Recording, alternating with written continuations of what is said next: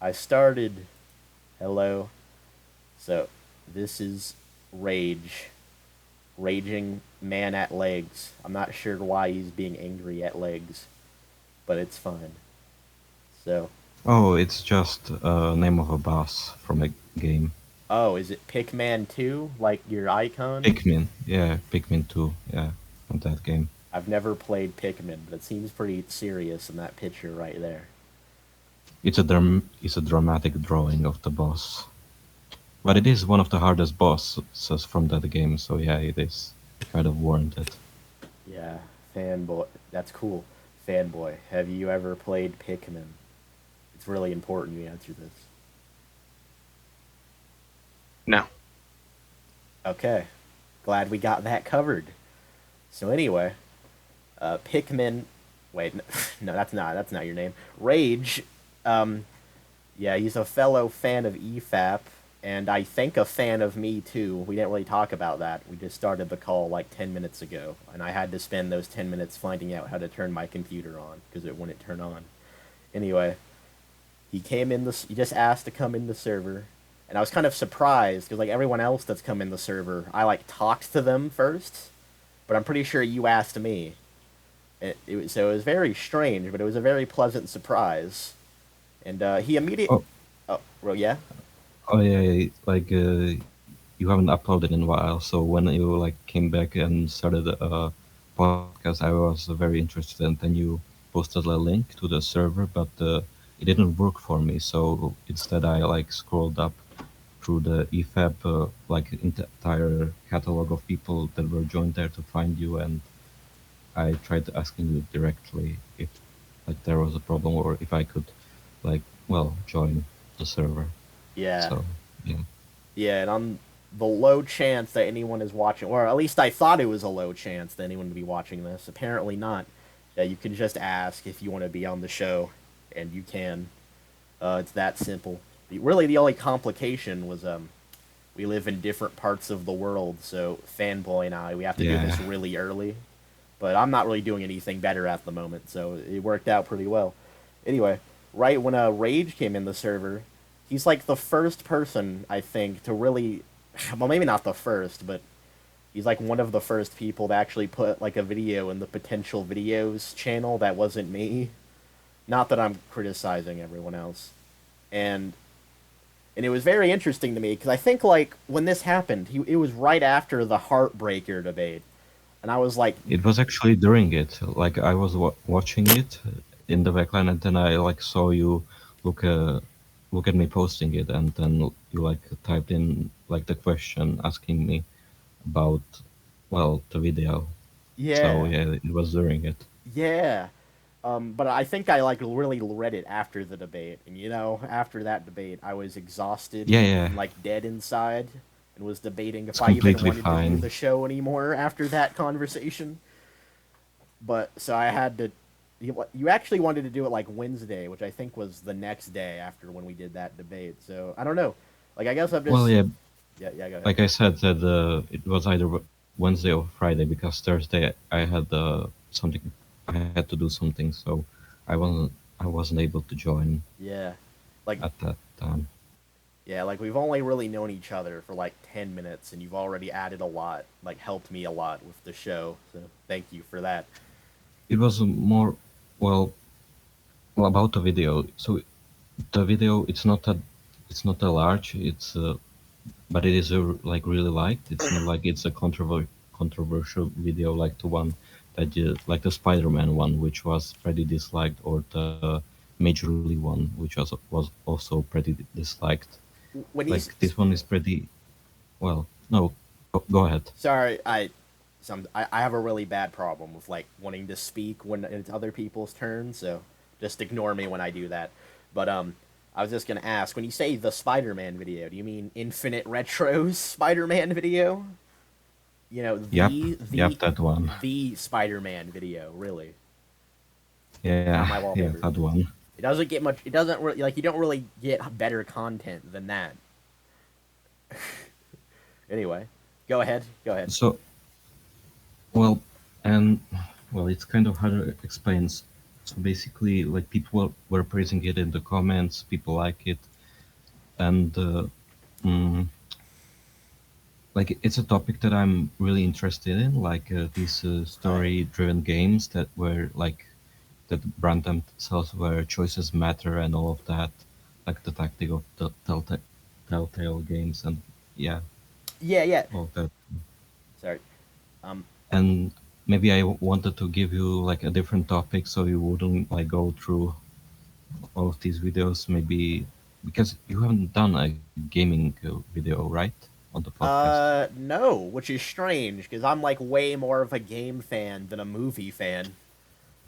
Well, It I ta- used to be more of a movie fan, but right now I'm more into games. I really started disliking like movies and all of that, yeah. especially in the last few months and year. Yeah, like I keep telling myself that, to help to make this podcast better and get our references right, there are like some movies I keep telling myself I need to watch. But like when it comes to movies, I'm so like lazy and low attention span that like watching a movie is too big of a commitment for me for some reason. But I watched Spider-Man Homecoming and I watched half of Civil War and I kind of watched Far From Home. Anyway, watching Homecoming was useful though because I learned the fact that Peter still makes his own web fluid himself.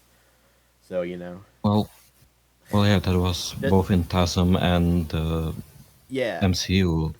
Like only the Sam Raimi ones have it like organic, yeah, being an organic, and I think in every comic iteration, it's that he builds it himself as well yeah, as the suit. yeah, and also like what I did watch of Far From Home was seeing him use his own ingenuity to defeat Mysterio's drones. So what I watched was good enough to help refute the infinite retros of the world that are like. Wait, if I remember correctly, in Homecoming, he like hides it in a wall, right? He uses his super strength to like hide it Yeah, that's his in the old school. suit. That's his old suit. Like at the end of the movie, it's like under his locker, and he like lifts up the Yeah, whole and locker. he lifts it, and he also has it their old different web fluids and all of that. No, Yeah, Makes you think, like does he have two homemade suits? One in school, one at home? that's actually a really How good would he question. know if he need to maybe, use his homemade suit? And how would he know or he would have maybe to use it in his school? I That is a think really good the question. thing I think he has it like a backup. He because in Civil War he had it at home, but after he gets the new one, he probably like keeps it at the school like a backup suit if he needs, like if something would happen to the new one from Iron Man. Yeah, yeah. A small detail I noticed when watching the first half of Civil War is that like it's really quick, but when Tony shows Peter like a scene of Spider-Man, the suit he has there isn't the homemade suit at the end of Homecoming. It's like a suit that looks more like the traditional Spidey suit, but with like the weird goggles that his homemade suit has. So Oh really? yeah, I wouldn't really use this as a defense of the film on your point, fanboy, because the film doesn't address this, but like we could headcanon that he has that suit like at home and he saves this suit for school. So he has his bases covered there. But Yeah, he just hasn't messed with it in a while because of the new suit he has. yeah, but I don't like I think they kind of I think in the minds of the writers or whatever, like that suit he had in Civil War was retconned into the suit he has at the end of Homecoming. Like I don't think they thought about it like we just did, but um anyway, yeah, so Possibly. it was really useful watching those movies again because I was able to get information that proved because like the main argument from the infinite retro creatures in the world are just, man, back in my day, y'all, Spider-Man made the stuff himself. He didn't have to rely on Iron Man for everything. When It He was just. it feels like he's only the fan of the Raimi films, or oh, but that's that put he isn't a fan of the comics. He's only a fan of the original movies. well, he isn't a fan of It the. really feels like it. Well, he didn't even mention anything of the comics. Actually, one of his Well, yeah, amazing. because that would disprove his argument. Yeah, one of Because he like has the emotive eyes in the comics. yeah, yeah. That's what I was gonna say. You took the words right out of me. But I was gonna say it in like a mocking way though. Like, yeah, I got the impression he didn't read the comics or anything other than the Raimi films because what is with this expressive eye shit, man? Where did this come from? I don't get it. And even Spider Verse does it. So Yeah, yeah. all the comics and like TV shows do it. There's also the fact The- that, real quick, MCU Spider-Man's like just even if they weren't expressive, the shape of his eyes, like the more rounded eyes, are way more comic accurate than the sharp Raimi ones. I think. I guess it Well, depends on I the comic, but think they made for the Raimi ones. They made it them bigger because if they can't emote, they would like be at, like goggles. Like they would be bigger, and he would have well, he could see in more directions. I think that was the idea. yeah, Don't make them emote, but make them bigger so he can see more. While in the MCU, he can like they can change shape, so he yeah, can control them, which yeah, I think is nice that it yeah. was a limitation at the time, so they at least made something good out of it. Yeah, the expressive eye thing is cool because for one, it takes something that was from the original Spider-Man source material that like wasn't in the other Spider-Man movies. It adds it here in a way that makes sense because it's technology instead of just being the art style, I guess. But it also is well I think we can say the main reason like Spider-Man loses his mask at the end of each movie, except Tasm too, I guess. Um, is because is to show his expressions, like to show his acting, to show how he's struggling. But with the expressive eyes, you don't necessarily need to remove the mask to do that. Although I think they still Oh do yeah, that, but anyway, yeah. But no, it's just like he didn't even have an argument against it, Rage. You just like he just said it existed, and that was the argument. Just like how he said he doesn't buy Aunt May's attractiveness, um, or whatever. It's not even worth trying to understand what he said. It's infinite retro, dude.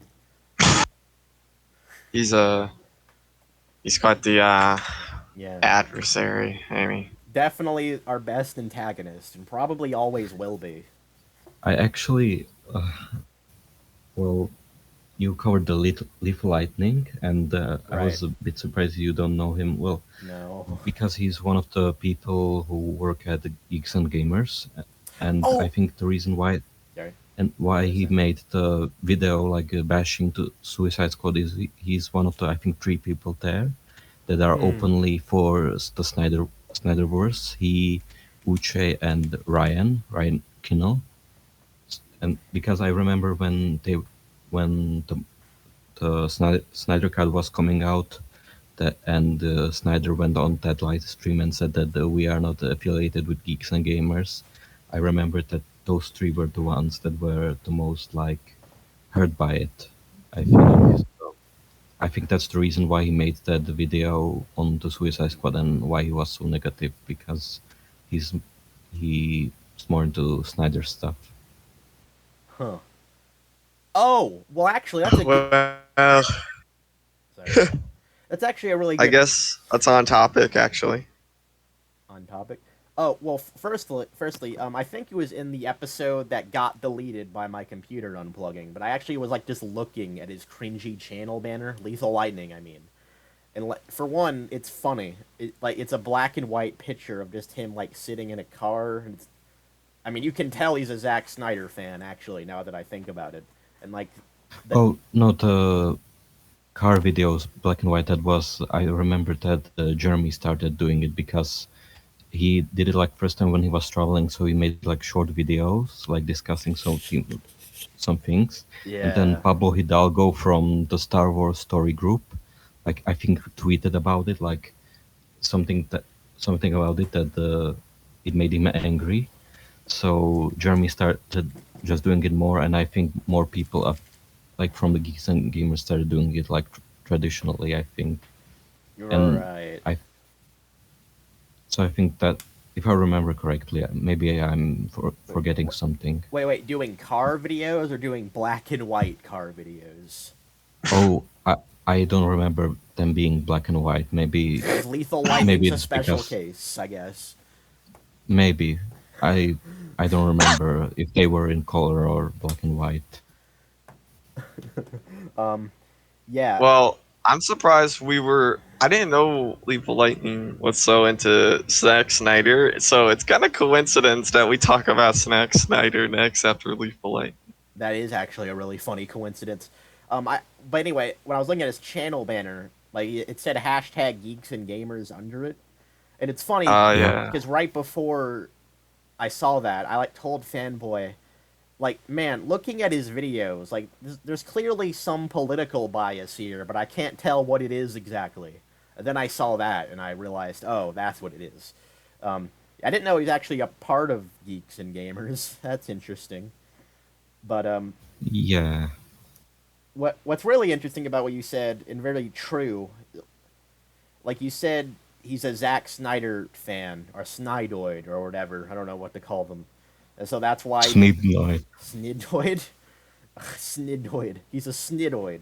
He was threatened by And the that's Suicide and, Squads. and that's why he didn't like the Suicide Squad. And that is completely true. I didn't really realize what it was at the time, but in that video, in that episode at the end, we were reading a comment on Lethal Lightning's video on the Suicide Squad, and like it was probably wasn't the only comment, but there was this essay that was basically saying, man, like why would you want anti-heroes to have comedy?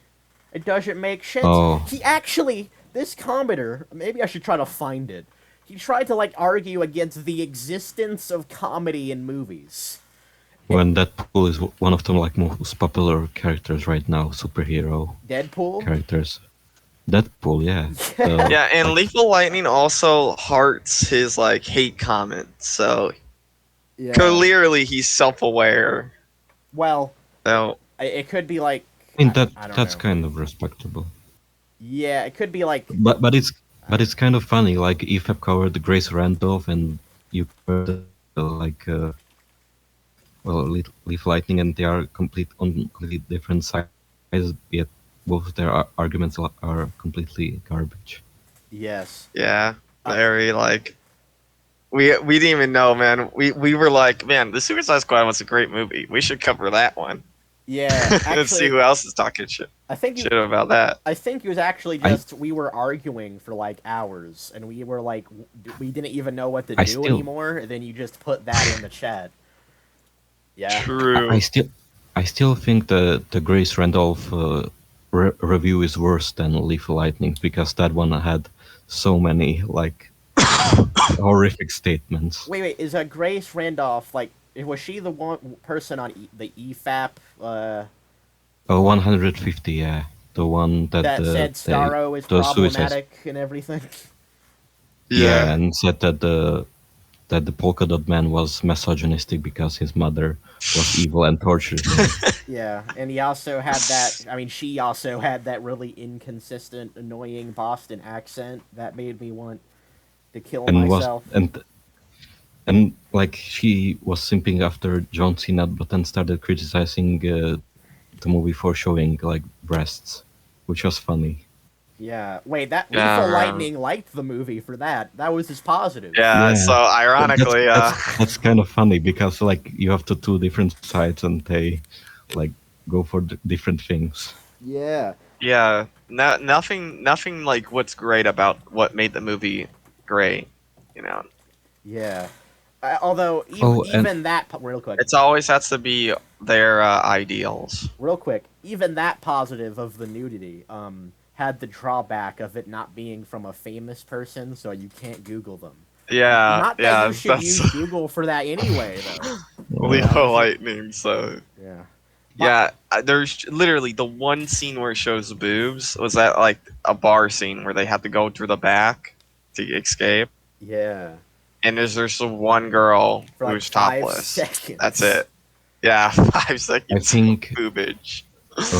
one thing that I actually want to mention, the last episode you released where I oh no, Yeah. I don't think the last one, the one Oh. with the Oh, right. Jaeger, because we were talking about the Suicide Squad and what the IFAB like said about it, like score wise. 5 out of 10. because yeah, it's 5 out of 10 because you like 3 out of 10, but and I think subjectively they said like 8 out of 10. All of them, Yeah, yeah, yeah. they really enjoyed it except the Harley parts. And also, So they said they like that.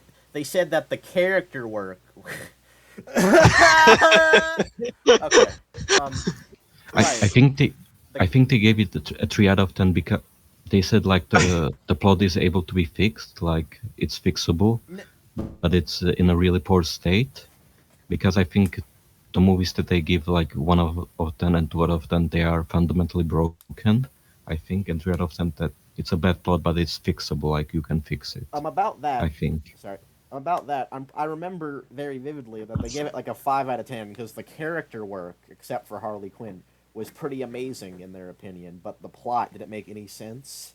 Like there was the part where they got in the laboratory because the sun came out or something, and it like blinded everyone. And Wasn't it like a storm, like a completely white storm that I, blinded everyone? I Because actually, it was raining. I remember it was raining in and there. I don't really know to be honest. I'm just kind of like quote I what they guess said. just like okay, with the rain, you could say they couldn't see them, but like it was also like every time a thunder strikes, it should get pretty like bright out when it strikes. So they you would think one soldier would see them. Yeah, Like if this was it was like an X-Men movie and like Storm was there, you know, like creating this mist combined with rain, like it would make sense. But like I don't know if DC has like a weather controller like Storm oh, in the comics. excuse me. Do you mean like a weather So controller character? there was some people Yeah, who yeah, spotted yeah, them. They are now in King Shark's stomach. Oh yeah, yeah. good point. Or Man, they were shot to death. Lethal Lightning had some pretty good pictures actually. Yeah, dude, he's just like Infinite Retro with that face. I really like the beanie or toboggan or whatever it's called. Like he looks like a toad, like for Mario, because it's so much bigger than the rest of his head. It just adds a lot of charm to him. But I Yeah, think dude. Why I is think he that's an wearing that inside? I think that's an insult to Toad, honestly. um, By the way, I think we should talk about more Man of Steel because uh, that killed yeah. me last time. Oh yeah, we should, but maybe not right now. Actually, about that, I was trying to make a point earlier, but we got off subject. So the YouTube comment, like criticizing the existence of comedy in films and not understanding why you would give anti-heroes comedy. So I didn't really realize when I first read that on the episode, I thought it was just the dumbest thing I've ever read. But in hindsight, I realized that that's because he's a snidoid.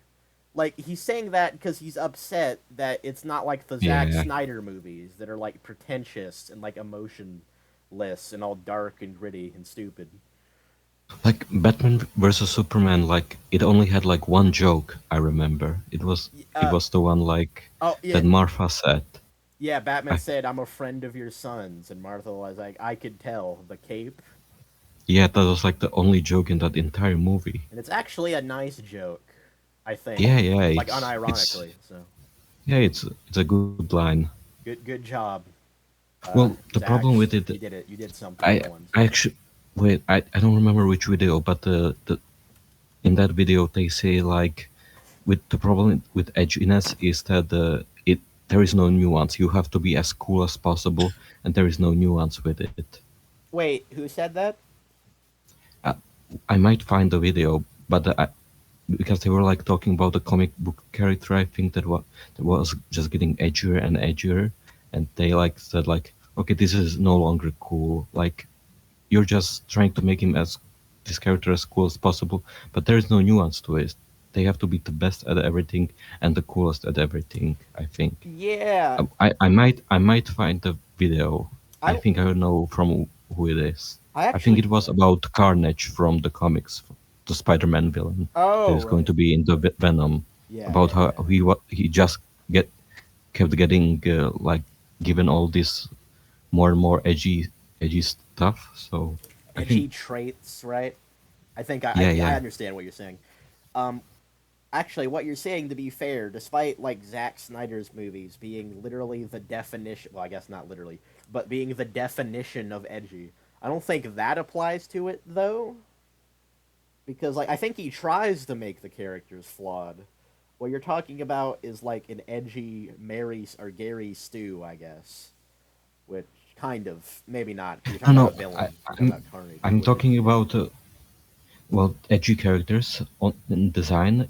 Well, the problem with this is edgy characters have most of the times have tragic backstories. Yeah, That's I, kind of the point, and then they just have all of this cool stuff to them.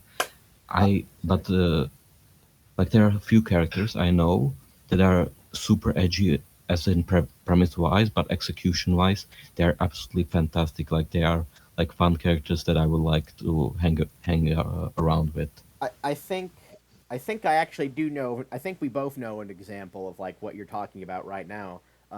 Alice from Batwoman that EFAP covers. Is that similar to what you're talking about? But like in a like a bad example of what you're talking about. I think that's kind of hard. I think Shadow is the like primary example, but that's Oh, Shadow the Hedgehog. but I don't think that applies because in Adventure 2 and Yeah, in Heroes as well as '06, Sonic '06, he did have nuance. It was only his own game where he was the main character that stripped yeah, away his nuance. Because I remember in '06 he had like the best story out of the three campaigns, and it had yeah, a true line.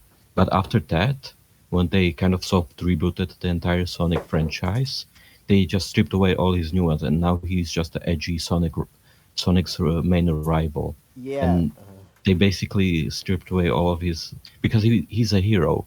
He starts as and as a villain in Sonic Adventure 2, Right, right. but becomes a hero by the end and dies. In Heroes, he has amnesia and doesn't remember anything. And in '06, he is a hero through and through, Yeah, and he well, he's good and all of that. So I think EFAB yeah. is a bit too critical of him. I don't think he's well. It's the problem is his whole own game took itself way too seriously. Yeah, that's a way of putting it. I don't think like EFAP are well versed in the Sonic lore, like I guess you and I are. Um, I don't know if that's something we'll ever talk about on this I channel. I, I found Probably I not, found but wait I found a video. I'm going to post it. oh, cool. On a side note, I just looked up Lightning's channel while you were talking, and like 47 minutes ago, you made a video. Incel Batman is the future with woke Batman Beyond. I'm not even sure what that means, but it sounds He's interesting, and it's like 3 minutes long. Incel Whether it's Batman. Well, boy. on the topic of edgy characters, like on concept, like Batman is extremely edgy. Like think about it, he lost his parent, he's a billionaire, he dresses in all black to scare his enemies, but there is still some like nuance, especially with like Robin and all the other supporting Huh. characters. Well, he's a So, dark character, but I don't think you could say Batman like is inherently edgy. Like well, Zack he's Snyder edgy Bat. in the Snyder, Oh yeah, in yeah. Oh god, yeah. Snyderverse, Well, especially because all his traits are like maximize. Well, I think, yeah, maximize. I would say that. yeah. Like I don't think like I guess the true Batman, like the Batman in the animated show or like the Arkham games. I don't think you would call him edgy, really. No, Um, no, Arkham game's not. But like, even like the Dark Knight Rises, the comic book, he still has his principles. He's more extreme, but he still tries to do like the best thing he can. and in Zack Like the whole, Snyder, it's like the whole point about the first Robin, like Dick Grayson, is that he loses his parents because of a criminal. So right. Batman tries. Well, he wants him to be better than him. That's Yeah, kind yeah. of the whole point. I actually, man, I haven't like really watched any of the DC shows because I grew up with Spider-Man, but I saw like a clip once that I'm surprised I still remember of like a Justice League show or something, where like I think Yeah. Batman was telling Wonder Woman that he wants Robin to be able to find the criminal that killed his parents, and Wonder Woman says so he can like grow up to be like you, And then Batman says, "So he doesn't." Real, whatever show that was, that was a really good scene. I still Well, the, remember it, so good job. well, the Justice League TV show has so many good scenes. Like I haven't seen it, but I've seen like the clips of the characters interacting in it, and it's really good.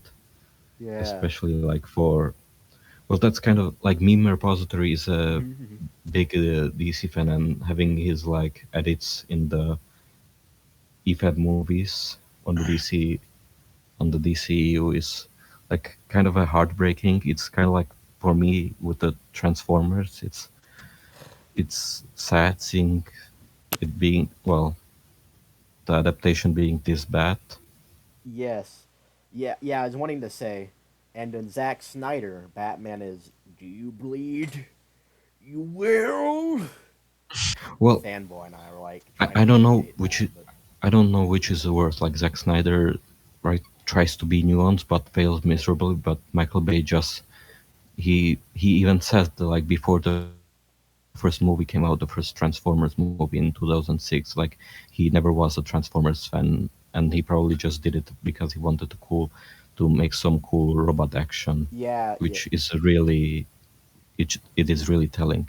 Like this kind of like I got introduced to the Transformers through the first movie, but then Oh, I like watched many of the like older cartoons. So when the second movie came out, I was kind of I had mixed feelings about it, and well, it didn't get better as the movies were coming out. yeah. I haven't watched the The trans. actions in the movies were pretty okay though. So he did make cool robot fighting. So he did live Yeah, up but to his what he the said. but the designs were yeah the Yeah, designs questionable.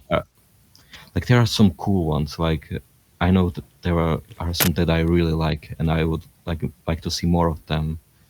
But yeah, most of Optimus the Prime, things. like he got the all the Optimus Prime and Bumblebee. Like they got all he actually got the actors for those and all that. Well, But Bumblebee didn't talk, so oh he couldn't yeah, get the Bumblebee actor. didn't talk I until think the last that movie, I believe.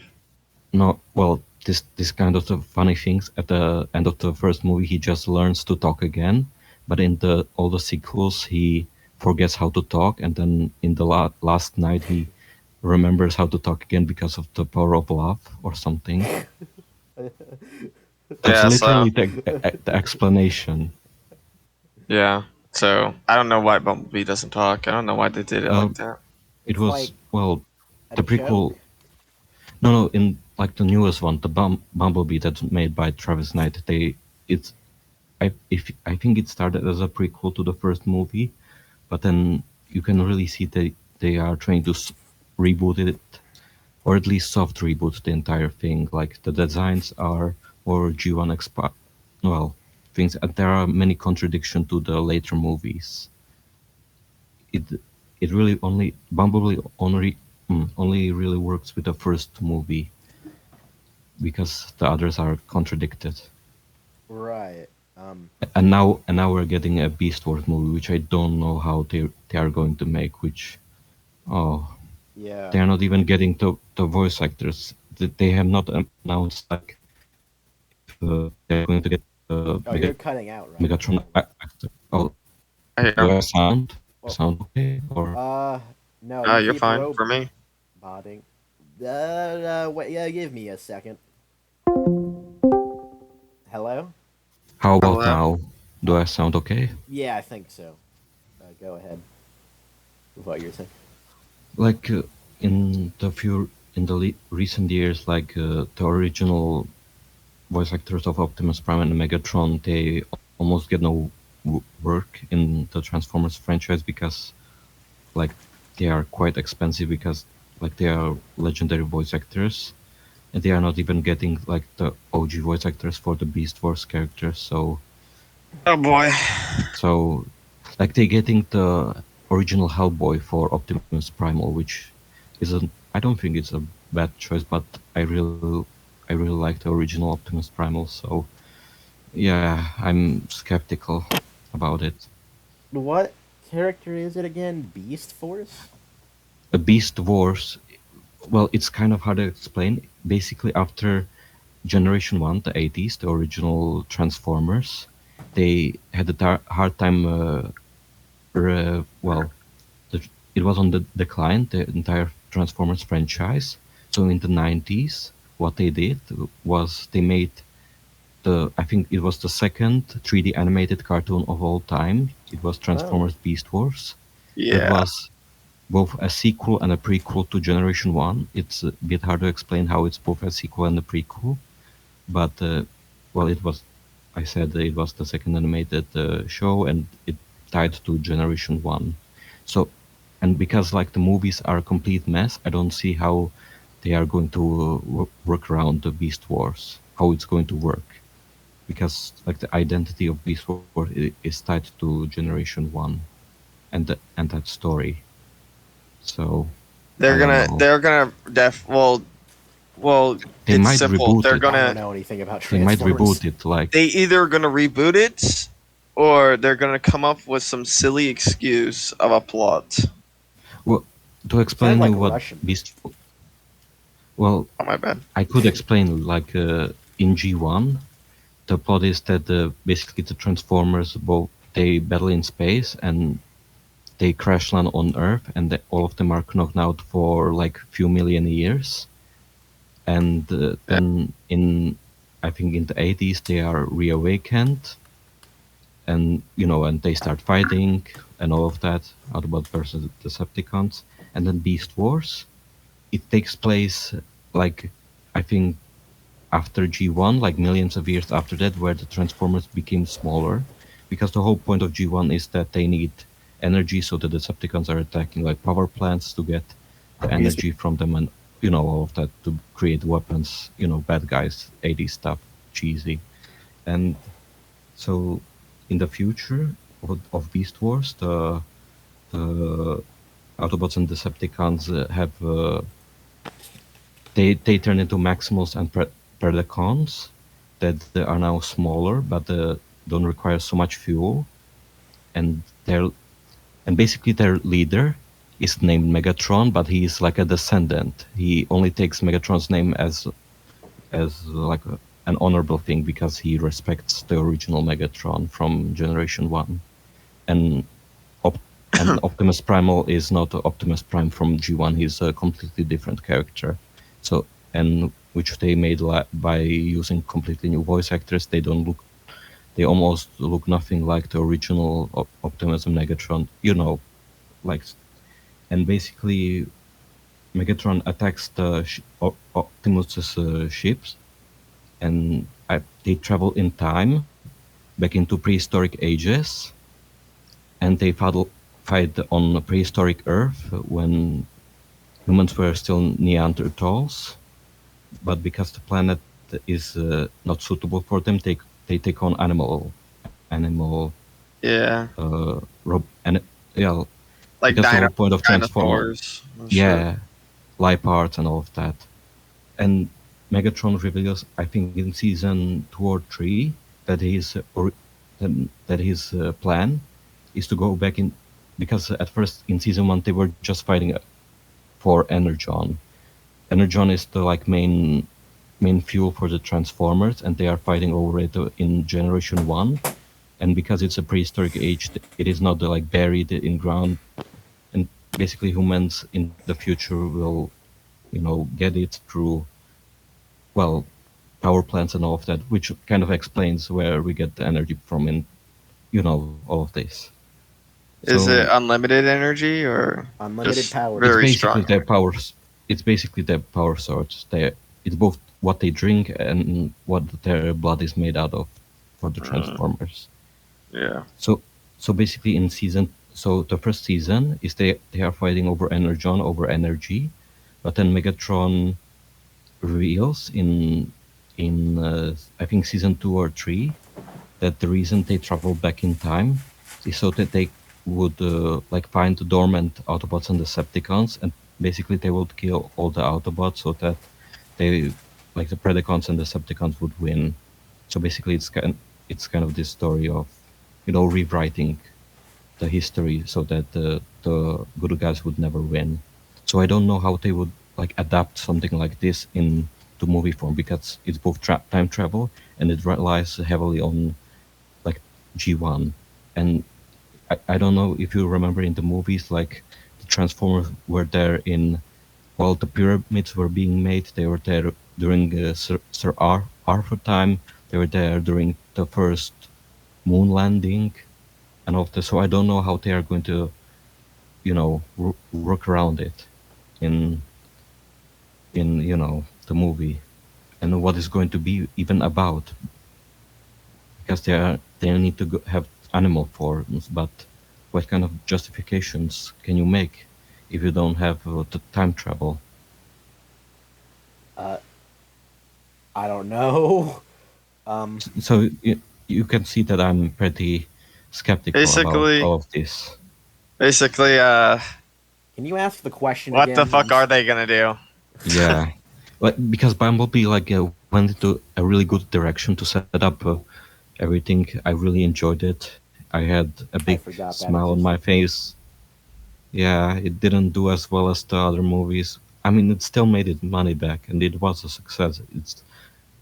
It also had the John Cena in it, so yeah. Was the Yeah, John I Cena? enjoyed Bumblebee more than the last Oh, Transformer movie. oh yeah, it's definitely the best one out of all of Was them. that It's not even directed by close. Michael Bay? No, No, that was by Travis Knight. That explains it.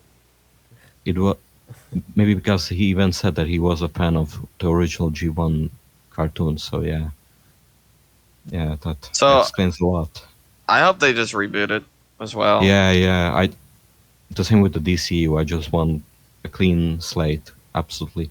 Well, this is kind of the problem with Star Wars for me, because like Marvel, DC, and Transformers, they have an established multiverse, so you can very easily reboot the entire thing. But Star Wars is just the one timeline. Well, now it's technically two timelines because Legends got this. Well, it's no longer canon, so technically there are two timelines now.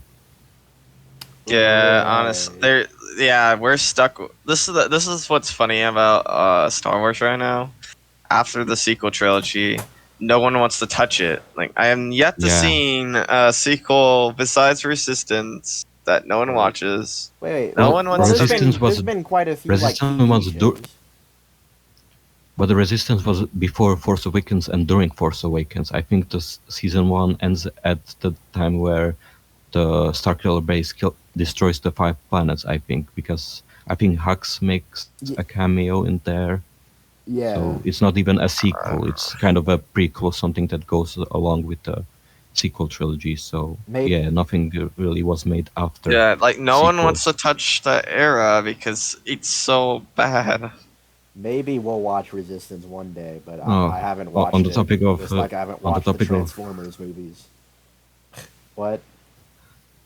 uh, first of all, I wouldn't recommend watching them, and second of all, on the topic of Yeah. Star Wars, like today, the teaser trailer of the KOTOR remake was released, and I don't have any hopes for it. I think will screw it up. Absolutely. What, the Kotar? KOTOR, yeah, Knights of the Yeah, Old Republic. Yeah. yeah. It's as a remake.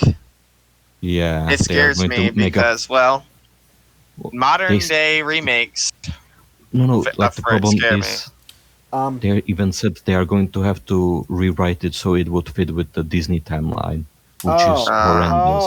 Oh. And Oh no. and and this is the funny thing because the High Republic, like the comic series, it doesn't work with the original KOTOR lore. Like the High Republic lore contradicts the original KOTOR lore, so I think they are going Ryan to Reynolds. change a lot of things in there. Potato I come mean, in and just posted like an image and then deleted it immediately. I'm not sure what he's doing, but yeah, it he's was trying to Ryan troll us. Reynolds. Yeah. Yeah. I But, remember that. anyways, Kotar, yeah, them doing something like that, I already know what they're doing. They're trying to now clear up more lore to make the Sequel, sequel movies look good. like the entire And point in the of ends of doing that, it still won't make any sense because, well, the original trilogy hasn't done it, and the pre-sequel, like the not pre-sequel, prequels. The prequels trilogy hasn't done it. Well, the problem with the High Republic, it only exists to explain the hyperspace RAM in The Last Jedi. The entire story of That's that impossible, by the way, saga. to explain that. Go ahead. Well, the entire story kicks off with a ship destroying itself in hyperdrive, and the shards of that ship like destroying parts of the galaxy because like they are traveling at the hyperspace. Destroying parts of the galaxy. So, Like they are crashing into planets. Like so the galaxy was Man of parts. Steel then. Superman was there. Well, it's not destroyed. There's basically like collateral damage from like pieces of metal going at the speed of light, basically. So not quite Man of Steel. That's good to know. Yeah, Not unfortunately, sure how that Star explains it, Wars but Star Wars isn't looking too well. okay. No, Uh, I don't. Wait, I wait, don't wait, wait, wait, think wait, they wait, can wait, wait. fix it. Is the idea is the idea behind what you just explained is that like is it trying to like so the main problem with hyperspace is that they never used it in any movies before. They also didn't use it in The Last Jedi before. And is like they're trying to retcon that by saying that like it was too dangerous to work before the sequel Basically, trilogy. in Rise of Skywalker, they just say Oh it's well, one in a million. yeah, that That's was their basically all we. attempt. But the problem And with in High that, Republic, and that's basically in High a Republic, they have it like a mystery, like what happened in this. Like I don't know how they are going to explain it. okay. that's the most dumb excuse Yeah. The ever. problem with what Tross said is that by all logic, then Holdo would have ran away instead of hitting the ships. Yeah. And also, Well, wait. First, the First Order and Hux were when they realized she was about to do the hyperspace kamikaze, they were both like they were all like afraid, like they knew what was gonna happen. And if there was a one yeah, percent Hux knew. chance of that happening, then they wouldn't have been scared of that.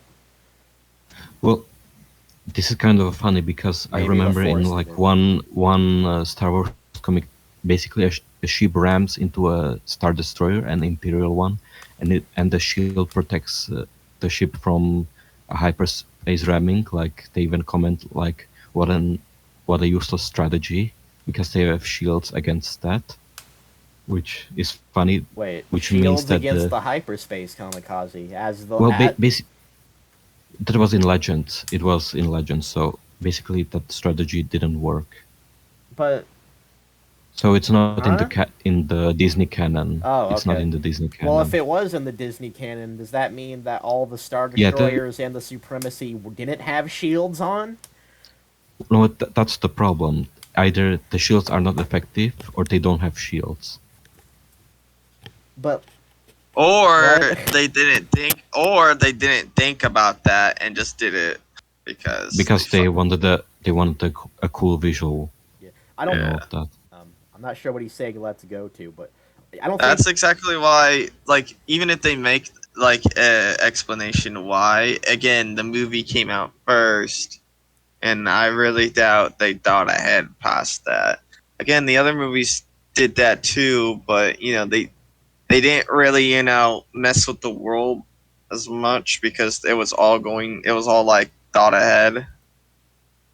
Like for me, there are a few video games where the sequel really helps the story of the previous game. Like maybe the first game has some things unexplored, and then the maybe it's a prequel, maybe it's a sequel that explains more of the original story, and I'm okay with that. The problem is that there was no intention there. They just want to have something cool on the big screen, and they didn't think about the consequences. Yeah. For example, they drew the basically what they did, and my eyes is they took the movie into hyperspace and never looked back. Yeah.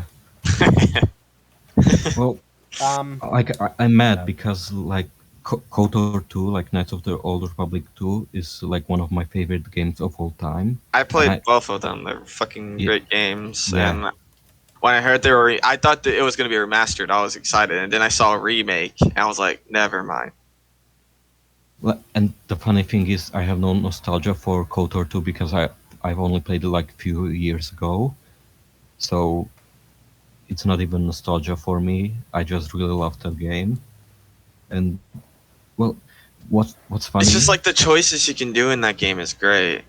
Yeah, yeah, and that's going to be a really great segue into the video that I posted. But on the topic of Oh, I didn't know this KOTOR, conversation was stopping. well, on the something that I don't think many people like pointed to is that many people compare the sequel trilogy only to the original trilogy. Well, they compare the moments and how Force Awakens is basically New Hope, then Last Jedi is mainly The Empire Strikes Back plus a few things from Return of the Jedi, Yeah, yeah, yeah. and then Tross is Return of the Jedi plus few Effectively Return of the dumping. Jedi. Like the plot isn't an Yeah, exact like but rip I off would like the argue, other two, but it's but like I would, thematically the same, really, because of the redemption but of Kylo I Ren and would, everything. well, I would argue that the sequel trilogy is more of a ripoff of the KOTOR trilogy, the Old Republic trilogy, than it is of the OG trilogy. Well, It's a rip I off of found this. KOTOR. I haven't played it, so Well, I guess I wouldn't know. But basically, basically that I proposed that KOTOR to. Well, okay, I have this image that I'm going to post. I hope I found it. I find it. Okay. What I really like to do in KOTOR though, while he's looking for that, is like I love to like be like a bounty hunter Sith. And the game like gives you like so much, like you can make your own characters like lore if you want in your brain. And I'm just like this edgy Sith Lord bounty hunter. yeah, I always Wait, you you're can talking about. honestly be yeah Wait, you're KOTOR. talking about SWTOR, yeah? It's the Star Wars: The Old Republic, the MMO, right? No. Oh, the first one. Like, KOTOR. and have you Where you played can be like SWTOR? no, I haven't played that one. Good, good. Okay. um, uh, What's that one about? Is that like I don't even. It's a MOBA. It's a MOBA that takes place like hundreds of years after KOTOR 2. Oh, okay. And Is it and good? and uh, if you ignore the fact that it's related to KOTOR, it's really good. If you look at it as a sequel to KOTOR 2, it's dreadful. It's absolutely horrendous. Uh, yeah, because I played Guitar too. So. Yeah, it's great. uh, oh, okay. I don't even know what to add really, because I don't know anything about KOTOR. Uh, I, it's oh, yeah, I and I'm guessing the people making this game might not either, but we'll see. yeah, I kind of had a thought earlier, but I don't know. When you start talking, you don't stop, like at all. I found it. Oh, that's Okay, cool. sweet.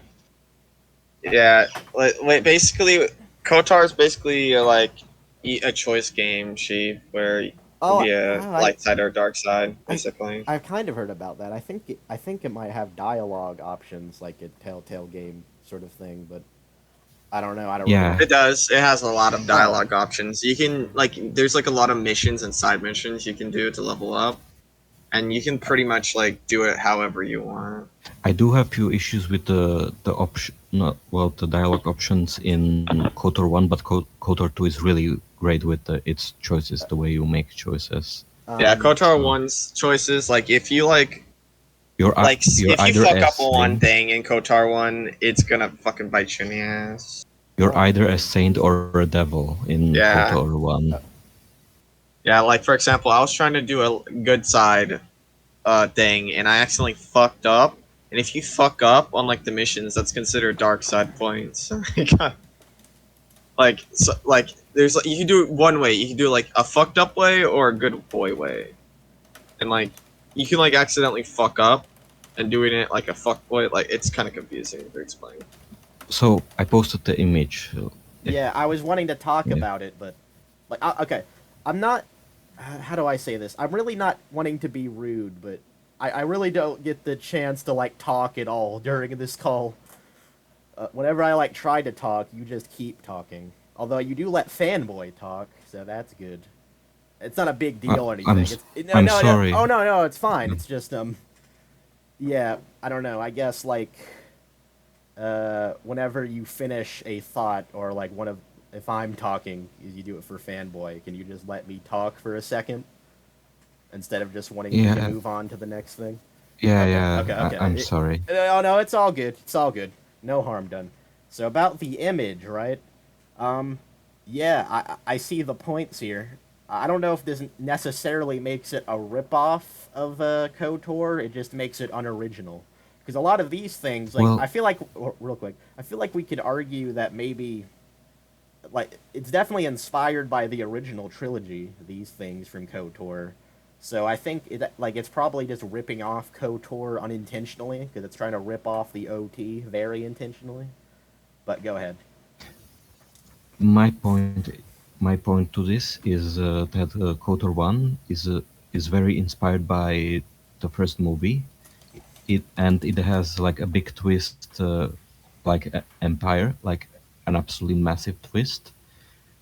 But as, like you can see, like both Bastila and Ray, both of them have like yellow lightsabers, which is funny. When I saw Troth and she like whipped out a yellow lightsaber, that yeah.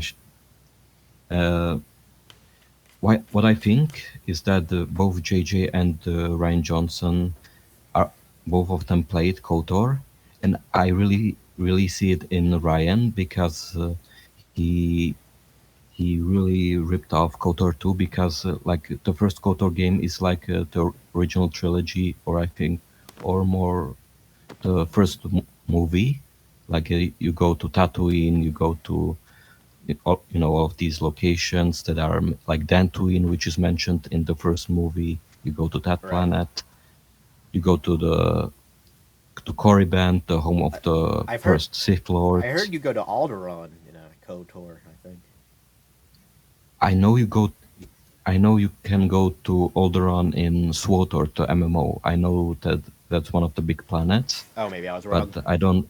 But I don't. Maybe I haven't played the first game in a while, so I know there is the water world, the Kashyyyk. You go to Kashyyyk, you go to Tatooine, you go to Dantooine, uh, to Korriban.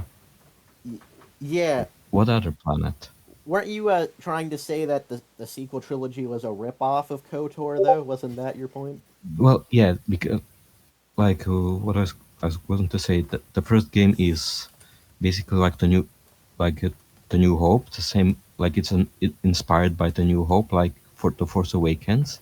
It tries to do a similar story but in a new way, because you even said in one of the previous podcasts that y- the sequel trilogy was supposed to be like a soft reboot, but I would disagree with that, because a soft reboot many times ignores the previous works. Like with the Sonic games, they forget about many of the older lore Or if like just to make it more generic, yeah, like that.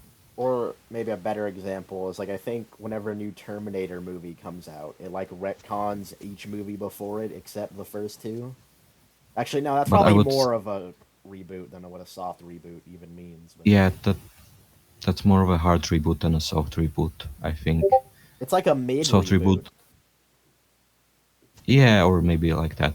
So the first game and the first movie of the sequel trilogy is like that. Like it's inspired heavily by New Hope. Then the second game and Last Jedi is a deconstruction of Star Wars. Just one does it really good and one really fails at it. Yeah. Because when I played KOTOR 2 for the first time, I was surprised how how many things like I found familiar, and I could see like where Ryan got his inspiration for certain things What in what TLJ.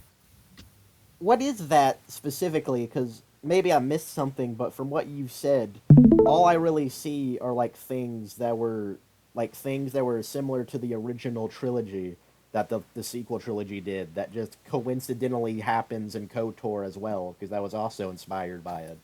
Like I don't really like for me to think that the sequel trilogy ripped off KOTOR. There would need to be something unique from KOTOR that the sequel trilogy ripped off. Like I don't know. Like if Like KOTOR, for example, real quick, had like a Barney the dinosaur, but like a pink, well, no, or like a blue Barney the dinosaur dancing, and then the sequel trilogy had that. That wasn't in the original trilogy, so that would be like a rip off of KOTOR. We would assume. I don't know if you understand my point, but go ahead. yeah, I kind of do, but the way I see it is that like Last Jedi and KOTOR 2 that do some similar things. Like in KOTOR 2, between the times of KOTOR 1 and 2, like most of the Jedi's are killed off But that's in the original trilogy as well. by Siths. That's also in the Well, original in trilogy. the original trilogy, they die in the prequels. We start the original trilogy with no Jedi's remaining, while in KOTOR 1 there's a lot of Jedi still remaining, while in KOTOR 2 there's like only less than 100 remaining. So there's a big difference there. While in The the sequel sequel trilogy. trilogy, that there was like a mystery. We thought that Luke still had like a secret academy full of Jedi's at the end of the Force Awakens. Wait, Well, wait, wait, wait, wait. Actually, real quick, small correction on that. I feel like a lot of people might have theorized that, but the Force Awakens, like Han Solo does say that like he actually like kind of says what TLJ said that one of the students like I don't know if he says killed all of the students, but one of the students turned to the dark side and Luke just turned away from it all. Like the film does say that Luke just turned oh away from it all. yeah, Yeah, like I'm not again. I'm not trying to be rude. I'm just trying to have a discussion. I really don't see yeah, how it's a yeah. rip off of KOTOR and not just a rip off of the original trilogy. Like, But there are some. Let's just reel it back. like But it there are seems some really points. coincidental to me. Yeah, really. That's what I'm trying to say. Yeah. Well, that's If the funny I thing because then the third installment, the MMO, really ignores almost everything that happens in the second, like Tross oh, really forgets about the almost everything that happens in TLJ. Like at the end of KOTOR 2, there are only like few Jedi remaining, and then a few hundred years later, there's like 10,000 Jedi from out of nowhere, and like 10,000 Sith as well. As and they also do like the thing that Palpatine does, like with the what was it like the Eternal Empire? Yes, yes, like in the MMO, one of right. the biggest expansions in there was the Eternal Empire, where suddenly out of nowhere an even bigger empire comes out of nowhere with even a bigger army than the Jedi and Sith combined, with an even stronger emperor than the ones that ruled the Republic and the Empire in the old Republic era. Um, So hmm. so it is kind of like the sequels, where the third installment not only ignores the second one, but also like introduces this out of nowhere empire, which I'm not defending SWTOR, but it still does it better than the Rise of Skywalker. Okay, about what your points then. Well, with the first thing about it, like SWOTOR also like ignored a lot of the second game. Well, like your point is that the sequel trilogy ripped off KOTOR, but that's just the sequel trilogy coincidentally being as incompetent as SWTOR was. Yeah, They yeah, but wouldn't they not wouldn't many. choose to do that, but and your second Yeah, point was well, just like an eternal empire with a stronger Sith behind it. I well, the feels to. funny. Go ahead, go ahead. Sorry. Oh, you can go in a second. I was just gonna say, I still don't really see how that's like a rip off, like how they specifically ripped off KOTOR there, or SWORTOR It, there. Like I think you need to I, point to something more specific. Like you're kind of speaking too broadly. uh, I don't. Well, I think I worded myself badly. I thought that It's not okay. many people were talking about it. That like the KOTOR, the Old Republic trilogy, has so many like similarities with the way the sequels turned out at the end, and like everyone only looks at it as it taken from the original trilogy. So, well, I, I don't know if I would call it a ripoff. I would just say maybe an inspiration, because like Palpatine Maybe. in Tross, because they literally give Palpatine the two powers that the two major antagonists in KOTOR 2 have, which are immortality and the force sucking. You know what he does Oh, with oh, the Rey and Kylo, those the two force things you sucking mentioned ability. there are actually good. Like I could actually see that being proof for the sequel trilogy ripping off Kotor then, or I guess Swartor. No, So no, I'm talking about KOTOR 2, because the two of the basically there are like the three biggest Sith in that game that you have to defeat. One of them is basically immortal. He's a walking corpse that if right. you kill, he just comes back because he's so angry that he basically revives himself, and as long as he's angry, he can be killed. And Wow. the second one, he can suck the force out of people as well. He basically can eat the planets. Right. I actually think He I heard about that. Is his name like Yeah, Venerate or something? Nihilus. He's Oh, Nihilus. that's a different. Okay, I was thinking of something else. He doesn't actually eat planets. He just sucks all the life from them, all the people living there, and basically all the life from plants, animals, and to fuel himself. So you actually, well, there's nothing about eating planets in Tross, but sucking life out of people and being like So, an immortal so thing no, that like no, can always come back from death. It sounds similar enough. I don't think that would even be, like even if it was inspired by that, I don't think it would be a ripoff because it doesn't like copy the same plot as it though. Like Tross doesn't have the same no, plot as no, KOTOR, right? So no. It's more of I think I started this conversation wrong. I don't think it's a rip-off. It's just they took a lot of inspiration from the older public games. So that would probably yeah, be a it's good probably thing, right? Like that should have made it yeah, If better in it was theory. done well, They should have made it better in yeah. theory. All if right. it was done well, So we Actually, again, they kind of oh yeah, because like the whole Kylo Ren and Rey like connection between the two is pretty similar to certain things in both KOTOR 1 and 2. I don't know, fanboy, you like the force connection between the two, like the force skyping is mhm, pretty similar to the force connection between the player character and Kreia from the second game. Remember how they are yeah, connected to each other? They feel each yeah, other's pain and all of that, yeah, which I but think it's is just that's where he got the inspiration for the force skyping. maybe, but I don't even. that's what I was thinking when they were introducing all these new force abilities. I'm just like, well, these remind me of like Kotar's abilities as well. But it also, I don't know if that's also a good thing to do because, well, Well, there now was a Kotar wasn't even like there was a very specific canon. reason the force bond existed in KOTOR 2. There was a really great explanations that I don't want to spoil for sheep here. If he ever wants to play those games, I would Oh yeah, really recommend, they definitely had better like build to it, Yeah. better explanation than just oh they did it. as well as the explanations for why Sion and Nihilus do what they do, which Yeah, is still the fantastic. game's world building is fucking great in Oh, that Yeah, game. oh, cool. Thank you for like not wanting to And spoil that's it. one of my and Sheep already knows my take on world building in video games is my favorite in video games ever. Wait, what? like What's the take? I don't think I do know about this.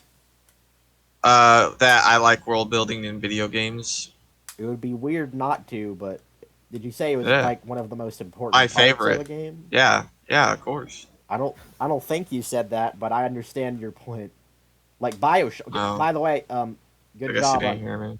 Didn't hear. Okay, okay. When did this Yeah, I'm calling conversation you out happen? now. When? No, I'm calling you out now. When did this happen? When was the Uh, conversation? when remember the time when we talked about world building in Well, video games? What review? We have talked about it because of BioShock. On a side note, good job on getting the BioShock footage up. again, good job on that. I was saying that world building is very important in a video game, Yeah, you probably and did. it's one of my favorite parts of a video game. Oh, you probably It's did really say it was great. very important. I don't remember you saying it was one of your favorite parts, but you know what? I'll take your word for it now.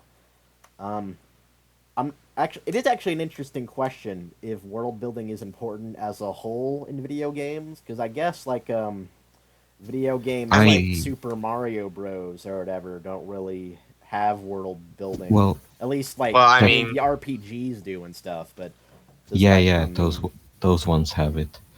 But even I guess there are video games out there that don't have I mean world they kind building of that are do. good games. Yeah, well, I mean, like there are games out there, of course, that don't have very well written world building or like not even like explained well, I guess and they're I still good games, right? yeah, I guess Mario does kind of had world building if you want to like So well, it's argue it, not but impossible to make a game without great world building. world building is I just really important for stories as a whole though. That's the point. Yeah, but that's what like Bioshock, where it's like gameplay and Yeah. the story's being explained while you're playing it. That's like the deadly Y- combination right there, boys. Yeah, BioShock's like the perfect example of great world building. Like everything feels like it truly was lived in and that like it makes sense why it exists in the world. We could go more in detail about it, but it's kind of hard Yeah, to but we'll be talking about it all day. Yeah, like actually, like in this room and in this level, there's like "Who is Atlas" posters as like propaganda for Atlas and stuff. And all that room right Yeah. there, look at that room. I don't know if this is world building necessarily, but this really feels like like someone killed themselves in this room and like they did like hung out with their supplies. Like you can imagine the story there of someone like living their last moments hiding in uh, that Crawl compartment space. cross space and then just killing themselves. And it doesn't even need like an audio log or whatever. And the audio log adds a lot to the world building because like one of the things I've noticed is that all the levels in the game like they'll be mentioned in other audio logs in a natural way. Like I guess like the second one when you're in the toilet in like the theater. Someone says they're like working people coming from Port Neptune, like looking for a little diversion, which makes sense. It makes a Because yeah, that the and hole in the wall and the theater, it's like great. well, like it makes sense that people from Port Neptune, which is like a fishery, would want to come to that theater in that beginning of the Oh yeah, game. and that too. It's very like close and near. Yeah, and like in the first audio log, forgot her name, but she says that Angie Ryan's always working up in Hephaestus, which makes sense. It's very well done. And the sequel trilogy. Also, Wait, oh yeah, go ahead. before you get to that, also I want to also credit Bioshock for like look at this shit I do on this game, man. Hold on, I want to show that again. That's fucking great. I fucking Yeah, I the thing gets on fire. I kill the guy, and I'm like, just put him on fire, and I'll throw it at her, and she'll catch on fire. Like, dude, oh my god, like the shit I could do in this game is yeah. fucking I endless. mentioned that in like the Bioshock script all those years ago, but yeah, pretty great game, Bioshock. Anyway, the sequel trilogy is a perfect example of terrible world building because they just wanted to recreate the exact same like world and story and stakes as the original trilogy without any care at all. Like remember we were watching the Donovan video. We were talking about like Star Killer Base and like how did the First Order get the resources to put like a giant base in the planet or something, and why didn't the Republic ever notice that? It's like someone building a super nuke somewhere in just like a third world country or something. I don't know. It's probably not even the well, worst example of it. But go ahead, Rage. I don't know what you were talking about before, but sir. Yeah, Rage. Yeah, sorry we interrupted you. no, it's completely fine. Like you do remember, like one of the first defenses of the Force Awakens that we needed this, like because the prequels were so bad, we needed like something really familiar Yeah, yeah, and all of yeah, that stuff. That yeah, was like one of the first defenses ever for the Force yeah. Awakens. The politics in the prequels were boring, man. Just cut to the stuff that matters. But like I don't think But anyone could really deny that the prequels had better world building, if anything, over the sequels. Because like They actually cared about the world building. That automatically makes it better. Yeah, as a kid, of course, I didn't care enough, but now looking back at it, I I'm shocked like how much like fucking effort they put behind it, and like Well, when you all the yeah, yeah, sorry. like to get the Clone Wars going and to get the clone army, even though it was all plot up, like for the bad guy, like Palpatine. just for yeah, like just like. But would you think? Would you believe that Palpatine did it though? That's what's great about No, it. yeah, Like we know like he had a part about it, but like in like the characters didn't know, and yeah, it's like believable. Like there's no way they can know. Well, yeah. Well, actually, that is an interesting conversation. Sorry, real quick, Rage. I just want to mention, like, people have said that you could do like midichlorian tests on everyone in the Senate, so they could like see Palpatine's midichlorian count and figure it out that way.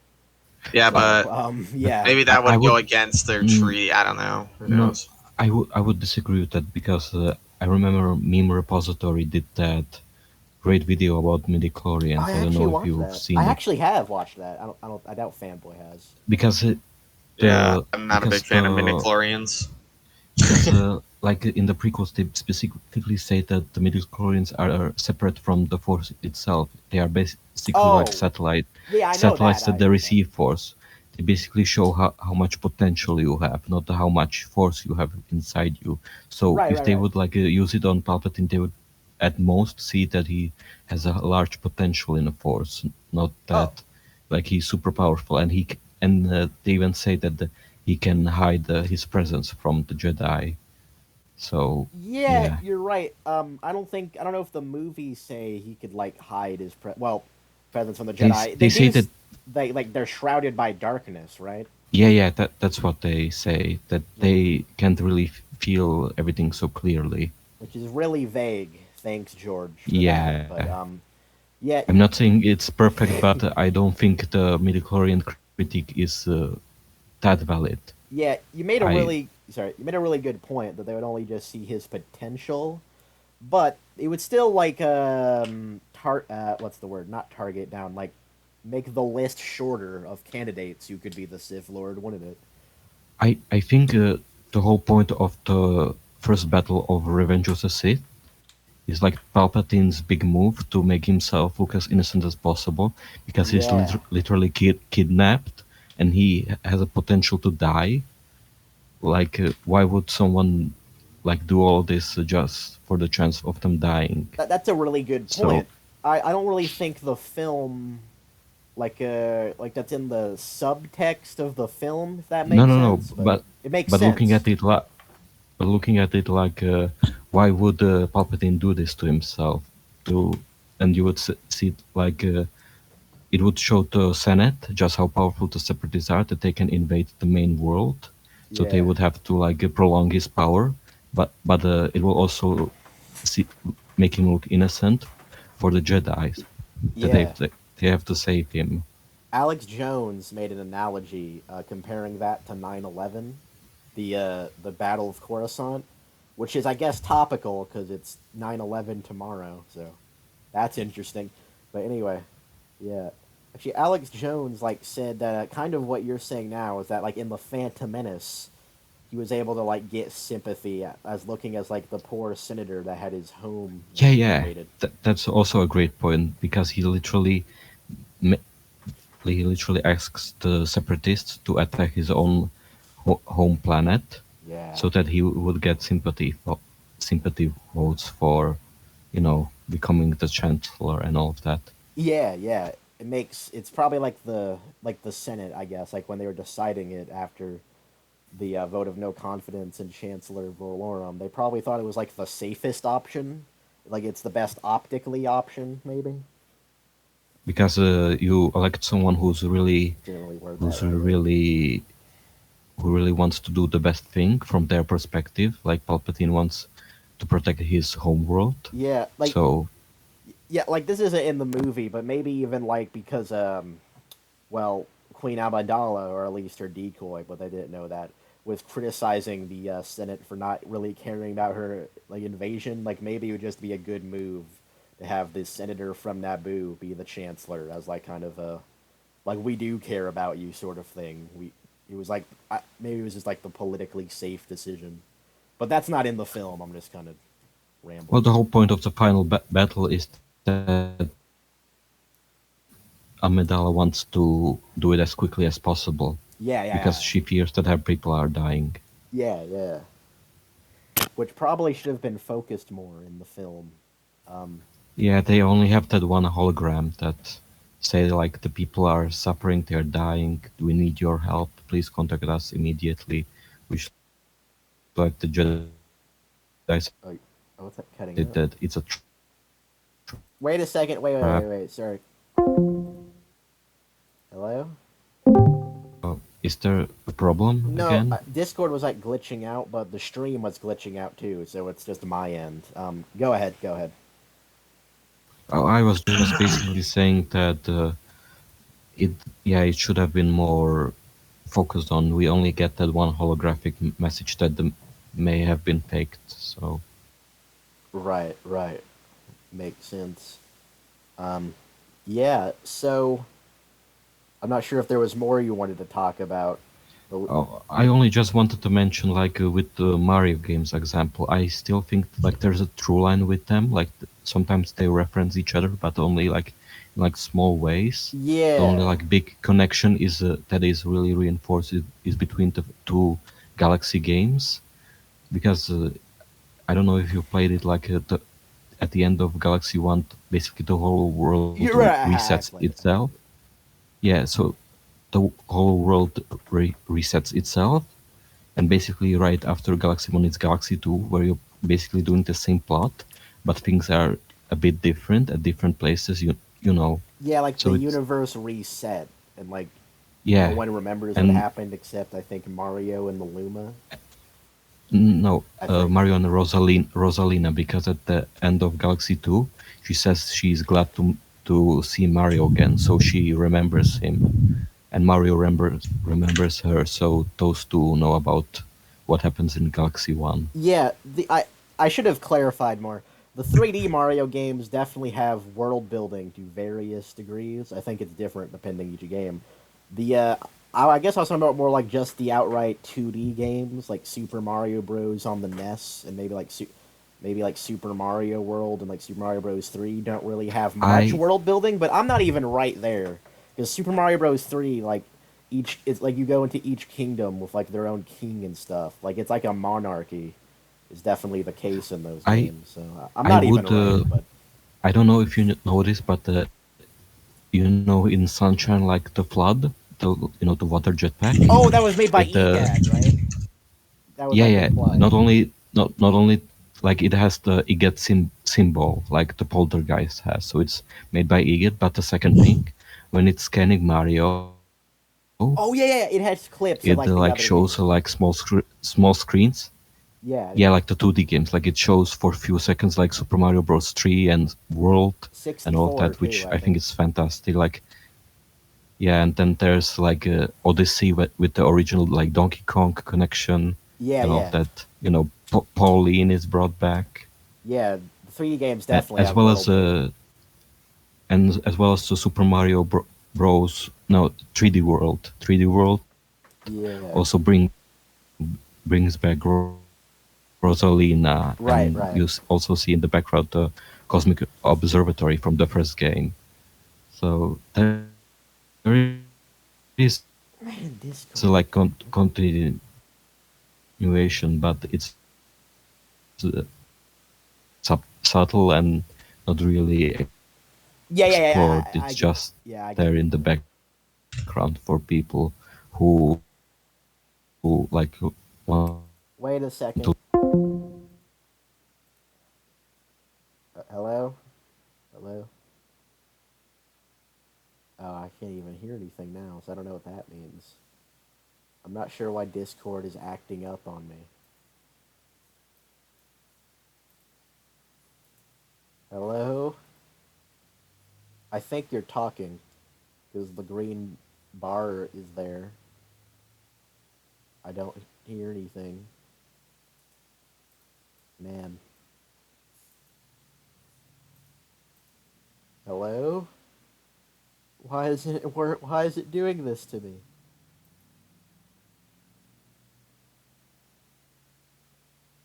What? Why is it? What? What's happening? Why is it doing this now? See? Hello? Man, I don't know why Discord is doing this to me, but it's just like refusing to function. Anyway, There's a maybe there's a problem with Wi-Fi. No? probably. Uh, I'm not sure if like watching fanboy stream like lessens the quality in any way, but it's gonna have problem like this actually responding to a video if we ever even get there. Um, might might not work. I don't know. Anyway, go ahead with I, whatever you're saying. Although I'm I think you made the point of no what you no were saying already. I, I'm done with my point. I just wanted to mention like I don't think that the building is completely like it's needed. Like there are games that work well Yeah, without it, and there are like games with the bad world building that are still great. yeah, probably a But yeah, sorry. it's great to see like good world building that you are invested in. Yeah, sorry. No, that's my entire point. Okay. Go ahead. Okay. Probably like a better example of a game with like no world building would be like Candy Crush or something, unless there's some lore about Candy Crush I don't know about. But yeah, yeah, the Mario games do have like various degrees of lore, even if it's not too much. I really like it how it's. I don't know if any of you guys have played any of like the RPGs, but like for example, Paper Mario: The Thousand Year Door has like like the pinatas. I forgot what they were called from Super Mario Sunshine, and has like a lot of Yeah, consistent piñatas, species throughout the first three Paper Mario games. and then it reboots itself. Yeah, a soft reboot, I guess. And Yeah, yeah, but they never mentioned like the older games after that. yeah, I think that was like a mandate from Nintendo. They wanted like less creativity or whatever, something stupid corporate. But Which is dumb because like the mainstream Mario games have new species and all of that, which yeah, yeah, like like I'm sorry. super. No, no, go ahead, go I'm ahead. pretty sure it was. I'm pretty sure it was a mandate that they could only use like the species in like the new Super Mario Bros. Games. Like they couldn't use anything original except Kirsty, I guess. Yeah, It like in the newest Paper Mario game, like the new characters are either made out of origami or they are like utensils like scissors or duct tape. Like yeah. that's basically all the new characters are. But I'm fine with that because those characters are fantastic in that game, in Origami King. But I yeah, it's a shame. I haven't played that game yet. Uh, uh, but yeah, I'm sure you've noticed how like the new games, everything is like related to paper in some way. When the first three games, like the paper didn't matter at all, it was just an aesthetic choice. I think in the second game there are paper Oh yeah, uh, that's true. That's true. elements, And you know what I and that noticed? Sorry, real quick. I know what I noticed is that you're right about that, but that's like a really small mechanic. But I swear that's like what Nintendo like markets that game by. Like I Nintendo always never. has to have a gimmick with their games. There always has to be some Uh, gimmick. And they tried to use like I the only. paper planes as the gimmick for that game when that game doesn't really oh, have a wait, gimmick. But go ahead. that's actually really true because like the second game was marketed as having the paper mechanics, Yeah, like and the then disc has it, like has the paper plane thing. yeah, and then the third game, Super Paper Mario, all the marketing was about the second and third dimension and switching between them. Yeah, Even though it's like a really interesting story with really dark, even sometimes really dark yeah, themes, and it's probably the best Mario story of all time. yeah. And it Yeah, probably you're right. also inspired Undertale, It I did. think. I'm pretty sure he said that. Like the story of Super Paper Mario is like amazing, but Nintendo just The can't third help. one. Yes, and Nintendo Yeah, the just third. can't help themselves. Like they literally, the one business goal or like objective is every game has to have its own gimmick, And like I think the developers, I get the impression they have to like work around that each time, like for just You all really feel Nintendo it. games. When I have not played Origami King, but I've seen like a let's play, and it really shows with Origami King and its characters. Like the most they Yeah, can do is like take a bomb, with bomb, yeah. and take away his fuse and just call him Bobby. That's the extent of new characters using the old ones. But I still love Teabag. Bobby. Bobby is absolutely fantastic, and I've heard. yeah, he he's. Uh, I'm getting sad. There was Yeah. also Don't spoil Mario it. and Luigi Yeah. Oh, I wanted games, to. right? Oh yeah, those Yeah, but games are Most of pretty that's good. made them I by a wanted did. to. different Wait, company. There was a one at a time. my One at a time. favorite. I'm talking about. I started it. All right, All I right. started it. Uh, I haven't played like the first one that was on like the Game Boy, Advance. but I heard it was all right. But I'm pretty sure like No, the no, no, first one I no, no, played. no. It was great. It was great. Who said it was all right? Um, I did. Anyways, What? You haven't played it? Oh my yeah, I'm god. saying it's all right though. What? No, you can't. Huh? No. All right. All right. You're not allowed on the podcast anymore. If I remember correctly, I'm I think Discord's glitching again. No one's saying anything. But I'm all wrong. right. Oh no, Then no, no. I'm just You're not actually. gonna Transferring say the podcast. it's What is happening? all Discord. right. Hello. Oh my god.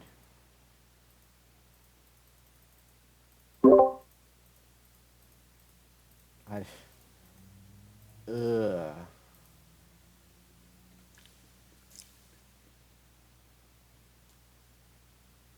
Oh, the internet is low, apparently. I don't know what to do about that. Um, mobile hotspot? I don't know. Excuse me, I don't know if I have that as an option. Hello? Alright, continue. got Oh yeah. Oh my god. Baby Yeah. Mario, Oh my god. and Baby Luigi, and then third one is Bowser's Inside Story. Yes. Yeah, the baby one. Heart was in time. That one was really dark. I Which is funny because Superstar Saga was like really was kind of just a I comedy for the most part. can't say much about that one. Man, you guys just keep coming out. Thank you, Or Discord, the for first one, ruining but- the show. I can say the one inside Bowser. I played that one. Yes, I think that's. That one That one is great. was really good. I think like in I really terms like in terms that. in terms of story and gameplay. I think you like it a little bit. The three probably have the best out of all Mario games because like you got the secondary villain Fawful, Can they even hear me? and I then don't he know. appears Doesn't in seem the like second game as a it. You can't. in Okay, a they shop. can't hear me. They actually can. That's weird. and Thank then you, he's the Discord. main villain of the third.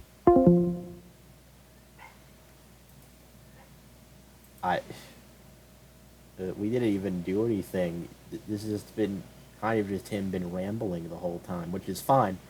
But you know, like, should I end it here? Because this isn't even like I'm not even sure if this episode's worth that much. Oh my god, why is the internet doing this? Disconnect, I guess. Connect. Oh, I guess that worked. No internet.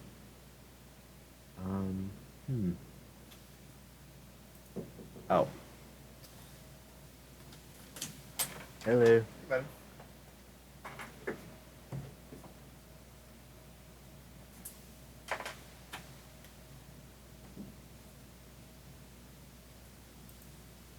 The first two Pikmin games because I don't know. Pikmin, you said? Yeah, Pikmin, the you know what I'm. What console are they on? Well, the first two games are either on GameCube or Wii, so probably an emulator, Dolphin emulator, will be the best way to play them. Well, I mean, I have a Wii, but I don't know if I could. That's probably hard to get a copy of the games. Yeah, Yeah. that's the problem. Basically, the first game doesn't really have that much world building because it's basically a survival game. You have to repair your ship in 30 days to escape an alien planet, or you will die. And then in the Uh, second and then in the second game, you come back to find treasure because the company you work for it's basically bankrupt. But you find out that the treasures on that alien planet are really worthwhile. So you go back and basically, well, take everything and find every treasure imaginable. And there's a lot of, especially in the second game, there's a lot of world building with the characters as well as the creatures because every enemy creature has a log and even well, I won't spoil what's the second log. Basically, both of the captains you're playing as have something to say about every creature in that game, which is really interesting. yeah. So that's actually really cool. They're it's a simple it's simple, really. Then Yeah, yeah.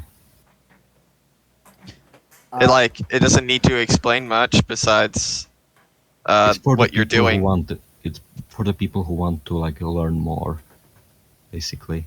Yeah, they basically just explain like what happened and what you're doing. That's actually pretty simple. Well, in the first It, game, it, it's what do more you about do in the game? uh, what Pikmin is you are a captain and you are in control of small plant people that you can command to either fight for you or carry things for you. You Okay. grow an army and they fight for you. And in the first game, there's not much world building. There's more character writing because the main character, Captain Olimar, you may know him from Smash Brothers. He has he's probably the most developed Nintendo protagonist of all time because he has so much like internal dialogue that you can read through in that game that really shows how much he wants to, like, he's a family man. He really wants to go. He really cares for the Pikmin that he controls, and depending on what you're doing, because if you like play really badly and all your Pikmin die, he like writes about it how he's a bad leader, how he needs to band together, He criticizes the player basically. or if you have a problem with a certain enemy, he might write tips on how to defeat that enemy. Well, Okay, really, so like it's and like that, the player you play as has a conscience. yeah, it's Olimar is fantastic. And then in the second game, you get two new playable characters that go along with Olimar. Well, and they are also pretty great. If the dirty days pass, do you lose if you don't find a way to escape? Yeah, in the first game can be punishing for the first time player because like it's a it's a pretty short game if you know what you're doing, but for a new player that doesn't know really what they're getting into, it can be really punishing. So Like you're expecting to lose a lot of times. Then. wait. There's an uh, Undertale 6 anniversary stream? I was never told about this. Not sure who would tell me that in the first place. Hold on. I'm gonna look this up. Actually, maybe I'll just look it up on computer. Just keep talking. Yeah. So like basically you could you're like you have to like think big brain basically if well, you. I don't think it's that big Oh, of a nothing. spoiler. So Okay. basically, Olimar is extremely tiny. He's like few centimeters tall. Well, a few inches tall, basically. As well, the same goes for the Pikmin. And what he Okay. says at the start of the first game is that he only has 30 days of supplies left, and he can't survive there because the planet has a deadly venomous toxic oxygen. And then in the second game, all the treasures you find are human items from humans. So there's a really dark undertone there in the second game about where you Yeah, are. And he ain't the first human there. well, in the first game there are like small details like a really big cans and a really big skull. So there are some implications, and then the second game like solidifies what is happening in the world. Like you're in a post-apocalyptic world that is long gone. Like the humans are long gone. You only see like these creatures that kind of resemble some that they live on Earth, but they are really different. So, yeah. As and what's great is that Olimar, even he doesn't have his self thoughts in the second game, but instead he starts writing like a biological. He's one of the two characters who writes like biological logs on the creatures, so you get a lot of perspectives, as well as he also inspects every treasure you collect, so you can see all of his thoughts. Like there are some funny really funny logs, some kind of sadder ones that I won't say what they might imply, but yeah, I would recommend like trying them. And then there is also a third game that's on Wii U and recently got a rem- it's a deluxe version that's on the Switch as well. But I would recommend starting with the first game because while the third game is very beginner friendly, it's probably the most beginner friendly out of all the games. It you will not have the full context if you're going into it blind. Yeah, that's actually really cool. And I'm But still waiting for I the like fourth the one. idea of him in the first game. He has like 30 days. I like that idea of that's like how much stakes there is and how much you like no more like messing around. You gotta you gotta get Oh with the yeah, you gotta get with the setting. when you're getting closer and closer to the 30, the game he becomes really like starting to. You can really see it in the writing that he's becoming more desperate to go get away. So and there are some pretty dark Yeah, I'm stuff guessing there. as the game like progresses in the first game, it gets harder Uh, because it well, does.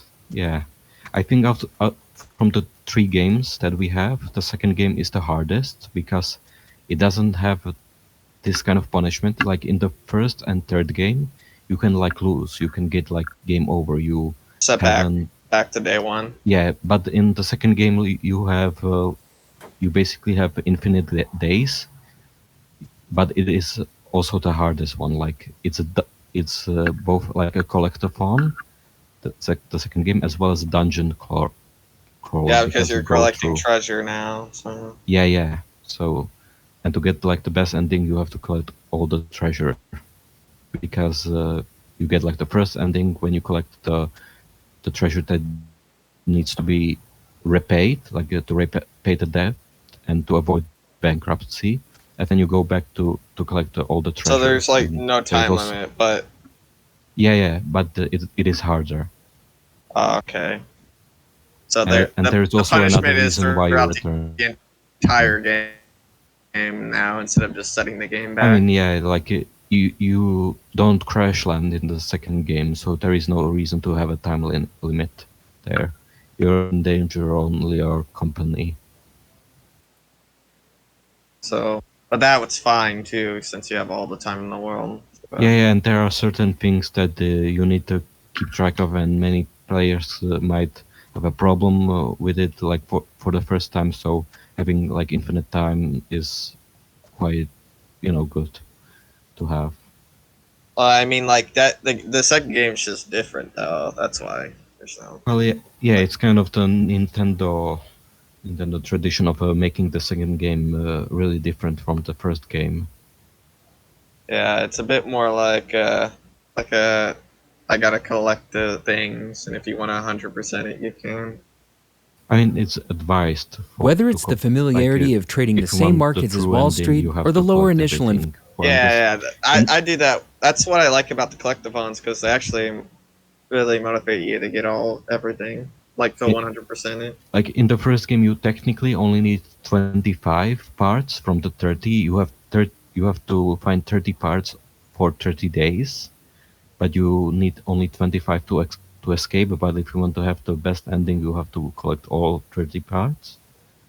And in First the game? third game, no, first game, and in the third game, instead of collecting treasure or collecting ship parts, you're collecting fruits because you are playing as completely different characters from a completely different alien planet. And they go to the same planet that Olimar has go well, basically the same Pikmin planet. They go there because they found out that basically their economy is going down. They don't have any food, so they have to go collect fruit so they could regrow their planet. So yeah, that's kind of the story of the third game. Yeah. I think, obviously, I probably like the first game more than the second and third one. I completely Knowing, agree. because I like the idea of having like 30 days to succeed, and if you fail, it's basically like trial and error. Well, in the third game, it works like you start the game with few rations, and you basically need to collect fruit so you would survive more. Yeah, in The that more fruits case, you it's collect, completely different. the more fruits you collect, the more days you have. Yeah, Basically, because in the first game, no matter what, yeah. you'll die in 30 days. As in the third game, you can And increase the your problem chance with of the third survival. game is Like, that if you're good, you can like stockpile a ton of juices. Like you can have like 40 days, like bonus days, if you're collecting like if you're time managing everything. So yeah, it is the least punishing of of the three games by far. yeah, because, well, you can prevent your death. If there's a way to prevent your death, then you Oh, go for it. are you still are you here, sheep, or have Oh, I you? didn't know I mattered Yeah, in this sheep right here. conversation. I just went to Oh the Lethal no, I Lightning just video, just reading like dumb comments of people saying weird things to criticize the movie. I don't even really know how to explain it, but no. Alright, well, no, you're not like technical difficulties anymore right now, right? Yeah, I was able disconnecting from the internet and reconnecting. Did the internet solve that? And that's probably the most I contributed to this conversation, really. Anyway, Um, alright, can we? Alright, we got anything else to talk about? yeah, We've been yeah, yeah. talking. I bet. Yeah, I bet. Oh, Yeah. we should well, probably go. I think we can get to the video now. If we get to the Yeah. video, An hour. we're probably gonna talk about like 10 different subjects for like 2 hours each time we pause. But I don't know. Yeah. True. Yeah. Yeah, Which that's is the kind of charm. what I'm. It was. Anyway, how long is this already? Okay, not 2 hours yet. You wanted to watch Your Choices Don't Really Matter, or wait, Yeah, wait. Your let's do that. choices Yes. just. This is kind of oddly written. All the words start with capital letters when that's not how grammar works. Your choices just really don't matter, in all caps at the end. Anyway, you said you agree with most of the points here, but disagree. But like what he says about Undertale at some point is really stupid, right? As well as few things like mm, well, I will explain a few things when we start the video. So Okay. let's go with it. Okay. All right. I was looking at the time to get an idea of when we actually started. Okay, let me screen share. And what are they talking about over there? Anyway, I don't think the mic's picking that up, fortunately. No. All right, let's see. Let's see this awesome video. I just realized the middle was Sans. I didn't From realize that Smash until now. Brothers. Yeah, yeah, Yeah, yeah. Yeah, from that's Smash it. Brothers. That's I like that part of the thumbnail. 1/3 of the thumbnail is good. I don't really understand the other 2/3, but Um, what? Oh, it's muted. Rewind time. Hide. Okay. Oh man, come on, cat. You can lay on my lap, but you don't have to eat my cords. You just chose to watch this video. Oh, he does the word thing, doesn't he?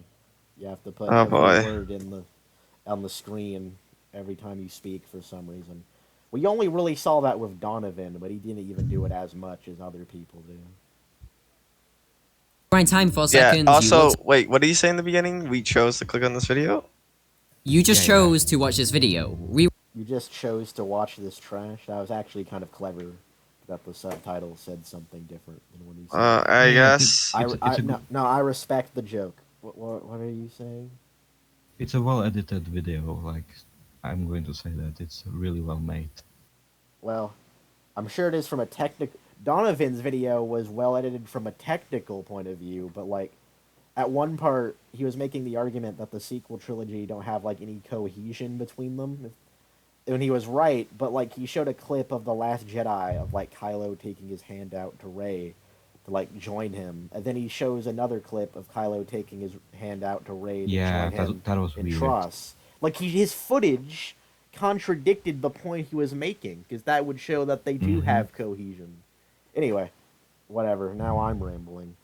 Actually, going into full screen seems to mess with like the recording quality, so I should probably not do that. Rewind time 4 seconds. You looked at this thumbnail, somehow thought this was a better waste of time than actual good content, and now, as a consequence, you get Yep. the amazing prize of listening to me ramble about video games. Look at you. But the fact that there even was a knock-on effect to that choice you made is what gives that choice purpose. I didn't even really think it was a better thing to use my time with. I just chose to do it anyway, I guess.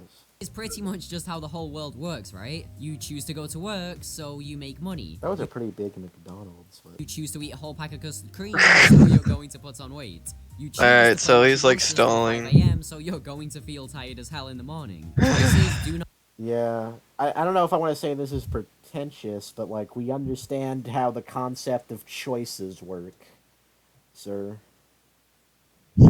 Kill him, leave him to die. Oh, okay. I never matter. played that Telltale game, so. I played the first Walking Dead. Watched like a lot of. That's not YouTube- Walking Dead, Well, that's Wolf Among Us. I know. I wasn't saying Ah. that. Let me finish. Ah. Are you sure? Yes. I know it's the Wolf Among Us. I watched like one Let's Play of it once years ago and don't remember anything about it, but I played the first Telltale game and like watched enough videos of the second one to know what happens in that. Barely remember the third one, and I think we talked about like I liked the Telltale Batman games quite a bit. I think you do too, fanboy. Or actually, I don't know if we were going to like play them together once because of that like group share thing, but it never really happened because it was working weirdly. Anyway, whatever. They don't have consequences, regardless of if that consequence is good or bad. And since everyday life is essentially just a massive collection of choices, when a game comes along promising that overused tagline that your choices matter, it's just a roundabout way of saying that that game is trying to be somewhat realistic, which is incredibly obvious. Saying that your choices matter is saying that the game is trying to be realistic? No, I Undertale think wasn't it's trying a to be really bad realistic. world. I think it's it's a bad wording for me. I think what he was trying to say is like get the people into the world and think so Immersive, basically trying to give them make the game more immersive. yes immersive exactly that. Yeah, like this But I game here don't think definitely he wasn't worded trying to be it. realistic. Wolf Among Us. Yeah, sorry for Yeah. interrupting you there. Good or bad. And since everyday life is essentially just a massive collection of choices, when a game comes along promising that overused tagline that your choices matter, it's just a roundabout way of saying that that game is By trying the to way, I've heard a lot of people say like the writing for Detroit Become Human is bad, and I don't know, but I do know the choices definitely matter in that game. Like it really stands out, I think, from the other Yeah, games. that's why I think it's probably the best game when it comes to like these interaction with the choices, like in Yeah, comparison to the Telltale games and all of that. yeah. Like one of your Like main. Go not ahead. all choices matter, but there are definitely more choices that matter than in other games. Sorry for cutting you off. Oh, it's fun. You're right. Like at pretty much mostly any time, like you have three different stories, and one of the main characters could just die because of your mistake, and like you don't get to see that story anymore. I know that um, I think I know there's Marcus, that there's Connor, and then there's the female one. I know Kara. if Kara, yes, if Kara or Marcus died, their story either ends or another character replaces them in their story. Like I remember Marcus can sacrifice himself, and then Yeah, another character fills his role. While Connor, he gets yeah. few like lives. He can die, or he Oh, basically yeah. Connor's the only he. one who can't die in the game until like the But end. the characters will mention that you have died. Like Oh it is yeah, it the doesn't like. detail. Sorry. No, the detail is still there that the characters acknowledge it. It is still there. Like there are lives Yeah, in that game. dying hampers your relationship with Hank in the game, which is kind of the point of Connor's story until the end.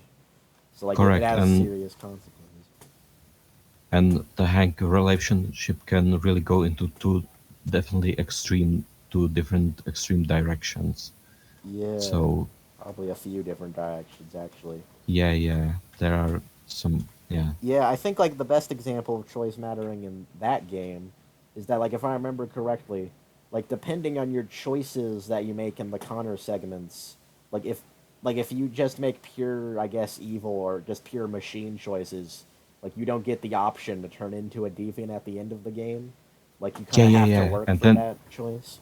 you basic Connor basically becomes a Terminator, which it is pretty awesome, but you are like a mindless machine, just killing other androids. Yes. You're right. I don't yeah, To be somewhat realistic, which is incredibly obvious if not true. Excuse me. Telltale Games definitely doesn't try to be realistic. it's just a roundabout way I of guess saying Detroit Become Human does. that game is trying to be somewhat realistic, which is incredibly Wait, obvious. somewhat realistic? I think he means like if making choices in the Yeah, real life is like for us then realistic in that way, like yeah. you're choosing. I guess he means that it's somewhat realistic in the fact that there's like cause and effect, like there's consequences that will happen for actions. Yeah. Like he said, like you can like eat healthy or you can eat unhealthy and then get fat. So there are like consequences. So yeah, I guess he means it like that. Hmm. Okay.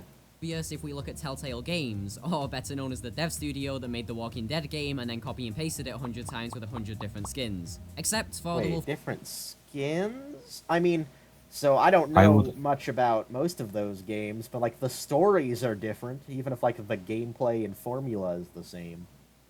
Well, that's probably what he means. That they are Man, basically doing the he same needs to do thing. better at clarifying what he means then. Anyway, sorry Like for interrupting you. the only Telltale game that I am familiar with is the Minecraft story mode because I'm I was a child back then. So yeah. Yeah. By the way, Uh, well, sorry. no, go ahead, go ahead. So I'm a pretty big fan of Batman Telltale Season 2. How good it is, I actually don't know. I think the characters are pretty great in that. And that one definitely has consequences. Like, the fifth episode, depending on your choices in the last episode, are completely different episodes. Like, they made two different episode fives. Oh really? Yeah, well, I don't know if I should spoil it, kind No, of, don't but spoil it. But from my experience with the Minecraft story mode, there are basically the choices really don't matter. Like because back in the day when that was coming out, I like watched many different playthroughs of that game. It like when I didn't really realize because I wasn't looking at it like objectively, so I just enjoyed it. But yeah, there are the choices really don't matter in that game. which Like game? you are Sorry. on a rail. Which game? Minecraft Story Mode. Oh, okay. Minecraft Story Mode, that one. Huh. Well, I don't know much about Minecraft in general. Top 10 choices that don't matter in all caps at the end again, just like this video. But wait. Anyway, I'm just. Do they like what? Wait, what's going on No, here? Why are they using like the same title? Who ripped off who? Anyway, I guess that doesn't matter, but This channel has those like the fandom videos, like you see the Hollow Knight one, the Pokemon one, the competitive Pokemon, and then there is the Discovery into fandoms. I think he really doesn't like Undertale because oh yeah, that's the he- meat. That's what we're waiting for, isn't it? Go ahead. yeah, that's the big thing we are waiting Yeah. for. Yeah. Actually, I guess just to, I don't know, to clarify, we're all fans of Undertale, right? I'm pretty sure Fanboy is. I don't think he's really talked about it, though. I'm not even sure if he's here anymore. Wait. Fanboy. He's muted? Why He's is- mute. That's strange. That's really strange. Maybe he left to do something? If you're listening, Maybe. Fanboy, like, you can be not muted. Like, you can talk. He has the red icon on his Discord, so he's probably away for now.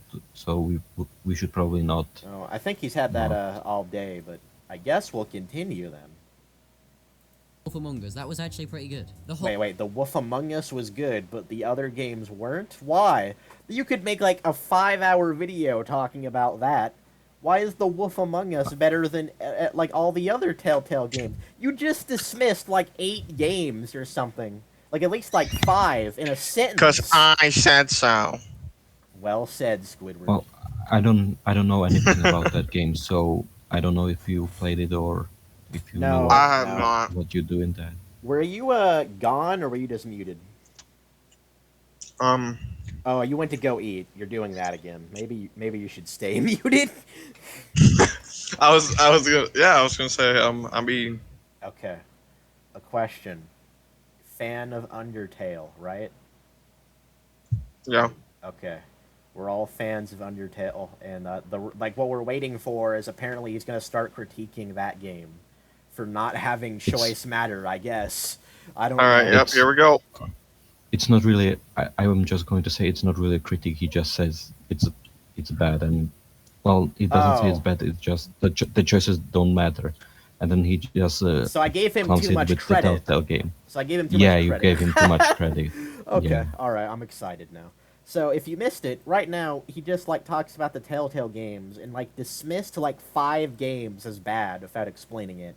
But the Wolf Among Us is good. So That's funny because that's the only Telltale game I didn't play. yeah, That's kind of ironic. yeah, and I mentioned that in Telltale Batman Season 2, I really like it. One of the reasons is that like your choices really do matter because episode 5, depending on your choices in episode 4, will be literally completely different episodes, like completely different stories. Anyway, Yeah. whole point Yeah. it's I hear really what you're it's really cool. I really Mhm. I really love Telltale Batman Season 2. I want to talk about that at some point later. Yeah, dude. I always like the I went with the Joker. No, Or- don't spoil it. Oh my god. Okay. Anyway, never mind. Continue. of Continue. every Telltale game was to make the player's choice matter. Or Wait, who here hasn't played it? I guess him. I don't think so. He didn't say Oh, anything. he doesn't know. He doesn't. He does. Well, in season 1, it's kind No, of no, obvious. no. Wait, in season 1? No, I don't know if he's played season 1 either. Or John Doe, whatever No, his name is. no. Stop. Okay.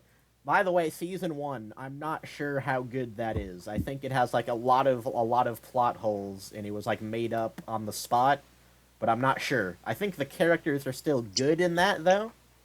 So, anyway.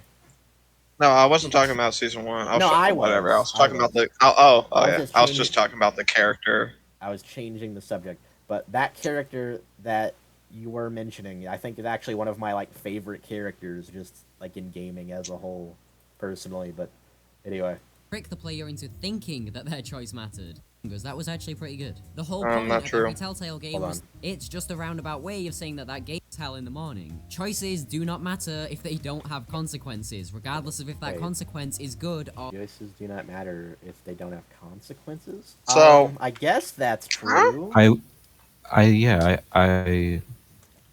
Well, I mean, There's I think that's a good point. if you kill someone, he's gonna be dead though. well, like, even if forever. they don't have Yeah. even if they don't have consequences, they could still matter to the person making the choice. But I guess that would mean they would have consequences then.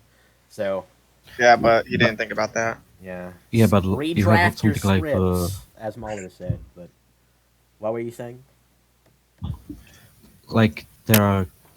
I think Life is Strange has it where you can save a character or you can let them die, but then for the rest of the game they are almost never mentioned.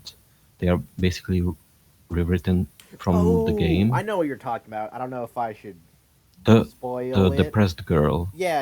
right? There's a character who will like kill themselves in like the third episode or try to, and it doesn't. And you can save her. And it doesn't really matter, I guess, if you save her or not.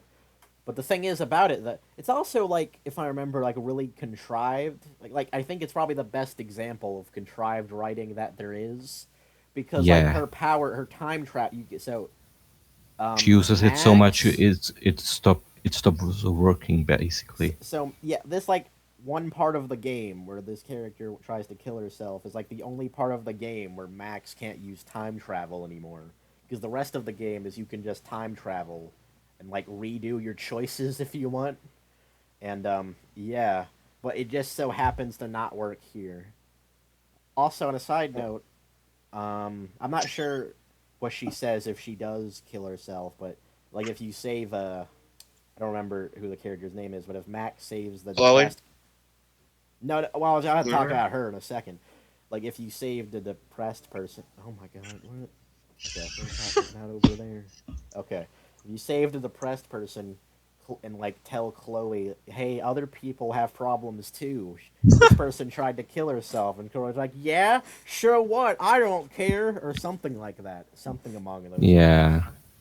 Chloe is really catastrophic. Yeah, catastrophic. That's the word. And then We the all played prequel Life is even Strange, ruins it. right? All the episodes. I haven't played it, but I've watched videos on it. Like I'm pretty familiar with it.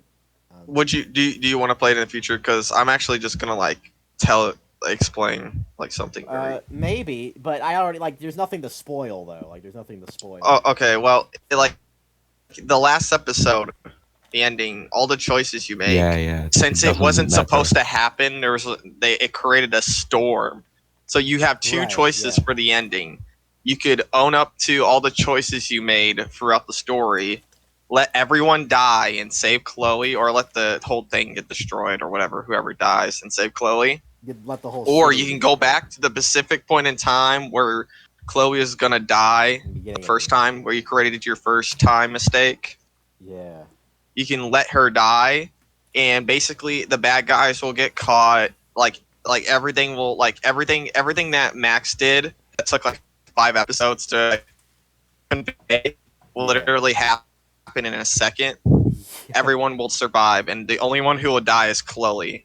So if you made that ending, then yeah, your choices are basically like, it's like the story is like, oh well, it happened, but it didn't happen. Yeah, it's just brushed upon like in a montage, like what you were talking about with the teacher getting locked up and stuff. I would like to say like 2 points. Like first of all, ER's video literally says it. Basically, one choice is you let everyone die, so everything you did for the people of the town don't matter because everyone is going to be dead. Or you will erase everything, save everyone except Chloe, but nothing really happened. So all your choices don't matter. So that's basically the ending. Again, right? it's a choice. It's still a choice, but It's a choice, but it erases everything. I would actually even compare it to Super Mario Galaxy 1 because Yeah. like everything gets erased, Exactly. but there are still like consequences. Like Rosalina says, like everything is going to be slightly different this time, and that's why Super Mario Galaxy 2 is similar but pretty different compared to the first game. Yeah. So there are still consequences in those two games. And hold on, isn't there supposed to be a sequel to Life is Strange that is Oh, there's actually coming out two. now? There's two sequels. Yeah. One's like a Chloe prequel, and one's just a completely different story about like the X-Men, basically. The X-Men. Yeah, like They Yeah, basically there's like it had something to do with like they killed some like this boy has telekinesis powers and he killed like a cop yeah, and now they have to flee the country. yeah, they have to run away because if they get Well, to because they're the kids, they're kind of scared. if they So get to the little brother, I guess they'll do experiments or something on him. I don't think that's really addressed. yeah, but that wasn't really addressed very well. I guess So- to that game's credit, real quick, is that it has like a lot of different endings. I think, Yeah, but I don't but know. again at the last episode, I'm pretty sure it's like the two major endings again at the last episode, like the one where they turn themselves in, or the one where the brother sacrificed himself to let his little brother escape. I don't know if any of those endings were even like good endings, though. It's the interesting thing. They don't both remember. have a consequence again, like the first game. They both have their own consequence, like where if they turn themselves in, they get caught and they're in jail for a long time. I'm pretty sure. Yeah, that was a really weird game. I almost said The Last of Us 2. Life is Strange 2. There you go. That's it. I mean, they live up to the name, I guess. Yeah. Fair is. It is a strange game. Yeah. So. And yeah. I mean, Last of Us 2 would benefit from having a last-minute choice. Oh, No, a you're last-minute choice Sorry for trying to to cut you off. determine an ending. Yeah, that would be a lot better. Yeah, although I'm not really familiar with The Last of Us that much. I've heard a lot of the criticisms of The Last of Us too.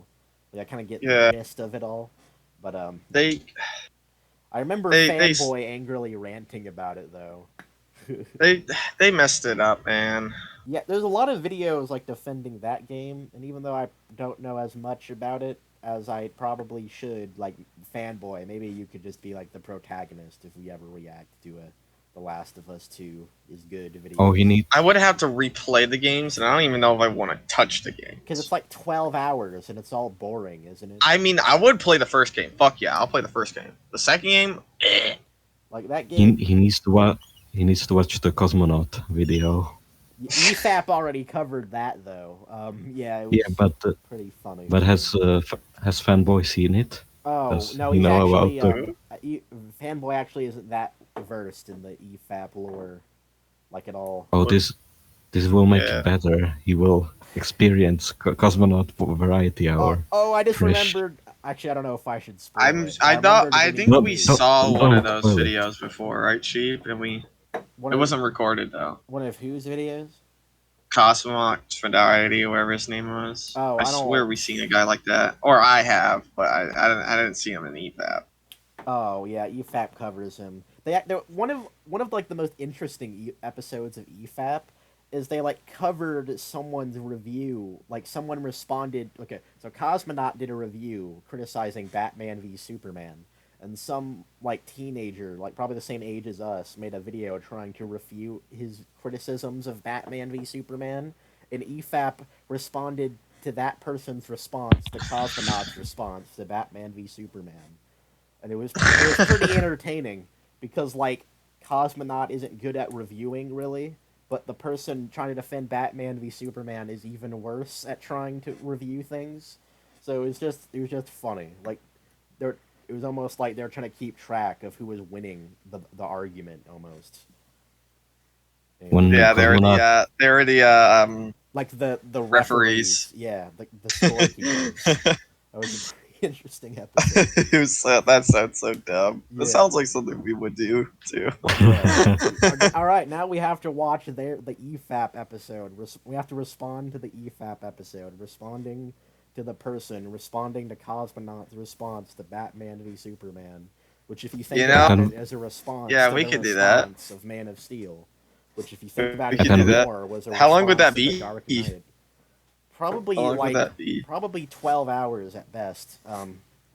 Oh boy, Well, that would be half of that video is like covering some other pretentious Batman v Superman essay thing. So it might not be too long, just like 5 hours or so. I was gonna say, I think I can do it. Hold on.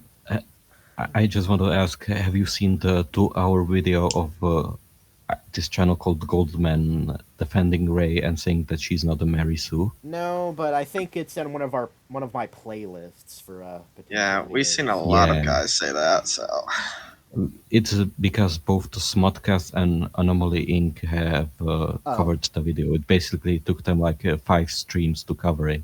Oh, we It's really Mm. bad. probably shouldn't cover it then. I don't know, kind of be like stepping on other ground. Yeah. As Heartbreaker said, we are kind of amateur EFAP already. Don't want to cover the same ground. Anyway, we go beyond amateur. I think I don't know. Yeah, I'm not too sure about that. The jury's out. we or go whatever. beyond rookie. I think. I mean, part of this episode was me wondering why the internet wouldn't connect. But yeah. Anyway, Oh, well, we talked about Pinkman. yeah, that makes it Pikmin. competent. Or well, you Yeah, guys talked that's like- about that. I was just kind of awkwardly there in the corner. I already know what this title of the video is gonna be. I think I do too. Pikmin. The small Pikmins went into my internet and destroyed. The small Pikmin went into my internet router to take some parts for their ship. Yeah. Well, I think while you guys were talking about that, or at least at some point during that conversation, I just started like looking for like pictures of someone, like two people having a conversation and someone awkwardly like standing away in the distance. And I was gonna make that like the thumbnail, where I'm the person awkwardly standing in the distance. Don't forget about the Pikmins. And Yeah, I'll just take like a picture of a Pikmin or something. you know, I approve with that one. I approve. Thank you. That's a good one. That's a good one, Phil. Thank you, Phil. And then like on the thumbnail, just have the words "the choices don't matter here" or something. I don't know. I'll figure that out.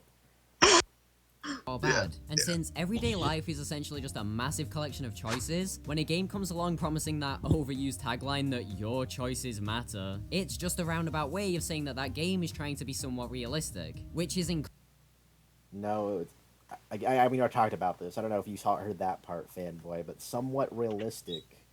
Like it just means that it's gonna have consequences, which I guess is somewhat realistic. Well, I think he meant it that if everything in life is a choice, and if a game. I know this Game sounds weird, but I gotta go AFK again. Hold on. Okay. Oh, okay. But you can talk about it still. Yeah. I just will be out the loop. Yeah. You know what? He does We'll say wait. that in a roundabout way it makes the game more realistic because the choices matter and all of that. Yeah. And because he says that everything in life is it's basically like choices. So yeah. Yeah. This is random, but did you see like the TLJ Major League rap? Yeah. It's It's of a certain quality. It's probably the best proof that objective quality exists. Let's put it that way. at least it shows that the not Major League didn't learn anything from the debate. Yeah, in fact, he seemed to regressed from it. And also, yeah, he said in like his second half of that song, like his thesis was, you guys are just brainwashed by the right wing, which is really random and out of nowhere. But I wonder why he didn't like say that to EFAP, because like you would have believed that, right? Still at that time. So why did he say that to EFAP? That might have been funny to listen to. Wait, was Wolf on that debate? I don't remember it. Oh no. Wolf was. But people were saying in the comments that if he was, he would have been shredded. So yeah. Yeah. Never forget the not so great debate. It was pretty awesome. Dude, I actually have to show Fanboy that. I also should show him the Major League debate too, but the not so great debate. That's like iconic. I think the Just right, yeah. That was the first debate, actually. Yeah. The first, like, before if that's the thing that I forgot to mention when we talked before the stream. I also watched that one. Yeah, that one was pretty great too, but it's not like as funny as the not so great debate. It's just kind of like a cool No, no, little no. conversation. Excuse me. But well, the Just Right debate kind of like it ignited like the rage in Wolf that when he returned in that Just Right video, that the Yeah. one where he said that why wings don't matter Yeah, because yeah, like no one remembers that's what I them. was thinking about. That wasn't in that debate, but Yeah, no yeah, that one know was later. no one knows what a Y-wing is, so that means it's okay for the film to ignore its existence, even though those are way more effective than the slow-moving bombers that can barely move like 10 feet. Uh, okay. I just looked up um, Infinite Retro out of curiosity because he's a lol cow. The Matrix Resurrections trailer is perfection. Okay, I mean I guess I don't know anything about that. Oh yeah, this was kind of funny to me. So we were talking about how like EFAP, how like they do their scores, right? Like they try to have like a system. Like the Suicide Squad is like an example of a 5 out of 10. Like Yeah. Batwoman is like an example of a 2 out of 10, and TLJ is like an example of a 3 out of 10. Okay. I All right. honestly the one take in recent years that I think I disagree with EFAP is the Mortal Kombat one because I still think the original Mortal Kombat movie is better than the new one from the recent one, live Yeah, action one. yeah. I wouldn't know much about that, but so fan we were just talking about like how EFAP tries to have like a scale, like how they rank things. Like they would say the Suicide Squad is a 5 out of 10. They would say like Batwoman, the show, is a 2 out of 10. Like TLJ, like a 3 out of 10. Like they try to kind of like be consistent with it, have like a logical scale. Well, here's Infinite Retro, right? Mortal Kombat Mm-hmm. movie, 1 out of 10, and he has like another thumbnail that says that the He-Man 0 out of 10. What does that even mean? How does something be a 0 Don't out of watch 10? it ever. Don't watch it ever. Don't even give it a chance. Don't even look at it. That's what that is. A 0 out of 10? Like he doesn't put any thought into his scales. Fanboy, he literally just says whatever enters his brain, which the first thought, which isn't much Also, clearly. I don't know if the new Mortal Kombat's a 1 out of 10. That's actually an enjoyable One out movie. of 10. That's like no. The Like a movie has to be really bad, like to be a 1 out of 10. the new Mortal Kombat movies, well, it's not. There's no way it could be a 1 out of 10. I can tell you that. Like as bad as the The sequels were. adaptation to the movie, it's completely different. It has the same we gotta win. We gotta win Mortal Kombat, guys. And Sorry, and it's I just had to like go away for a while. it's kind of it was like Oh, you did? kind of like they're kind of put their new take on it, you know, with Wait, like a new like protagonist No, character. you have to go away. No. I was You away wanna- for a while, so Oh. I just came back. Oh, well, that's Sorry. relieving. Yeah, We weren't even talking So I about haven't- anything important. We were just talking about Infinite Retro Well- scoring. Well, honestly, I would give the new Mortal Kombat movie like 2 out of 10. Like it's probably Batwoman kind of bad Yeah. when looking at it objectively, because even ignoring the adaptation argument, which is it's a terrible adaptation because it's a Mortal Kombat movie without Mortal Kombat, because Mortal Kombat is the tournament basically. That I mean- and they don't even have that. If they would call it like Mortal Kombat Origins, then I would be like more lenient, but they just that. I mean, like I'm pretty sure it's the build up. The first movie, I think Well, Shang yeah. Tsung was like cheating. He was trying to beat them before Mortal Kombat even started. Which, yeah, Shang Tsung would do something like that. He is he's kind of a weasel. Well, I don't have a problem with that. I have a problem with Raiden because he can't interfere on he can't interfere only in the tournament. He can interfere now because the tournament has not been engaged. So he can just teleport everyone away or kill the like open the enemies basically. Well, I Yet mean, again, he does nothing. it's sort of the build up. So yeah, they like it's not a bad movie, but I certainly would say I will have to show you that some. they're trying to build up to the tournament, and hopefully Raiden doesn't interfere when the tournament does Wait, start. Grayship, I will send you a video about the worst scene in that movie. It's a really great video that we should definitely watch. It's Okay. very Thank you for hilarious. that. Thank you for that. But the point is, it doesn't matter if it's bad or not. It's not a 1 out of 10. Like, it can't be. A 1 out of 10 is like The Room or something. Or like The Room Suicide is Squad. The first Suicide no. Squad, maybe, but. Like the Room is like a 3 out of 10. It's it's a normal like story with the bad execution. Well, It can be fixed. It can be fixed. It's not bad inherently. Like 2 out of 10, it's something that really doesn't make sense at all. And I think the Suicide Squad, the first one, is like 2 out of 10 because like it doesn't make sense at all that they would hire these villains to fight Superman when you have like Captain Boomerang and Harley Quinn fighting Superman. That's yeah, exactly. When you but say the, what's wrong, but the Room is. Yeah, go ahead. I just wanted to say that the Room it's bad, but it's the dialogue, it's the writing, but it's not the premise. The story can be fixed. The actors can get the like better direction. It's the execution that's horrible. It's not the idea itself Well, that's I bad think about that I movie. think we review movies based on their execution because I think pretty much any movie could be good, no matter what the idea Yeah, is.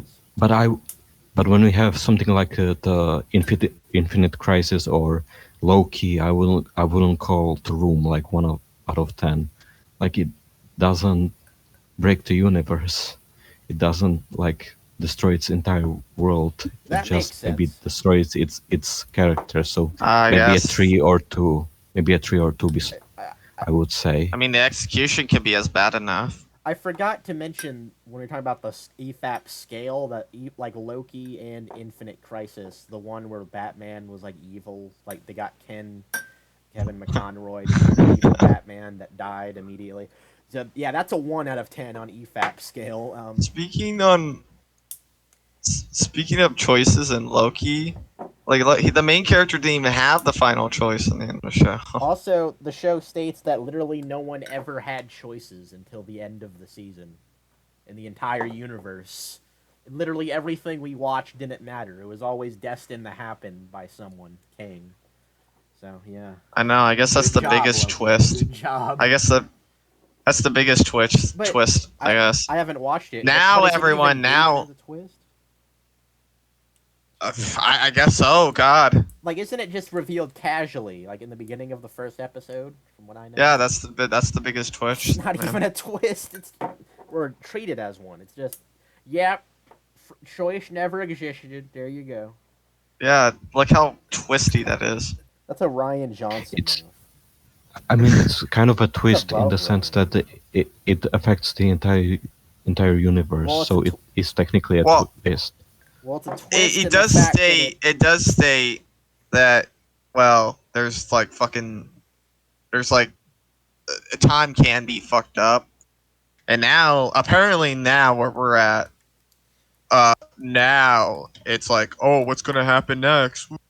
Yeah. It's not Fate anymore, kids. Yeah. Like, but it's still like hurts. It Yeah. still hurts.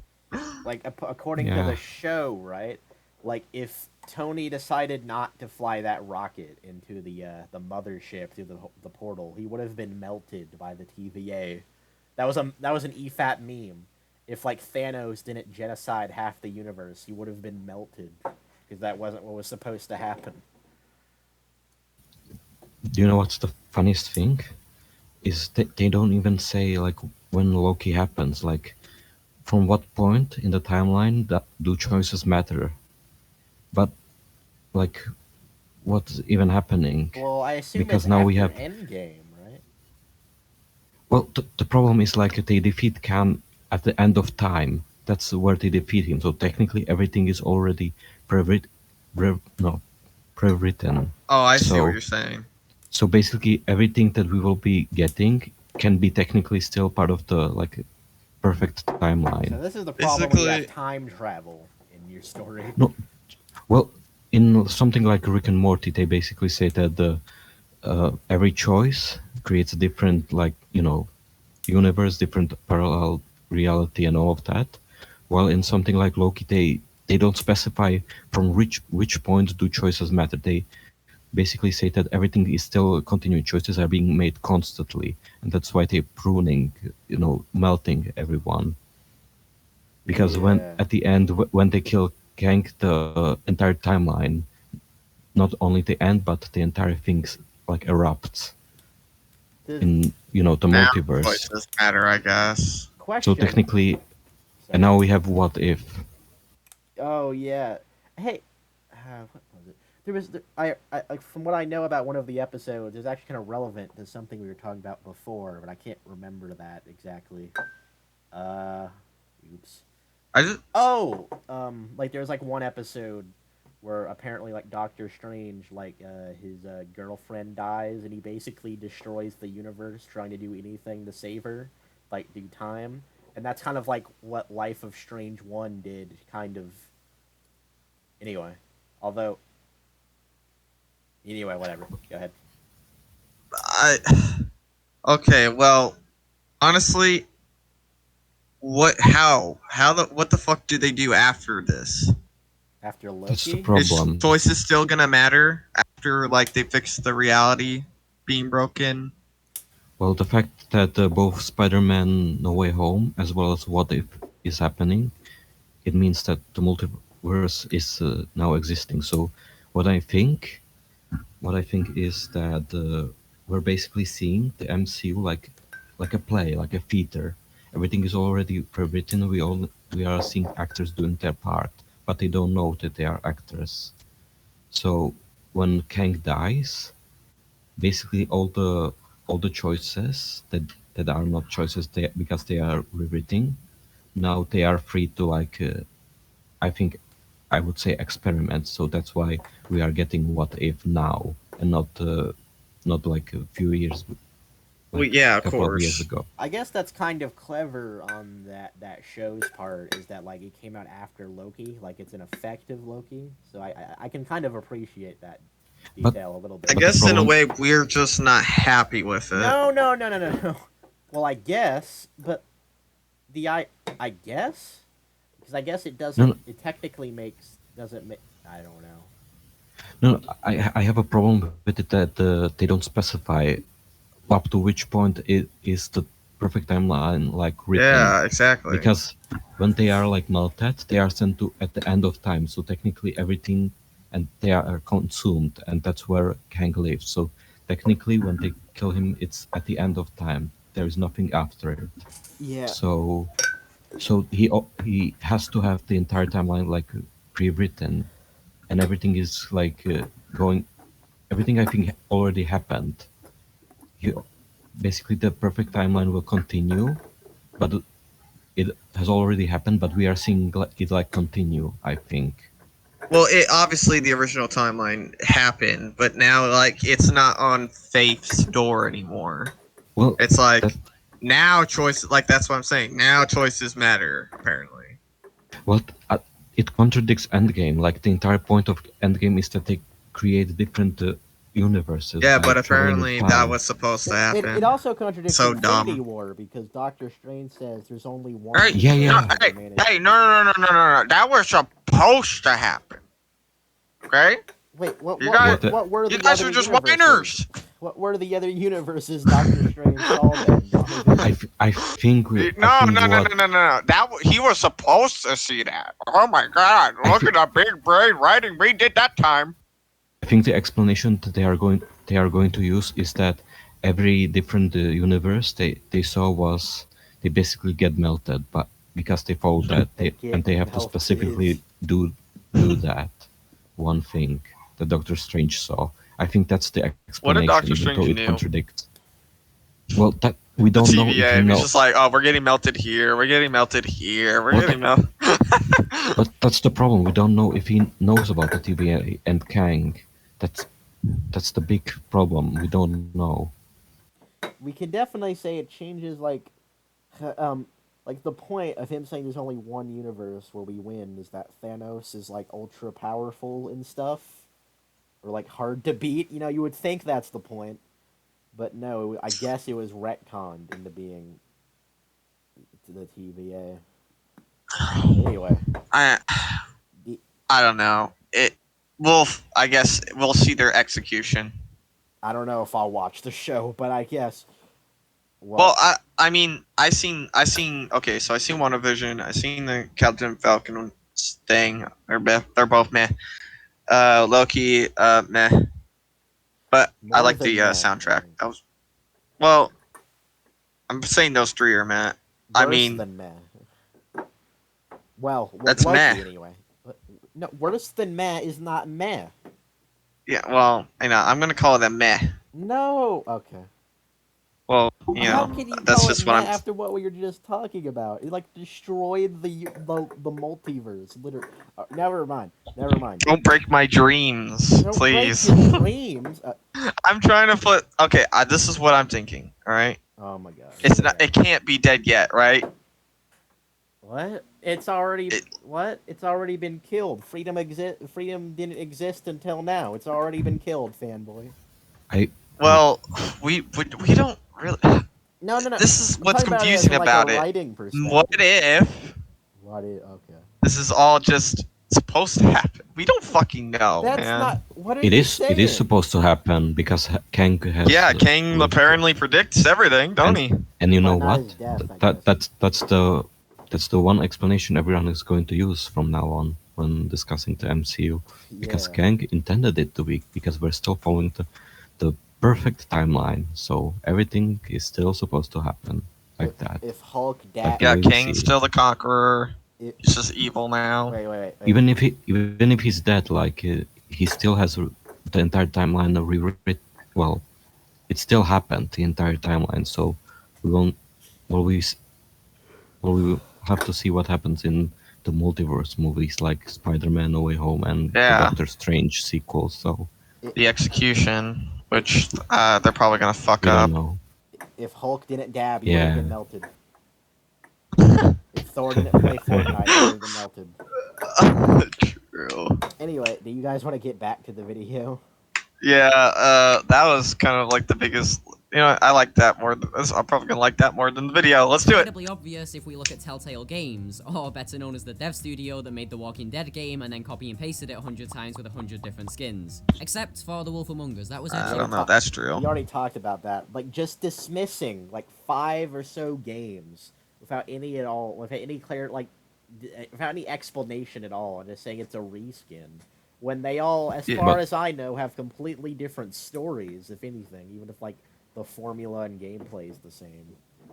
So, Yeah, I believe that. Yeah, it's such a dumb point. That's why. yeah, I like still I'm think confused. that's how he meant it, like the mechanic way about the way the choices work. But like, it's Like- not even about the mechanic. Those aren't games aren't even about the mechanics though. So it's a dumb thing to do anyway. I think they are Why about would he say that? the choices. The mechanic is the thing that it's a story where you choose from options, what you do and what you don't. This guy apparently ranked every video game. So. Every video game slime ranking. Oh, almost game. every video game. Almost. No slime, And then- fanboy. It's slime. And then he makes videos about what the fandoms are toxic and Oh. are not toxic and all of that. Oh, you mentioned that earlier. I didn't know what you meant exactly. Toxic fandoms. That's interesting. Is there a Star Wars? I found one? I found him. For part of that, apparently. He only makes videos about the non-toxic ones. Oh, okay. Like, I found him through the Risk of Rain 2 video that you can see there. Terraria is a bad game. Is anyone bothered by that? Because I played it once. I don't really know much about it, but I'll let him have that. I don't know sounds because stupid to me, he but- says that there is that video why Hollow Knight is a bad game, but then he says how Hollow Knight fandom is not toxic, and then he does Wait, another video about what is Hollow Knight, this so I don't person? know if he likes it or doesn't. Yeah. But Okay, I guess that one, this video was a lie then. It was a troll, I guess. Are you guys there? I think you cut out. Man, he has a lot of Hollow Knight videos. Anyway. But, hello? I don't hear you. Ah! Okay. Oh, sheep's back. Alright. Thank you, Discord, once again. Your choices don't matter, Discord. Pikmin's coming after your fucking router again. The whole Goddamn. point of every Telltale game Basically, sheep. What we said was, I don't know if you heard us, but we said he basically doesn't like he makes videos about not liking Hollow Knight, and then he makes a video about what was it? The Hollow Supporting. Knight The fandom Hollow is Knight- great, and we'll never get another game like it. So I guess that so, was like, just a take- troll. Yeah, take his words lightly, I guess, because we don't really know. He doesn't really It he might isn't really honest with us, I guess. It might have been a prank video. It might have been a prank video. Maybe. I have not seen it, so I can't really tell. Yeah. I know the titles, man. They always get you with the titles. I've only seen this and the Risk of Rain 2 video, so I can't say that much. All right, well, That face might be our reaction to Hollow Knight is bad, but Hollow Knight is also good. I know he's Lee. He's trying to explain it to us, and we're just like, I don't know if I should snip that or not. I don't know if it's that funny. or better known as the dev studio Oh, there was kind of a funny face there for a second, actually. Wait a minute. game is trying to be somewhat Oh, boy. realistic, which is incredibly obvious if we look at Telltale games. Wait. incredibly So obvious. Telltale is trying to be realistic. Or better known as the dev studio that made The Walking I Dead. don't think he ever explains that. Oh, wait, I missed the face. Of course he doesn't. More realistic, which is incredibly obvious if we look at Telltale He's stating games. it. Or better known as the dev. Oh! Alright, there we go. What happened to her nose? Kind of funny. It's kind of funny. Her nose, like, fucking devolved. How graphics work. I guess You bleed? that's how I'll name it, I guess. How... you bleed? Oh my god. How graphics work. Maybe I should snip the... whatever. Dev studio that made The Walking Dead We haven't even really started the video, really. game and then copy and pasted it hundreds of times with different skins. Except for The Wolf Among Us, that was actually pretty good. The whole point Why? Why is that better than the other Telltale games? You could make a whole video about that. of every Telltale game was to make the player's choice matter, or more accurately, trick the player into thinking that their choice mattered. I mean, sometimes it does matter, though. At least with Telltale Batman Season 2, anyway. I don't know about the other games. whether they But- do matter or No, I would just say that I agree with him when it comes to like the Minecraft story mode, because yeah, like I could go into details about what like choices don't matter, and I would probably just spoil the certain plot points. If that you really happen, but- want to, you can, but we've kind of got... I our already subjects played all. a I already lot. played all the Minecraft story modes. You can if you want. I haven't, but I don't think I even care. No, it's pretty bad. You don't have to play it.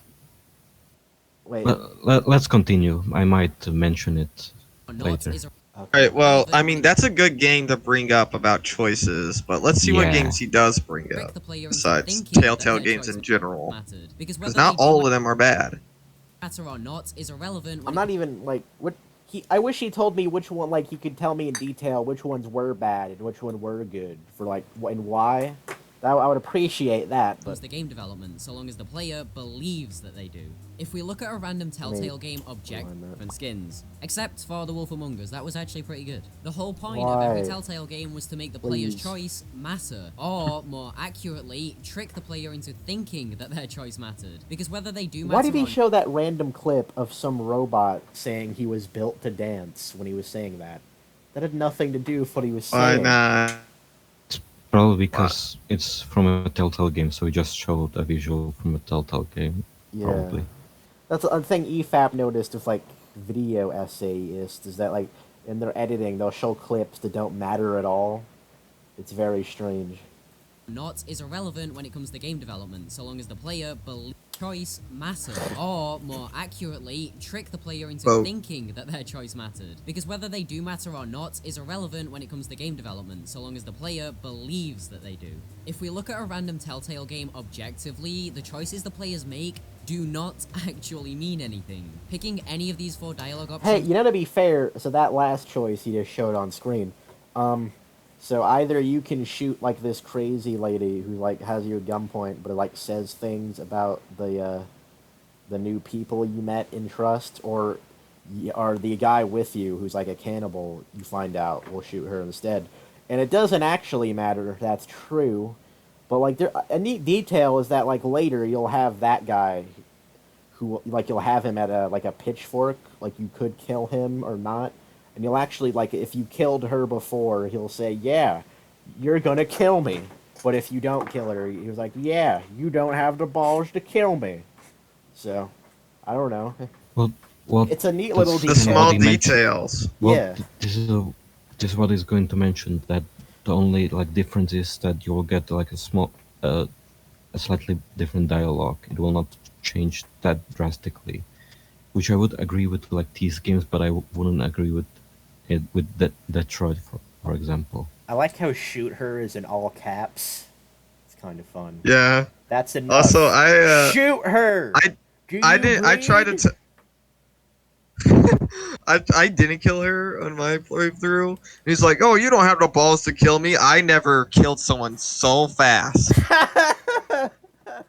I killed all of those fucking cannibals, dude." And like the game like looks at you like I'm a monster. I'm like, no, I'm the good guy. I'm the good guy here. Yeah. They deserve to die. The thing is, with the last guy, like actually like begs you to kill him because, well, either he thinks or he knows like his family is already dead. So choosing not to kill him there might be like the more sadistic thing to do in a way. Yeah, I killed him though because that's kind of. But I didn't want to like be like a fucking asshole or a monster. When you kill him, Well, like, no, he, like, it would have been throws him into cooler. electric Yeah. fence. Yeah, it would have been cooler, obviously, to leave him there, saying like, "No, this is what you've done," basically. But Yeah. game objectively, the choices the players make do not Such a actually good mean game. anything. Picking Yeah, any I of these like 4 dialogue options will not change the events of the game at all. It will only I influence like how he's saying this kind of as a breaking thought that no one knew before. future dialogue by making a character dislike or like. 4 dialogue options will not change the events of the game at all. It will only I mean, you know, influence- it would kind of be like a lot to expect, like when you have a dialogue choice like every other minute, it would kind of be a lot to expect that to every one of those choices to matter, or even most of those choices to like change the story drastically. Like the little details they do put in where it matters, because like characters will reference what you say. I'm mostly thinking about the Telltale Batman games here, and like the little details they do put in, I feel like is probably good and like is pretty good in its own right. Like I don't think you can like it would take a lot of work for every choice to drastically change the story. But Yeah, like the problem with this game is that they are not really replayable. That's kind of the issue. When if you replay them, you will see what that certain choices are just not. Well, they don't matter basically. yeah. The same events will happen no matter what you do, and because the story has to end at the same, well, for all players it has to end in the same way. They can't really experiment that much. Like you said that the Batman Telltale game changes stuff, but like I don't think all of them do that. yeah, No. it's not like Detroit Become Human kind of Yeah. budget. So Yeah, Detroit Become Human honestly did push the choice thing really well. I don't know if Yeah. anyone played the Mhm. game. that one actually had like multiple situations and different. Yeah. And Endings. completely different like situations. The fact they did it like a level by level sort of thing was probably like a really smart choice in terms of pacing. Oh, he's going to criticize that. So. get By the ready. way, I also love the idea of like you can like make Connor a deviant or not. I always like having him become the bad guy. The cool thing about that though is that like if you like to be able to choose to become a deviant or not, you have to like make choices. Like you kind of have to like earn that Deviant choice throughout choices. the levels. Before that. Yeah. Apparently, in a neat little detail, every time you made a deviant choice, your thing would go blue. Your software input, whatever it's Yeah, called, normally yeah, that would go Yeah. blue when you didn't make a deviant choice. Normally, yeah. And I think if you were an actual like when you're actually in Android mode. But yeah. so a neat little detail because the creator even said, yeah, you were programmed. Like we wanted you to go deviant. Oh, okay. And And Wait. so I we think can like turn and you into the leader, like the rebel. Like it's kind of weird, really. I think I remember that one of the like big things is that also the public image, like Oh how the yeah, public yeah. sees you. True. That's a really good point. I forgot about that. So like one example, if we're gonna like simplify it, there are a lot of choices in the game that would boost or decrease how good you look in public. A lot of variety of different choices throughout Marcus's levels, and like if you do the pacifist ending, you have to make sure like you got enough, you did good enough, or they'll just kill you at the end. Yeah. You're kind of fucked up. And also, you know, it's a really cool detail. So if you're doing the Kara's playthrough, if you're trying to like leave through the airport, I think, like you're trying to go to no, the border to go to Canada. Yeah, border. Yeah, like there are a lot of different choices you can do, but in the Kara's playthrough, the only choice where everyone in Kara's story gets to live, for that to happen, Marcus needs to have done like a pacifist route, because the person at Yeah, the register because will look the at that. because yeah, the public image matters if Yeah, Kara survives, yeah, which like the characters affect each other. yeah. It's honestly really well done. Detroit Become Human. Or instead of the border, Kara with the little girl will be like in the trash compactor, I think, Oh, yeah, where that's a consequence if you get caught by the soldiers in like the previous level yeah, or stuff. yeah. And you can get Yeah, like There's the always compound. I remember getting caught and being at the compound, yeah, and I'm pretty sure on my playthrough, Kara died, but the girl lived. yeah, and like pretty That's much also an option. Yeah. at the end of Oh, Kara's sorry, story. sorry. Real quick, at the end of Kara's story, you can pretty much get caught by the soldiers, like if you make a mistake, and then you have to deal with that route. It's well done. Anyway, go ahead. No, Um, I was done. I was just. I'm Yeah, sorry so to in that. my playthrough, I made Connor like a bounty hunter still, because I always like that in between, like bad Yeah. good versus evil, because it also made the final fight with Marcus really dope. Like, should I play as Connor or Marcus? Obviously, I Yeah. played as Marcus because Well, if you really wanted someone to win, you could just choose the person you didn't want to win and just make them lose. yeah, The kind of obviously I can thing. go back and see it, but I chose Marcus my first time Yeah. because I didn't want the story to end bittersweet. Obviously. You know, the machine Connor, he said he was like a bounty hunter, but he's more of just like a cuck for the company. Yeah, but I like calling him a bounty hunter because that's what he's trying to do. He's Yeah, going after 'cause, you know, Marcus. hunting down He's like going after deviants and one everything. specific person.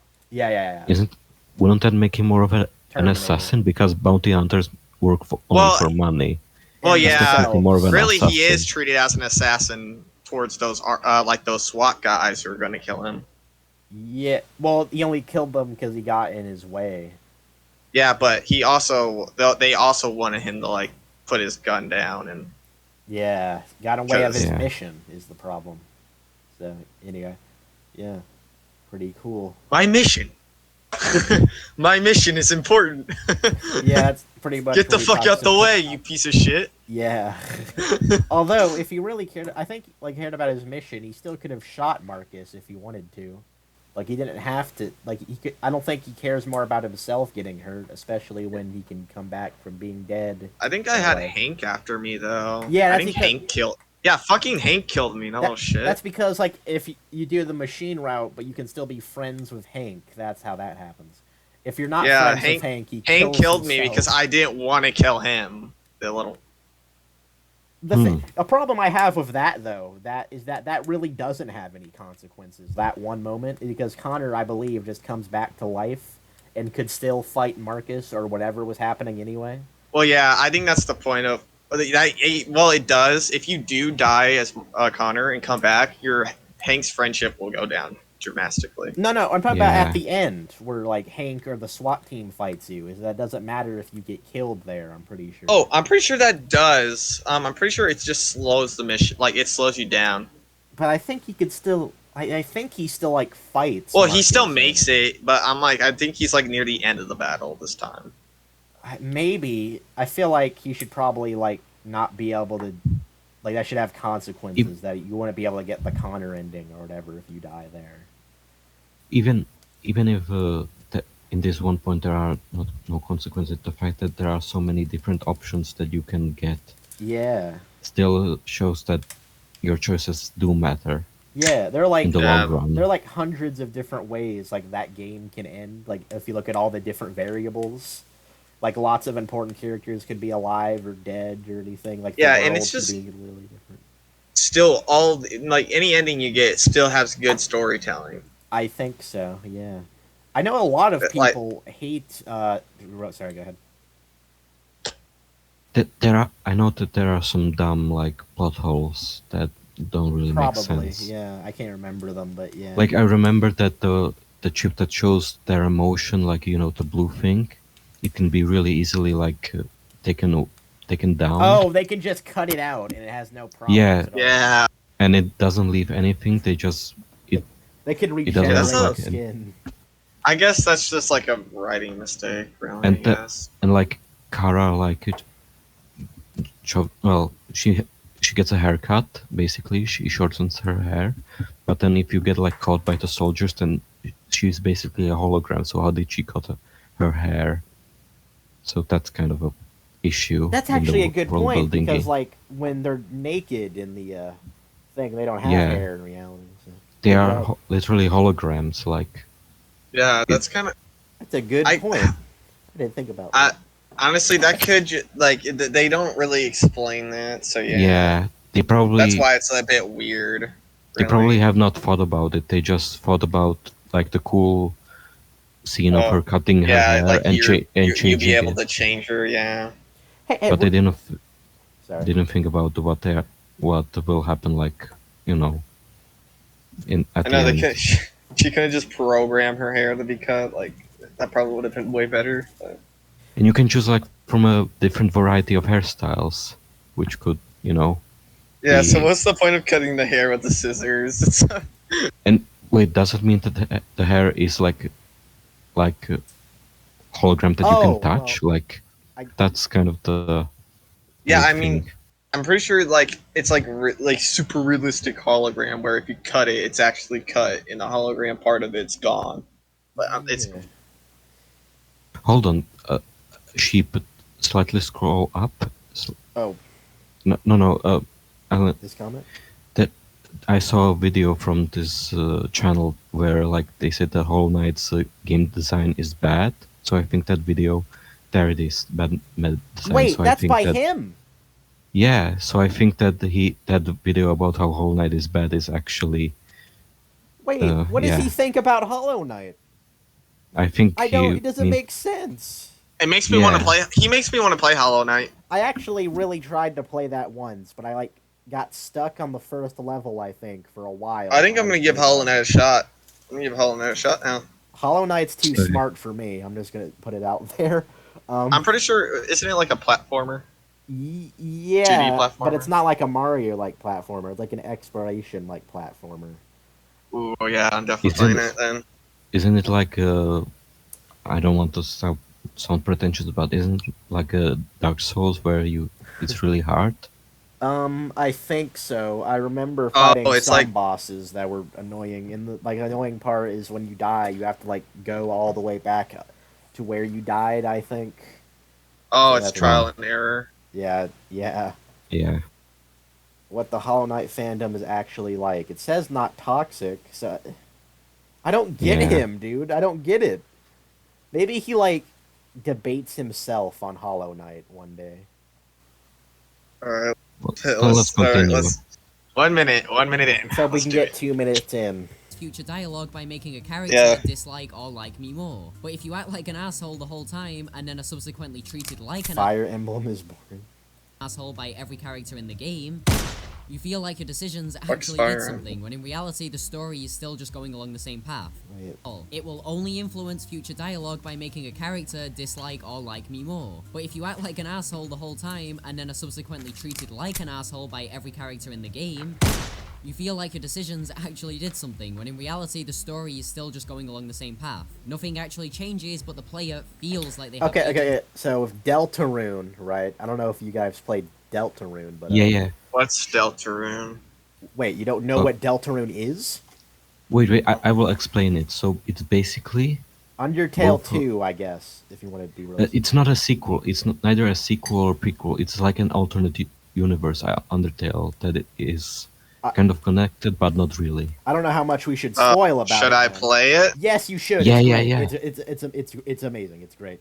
Well, The writing is great. But... this isn't really a big spoiler, can I but basically it's kind of like Undertale because it kind of It it's- evolves the gameplay and stuff. Like it has No, the same. I'm just going to formula. say that the choices almost don't matter in that game. Almost there are some choices, but unlike with Undertale, where the choices really matter, Deltarune even says point blank to you that your choices don't matter in this world. That's the thing. So- That's like the point of it. That's like a thing in the. Yeah. I don't know if I want to play It's it. kind of a, now. what? Oh my god! Oh my god! He's stupid, Rage. He's stupid.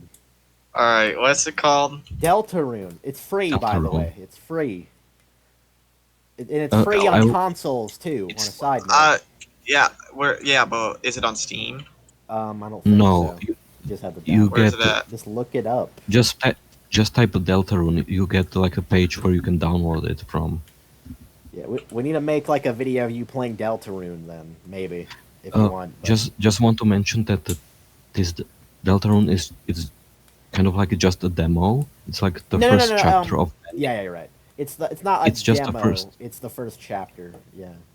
Yeah, but What like about first chapter under- 2 then? I don't. It's there- been in work for years. no. Apparently, Toby I- Fox is like gonna make a stream of playing Deltarune like on September 15th. That's the anniversary of Undertale. So anyway, it's been in work. It's in the works. Go ahead. I thought they said like they are going to release all the other chapters at once. They aren't going to do like one chapter at a time. I think. No. Yeah. I think he did say that. That he released the first chapter and that they said that they will work hard at all of them at once and they will Are release at all the once. chapters going to be free? Question mark. I don't. I don't know. I don't think so. They have not said that. Because it's gonna be released as like a full game.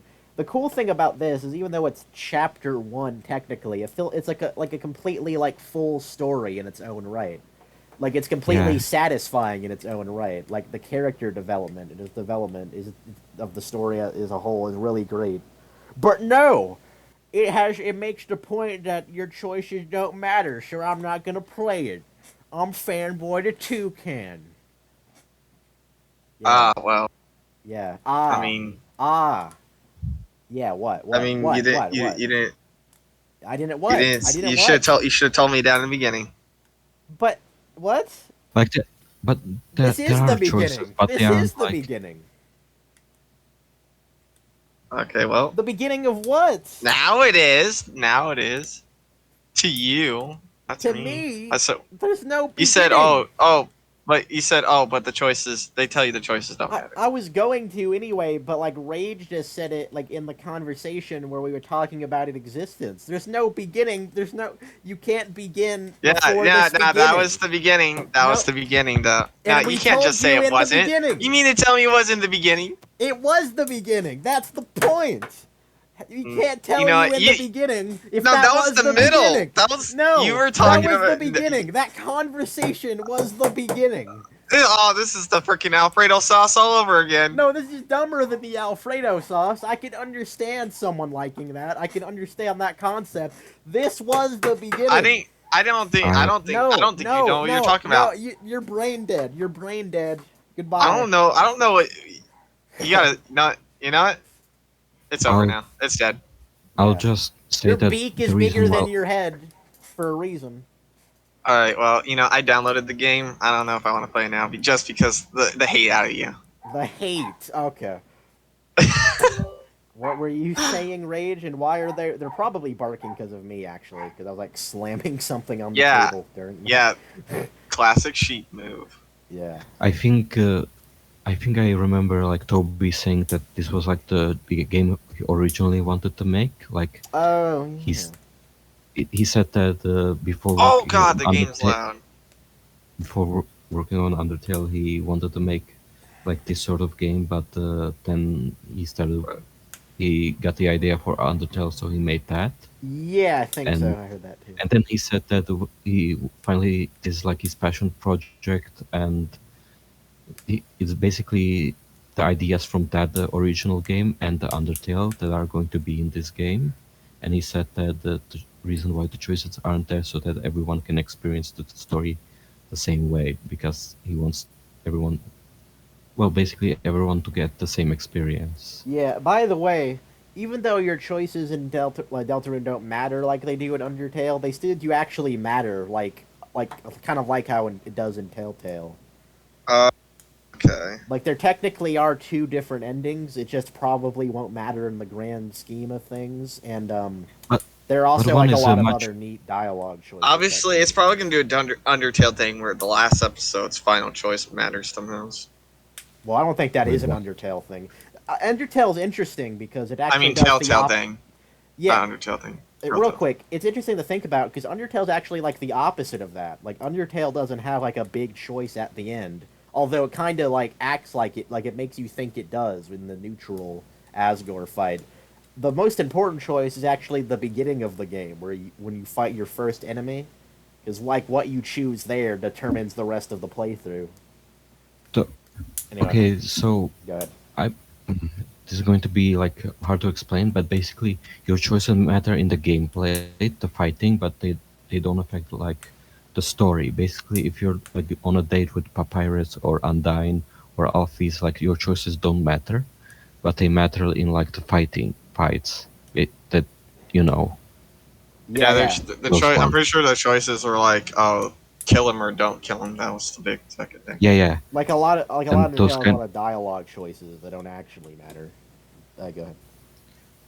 But like that's kind of why it's a really well written. Like you can say like after the Papyrus fight, like let's be friends or what a loser, and he still like He still so it's like becomes oh, your how friend nice either of way. you. Yeah. It's I really remember. It's funny how if you do choose like the genocide run, Sans will talk to you and like, hey man, you need to calm down a bit. It's No, like I remember. having I to remember talk what he with you. said. Yeah. Do you know what's great? Well, basically, Sans will always like narrate the neutral route. If you do a neutral route, you will get a phone call, and he will tell you what how the world is doing down there. World But every building. time you kill Yeah. but every time you kill Papyrus, he will always say like "Go to hell, Yeah. you dirty brother killer." Well, he doesn't say that even- directly, but his tone changes, like depending if you. No, kill he Papyrus or not. he says it like "Go to hell." His eyes go black. No, he and does say that, tells but you. not in each neutral ending where you kill Papyrus. That was on one of the neutral Ye- endings. No, he says it every time. Every No, time no. Papyrus is Okay, killed. okay, look. he- No, he doesn't. It doesn't even really matter. Your point is still true. Because Sans does change his tone if you kill Papyrus or not. Like, I think what he mainly does is that if you're in a neutral ending where you spare Papyrus, Sans doesn't, like, directly say you killed anyone, but he does if you do. Anyway, so that was on the thumbnail what you showed. What's this? Go to the description and find the Well, they're also on the video, but... let's see. I just have to find one that Papyrus is... Papyrus dead. I just have to dead. find one that Papyrus is dead, but that doesn't say go to hell at the end. It's this one? Oh wait, I know which one doesn't have. If you kill only the bosses, you will get the funny ending where Wait. the annoying dog takes over as the king of the Yeah. underground. I remember that one didn't have it. Yeah, from what I remember, Sans says go to hell, like, if you do as close to a genocide route as you can, while still being a neutral route. Like, you have to kill, like, 40 wasn't plus monsters and Papyrus and everything. like leaderless. Doesn't I he think. say that? And what if you only kill Papyrus? What does he say? Oh, which one is that? I'm pretty sure he doesn't. Like, he doesn't say the same line there, but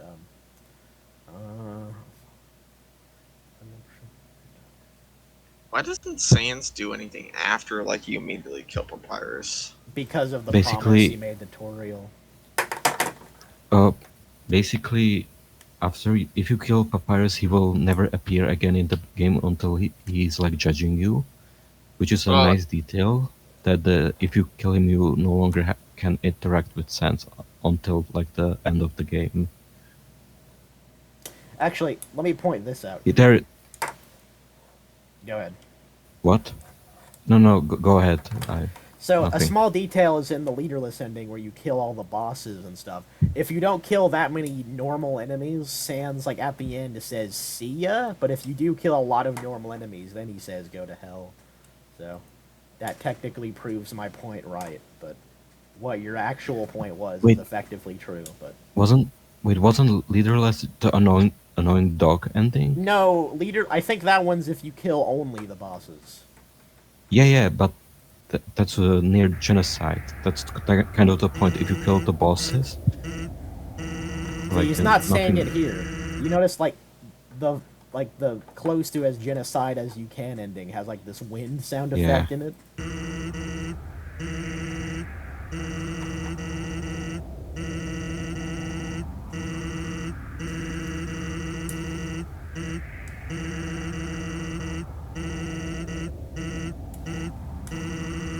Sans saying, give up. See, he didn't say. Oh. If you kill normal enemies, like 40 plus or whatever, he says go to hell there instead. Anyway, that doesn't even really matter. Yeah, I just heard it. Yeah, but that's he still kind of like pointless. threatens you, It's a lot even of if it's not. There's a lot of words. Okay. All right, let's go back to the video. Anyway, the point is, Deltarune, if he's gonna criticize it for choices not mattering, that's literally the point. He's Well, not in going the to story, mention he's that still just going Deltarune, thankfully. Oh, Yeah, but he did show the picture of it. Nothing actually which- changes, but the player. Don't spoil it, realizes don't his spoil it, agency don't over the spoil it. story. And that's Cover why your I'm not eyes. looking, to Chow. advertise the Your Oh. I'm not Choice looking, Hey, Matters look, Chow. thing. hey, it's Life of Strange. She's talking about Life is Strange now. Okay. Okay. That's why games that advertise the Your Choice Matters thing can't actually have any meaning. The consequences had like a cross at the bottom of the T. That's interesting. I think that might be a reference to a depressed girl who kills herself or can because she's like a Christian. Wait, I think. have you heard what he just said? I guess not. I guess he said something really stupid, didn't he? Okay, That's why games that just advertise here. the Your Choice Matters thing can't actually have any meaningful decisions. What? Can't? What do you mean Yeah. can't? Yeah. The game tells you that this action will have a consequence. You and can't you're just gonna declare say, that. You what? What? well, What? I can see it. I can see it with like Life is Strange, where like everything gets erased at the end. But like we were talking about Detroit and how all the different choices. Yeah, you that's can about how Telltale do. Batman Season 2, like, you have a completely different fifth episode depending on your choices, with, like, vastly different results. Like, the world and characters are completely different. Like, okay, I don't know if I should spoil... very Yeah, dumb yeah. take. Okay, I don't know if I should spoil this, but, like, the last choice of Telltale Batman Season 2 is, like, as meaningful as you can get, unless they make a In- sequel, but... Well, know what's great about that choice? You don't know exactly if it's a choice. Wait, do you It's- know it was what more I'm like a- talking about? Like, don't spoil it, but you know what I'm talking about? The last choice in Telltale. Yeah, Batman Season in 2. episode 4. No, right? no, that too, but I'm about episode 5 this time. Oh, yeah. Yeah, there Okay. literally is no choice more meaningful than that one, unless they make a sequel and retcon it, but... Anyway, yeah, point proven. Were we really friends? Oh, that one's also really meaningful, but I wasn't talking about that one either. Yeah, every choice in the last episode to me. I mean, like, the last, 5 seconds of episode 5, that choice. The story. And that's why games that advertise the Your Choice Matters thing can't actually Yeah. have any meaningful decisions. Because at their core, they are Can't. Not that they don't. They can't. Wait, let's hear what he's got to say after that. Can't actually Yeah, have give me a any second. meaningful decisions, because at their core they are story-driven experiences, and a story is like a train. It's already created and has a set track that Oh, well, that applies to these games to an extent. Again, it doesn't exactly apply to the Telltale Batman Season 2 specifically, and it definitely doesn't apply to Undertale. Unless, well, I guess it applies to the neutral route, maybe, because you go through a lot of the same beats in the Nah, neutral route and like the the, pacifist route. like there are, like yeah, there are different beats, but you will get a different result at the end depending on your choices in gameplay. Yeah, that's normally Like there how are that still works. like there are consequences in the neutral endings. Yeah, well, no, my point was talking about the game, like, as a whole. Like, a lot of the things Oh, in the yeah. neutral route and the pacifist route are the But- same, but there's still a lot of differences, too.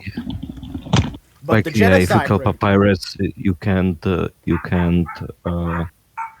wait. Well, you can't do Yeah, a if you lot kill of stuff, Papyrus, actually, but... you can't talk to Sans anymore, and if you kill even a single monster, but you spare Undyne, you can't like befriend her. Yeah. I remember that. Yeah, I think Should- I think I might have said this to you at some point. But a cool detail is that if you kill Papyrus in a neutral route and you go back to Snowden Town, like everyone notices that he isn't there anymore, and it feels kind of like disturbing to them in a way. Yeah. Anyway, go ahead with what you were saying. No. I already made my point. But on the point of what he's just saying, like I understand like this comparison with the train where it's going to the same destination, but with certain games like this, there are like different routes, different final stations that the train can arrive at, but he doesn't really mention it. He just says that everything like goes like a train and everything ends at the same destination, even though many of these games. Well, he does say that either there is only one ending, or there are two endings that are at the end of the game, like in Life is Strange, which is not a good argument. Yeah, the train analogy works pretty well for most Telltale games, I think, and Life is Strange, I think. And I Yeah. guess it probably works for Detroit Become Human too. And it kind of Nah, I wouldn't agree well, because characters in Detroit, can die in that game, and you don't see the rest of Yeah, the story. like- So. with the train analogy for Detroit, I would say like you Let are my switching. sister in Disney Like- Plus. Oh, sorry. Again, man, that sister, man, she's the true antagonist. But go ahead, Rage. To I you, was just- I don't know. Wait, hold on.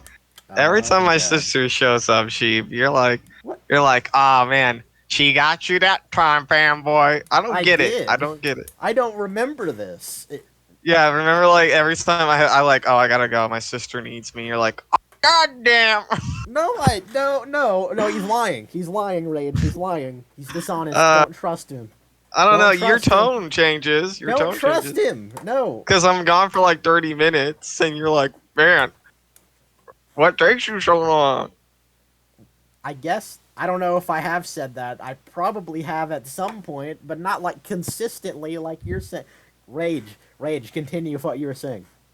Yeah. Okay. I'll get you one day.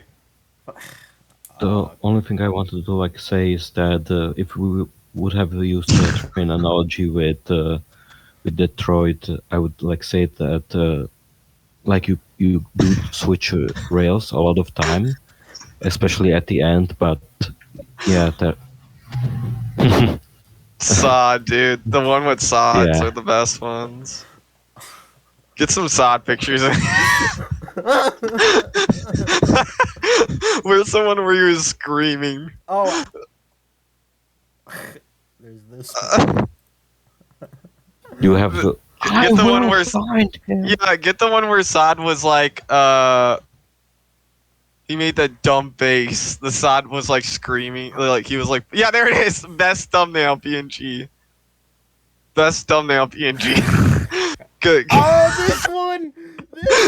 Oh. I forgot about this one. Krypton's finest. I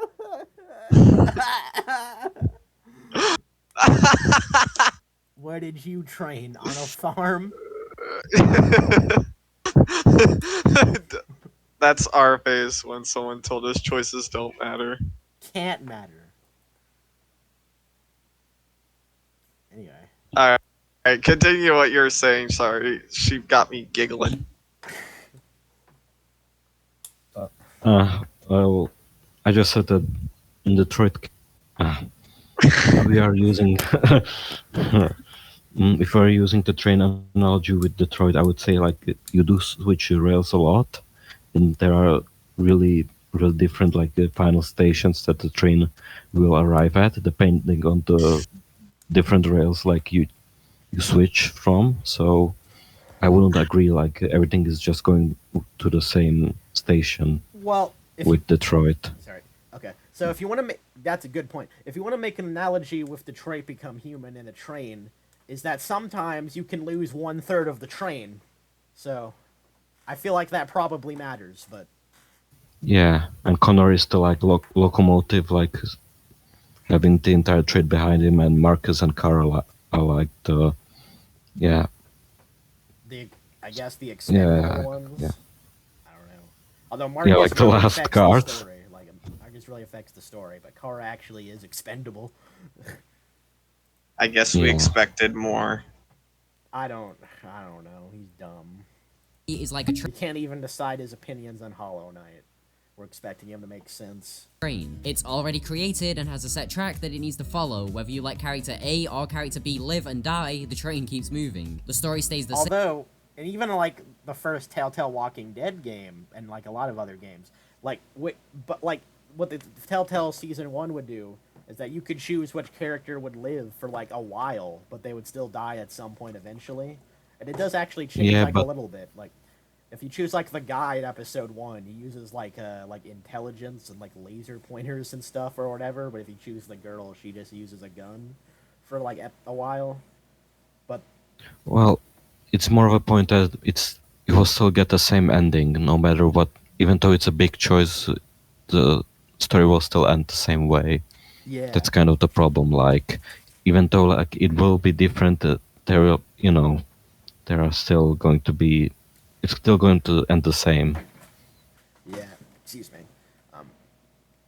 Same, and the only decisions that act full decisions. Because at their core, they are story-driven experiences, and a story is like a train. It's already created and has a set track that it needs to follow. Whether you let character A or character B live and die, the train keeps moving. The story stays the same, and the only decisions that actually had any true The story stays the same. That is too vague of a comment, like a claim for you to just say.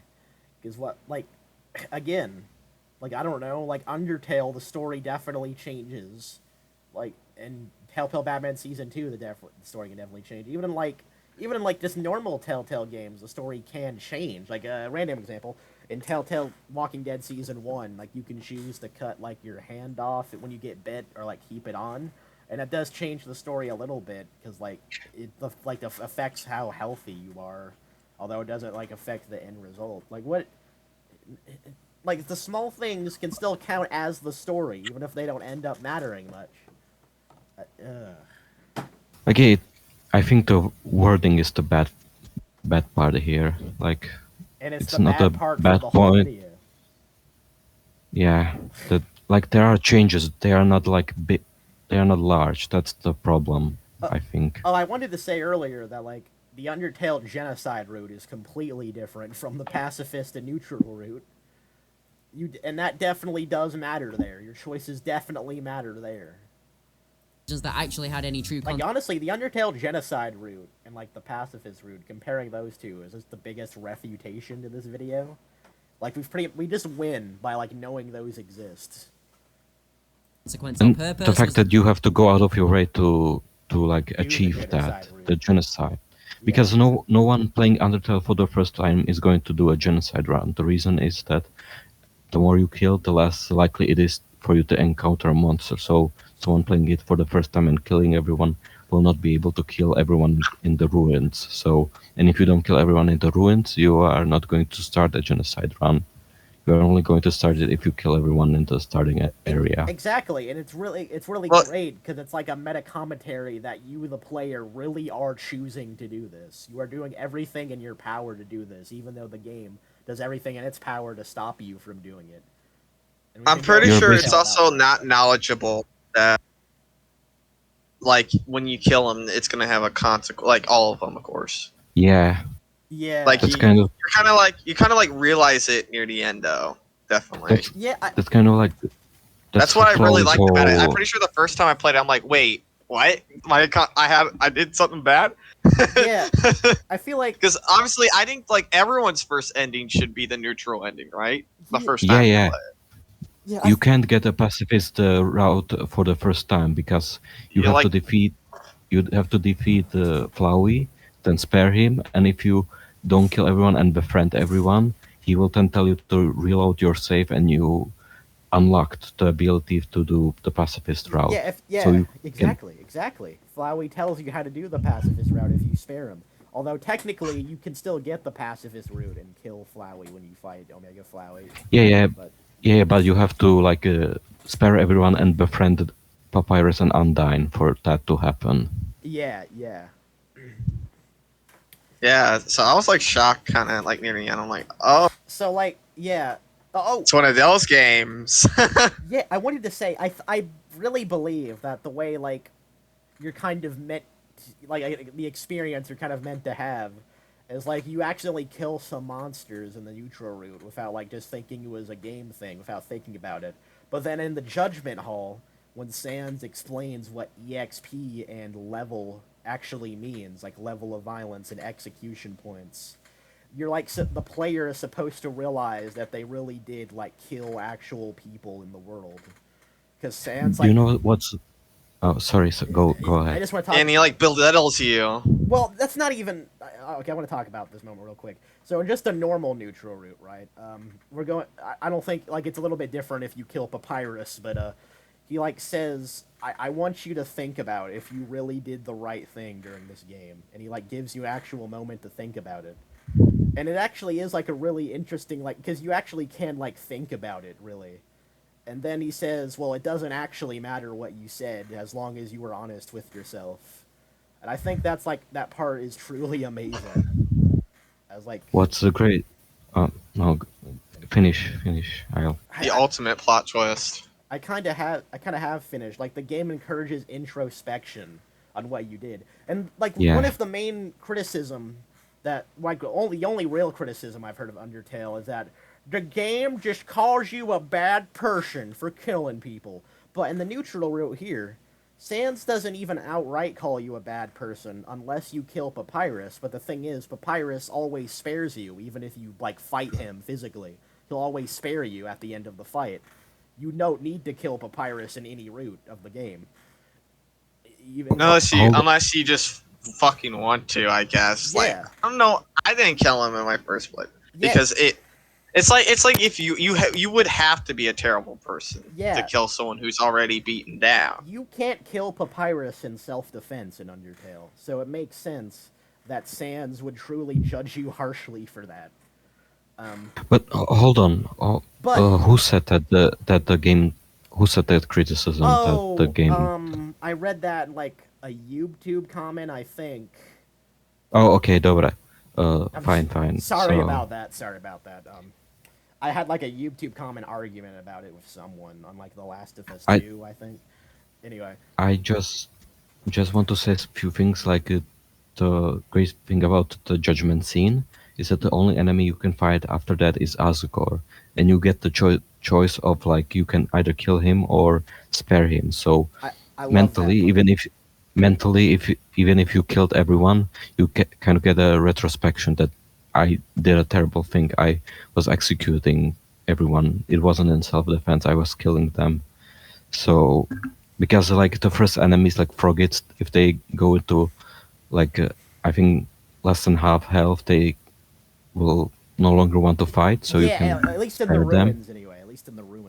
Yeah, Yeah, I'm pretty in sure the you ruin. do that in a pacifist run if you want to like Yeah. talk out of him. You gotta hurt him a bit. Yeah, Well, yeah, you don't yeah. have to, but you can do that. Okay, and Wait, how should I? So basically, the only like next fight is the Asgore fight and Flowey fight, and in one you can have like Asgore is a morally like complicated character that Yeah, I love seems nice Asgore. but has done terrible things. But then you have Flowey, but and then there's the dilemma since was you have to outright mercy him like 20 times. You have to mercy him for him to run away. So Even the tutorial like puppet gets like there's like You a get- point in time where you have to face like a ghost puppet, Yeah. like whatever you call it, and he Yeah. he criticizes you for punching his little his like cousin, friend. because like you destroy Yeah. if you destroy that dummy, you destroy a ghost's home apparently. Yeah, you're just like, oh shit! Not that it's just the tutorial thing. Although The funny thing is that the dummy, you can defeat it in 3 different ways. You either punch it, you either talk to it, or you mercy it, and then it will just fly away. you will get So bored it of can- you. Yeah. So technically, You can also get an run away. explanation. You can run away from the dummy, and Tori will give Yeah, you like yeah, a yeah. confused face and be like, "Let's move on," and won't even say anything about it. And if you mercy and it flies away, you get like an explanation why it flew away, even though it was just like a weird joke it's that a- it just flew away. It's actually really But then you clever, get- sir. Yeah, because he's a ghost, so he just flew away in the dummy. It's also really clever because Mad Dummy, the one who gets angry, like if you destroy the first dummy, although he actually does try to kill you on a pacifist route too, but that's because he's just, a crazy person. Anyway, A mad dummy. the point is like he actually like flies away in the exact same way the first dummy will if you just spare it repeatedly. And like they no, have that you- sound effect and everything. Yeah. Hold on, you have to like, you have to damage it with its like rockets and bullets, and then Naps the book saves you. Yeah. No. Yeah. No. He runs away after the when he runs Oh, yeah. away from the acid rain, as he called it. That's how he does it. Like it's the exact Yeah. same way. It's a small detail. Anyway, the main point I wanted to make is that is that in the neutral route, when in the judgment rooms, like it's not outright calling you a terrible person, like kind of like what The Last of Us 2 does. Actually, it actually is a lot more nuanced. It just asks you to think about it. It asks you to introspect on what you did and how it was moral or not. So I would say whoever that commenter I was talking to once, you're an idiot, but it's okay. I would say that the neutral route specifically, because it's like the most common one. It has basically you get a lot of different people. Some monsters like hate humans. Some people are indifferent. Some people like accept you because like they don't know that you are a human, so they just think that you're like a weird monster.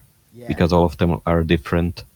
So, which is great. Like the only one that really hates you is Undyne, and that's just because she wants the best thing for the people. It's also like She wants the freedom. It's also just kind of like a long-standing like bigotry of humans because of the bad things that they did to monster kind.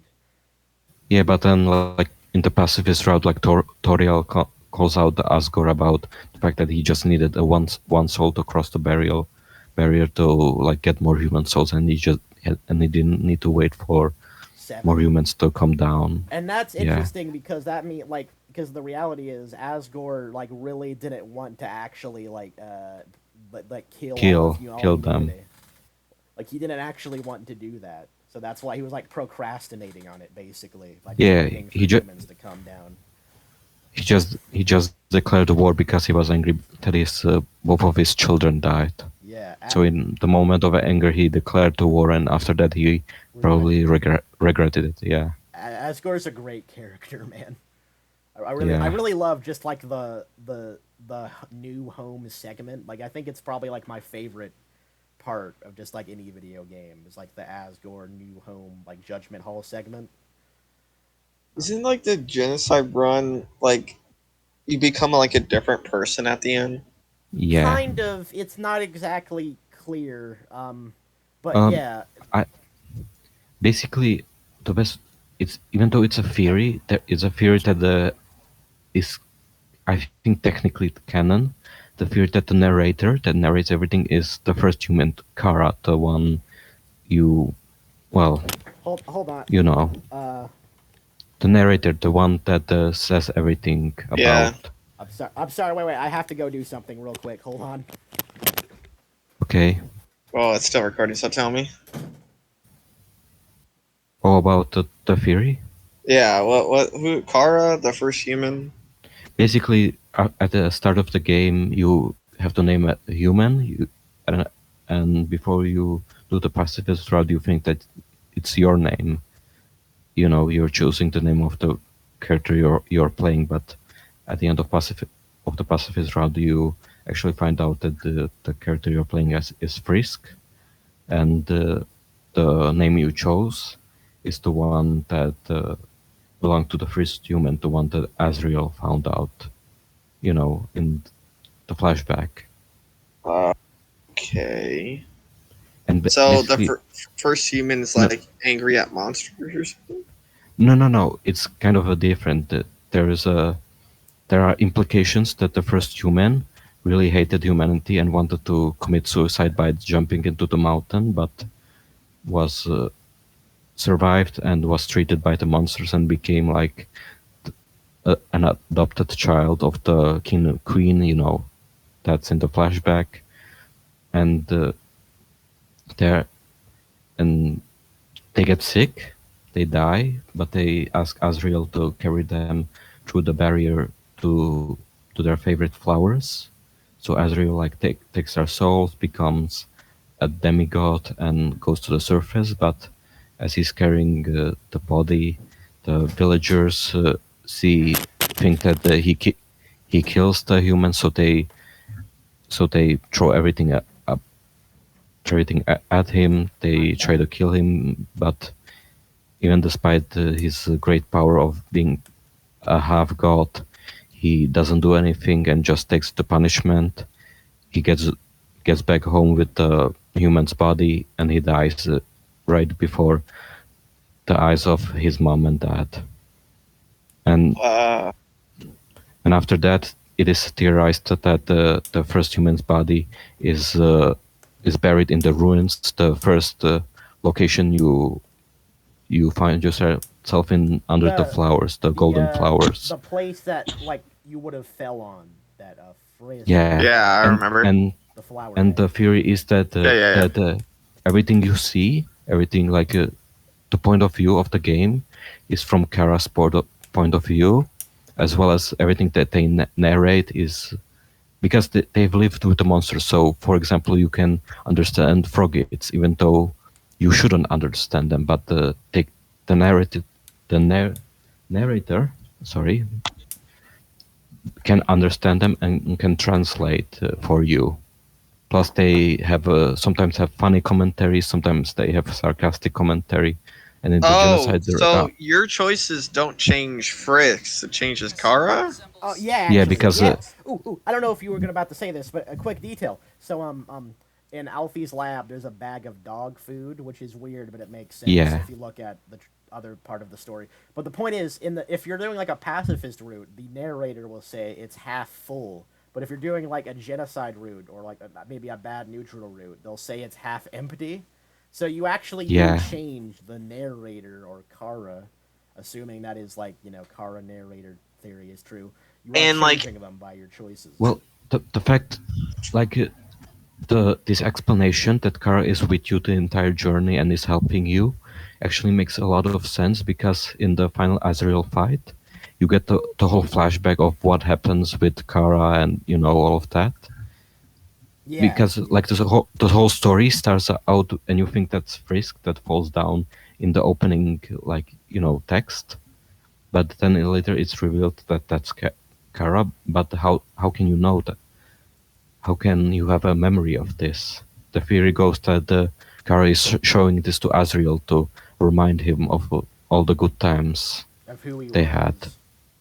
Yeah. So Yeah, even though it's a theory, it has so many like supporting, and the fact that in the mirror, it says that it's still you, and in the genocide route it just says it's me, Kara.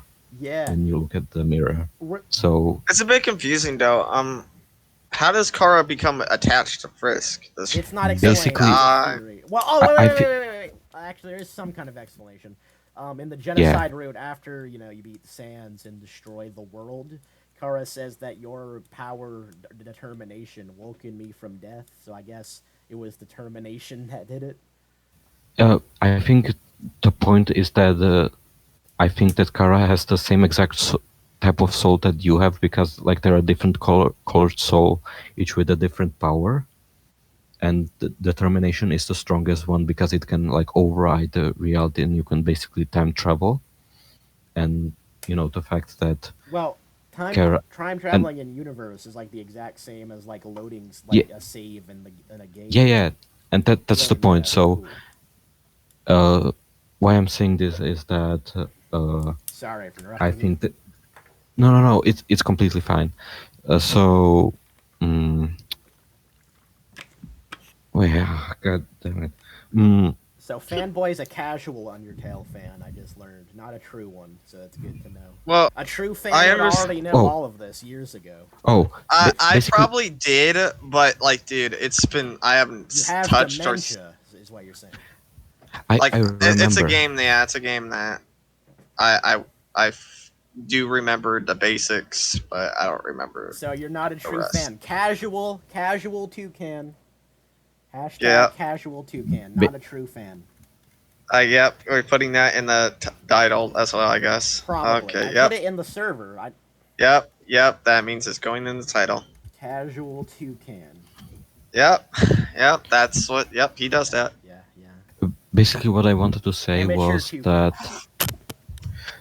the game starts with like Frisk on the flower bed, and the theory goes that when they fell down, that the magic barrier activated their determination, basically, and amplified their magic power, so they can override, the reality as well as overpower Wait. Flowey. Wait, the barrier did that?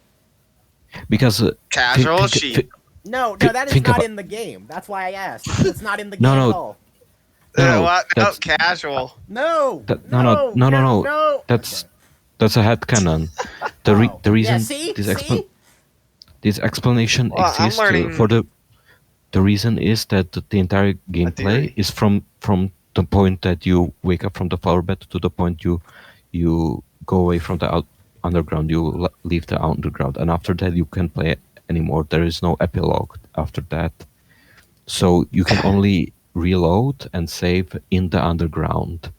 And the theory goes that because you're in the range of the basically the magic is amplified there, and that's why you, because like think about it, you're like a 9-year-old child, but you can like defeat these warriors that they've trained for the entire life, Yeah. and you can like one shot fully armored warriors. So the theory goes that when you walk, basically when Kara wakes up and you're more and more and you kill more and more, Kara is making you more and more powerful.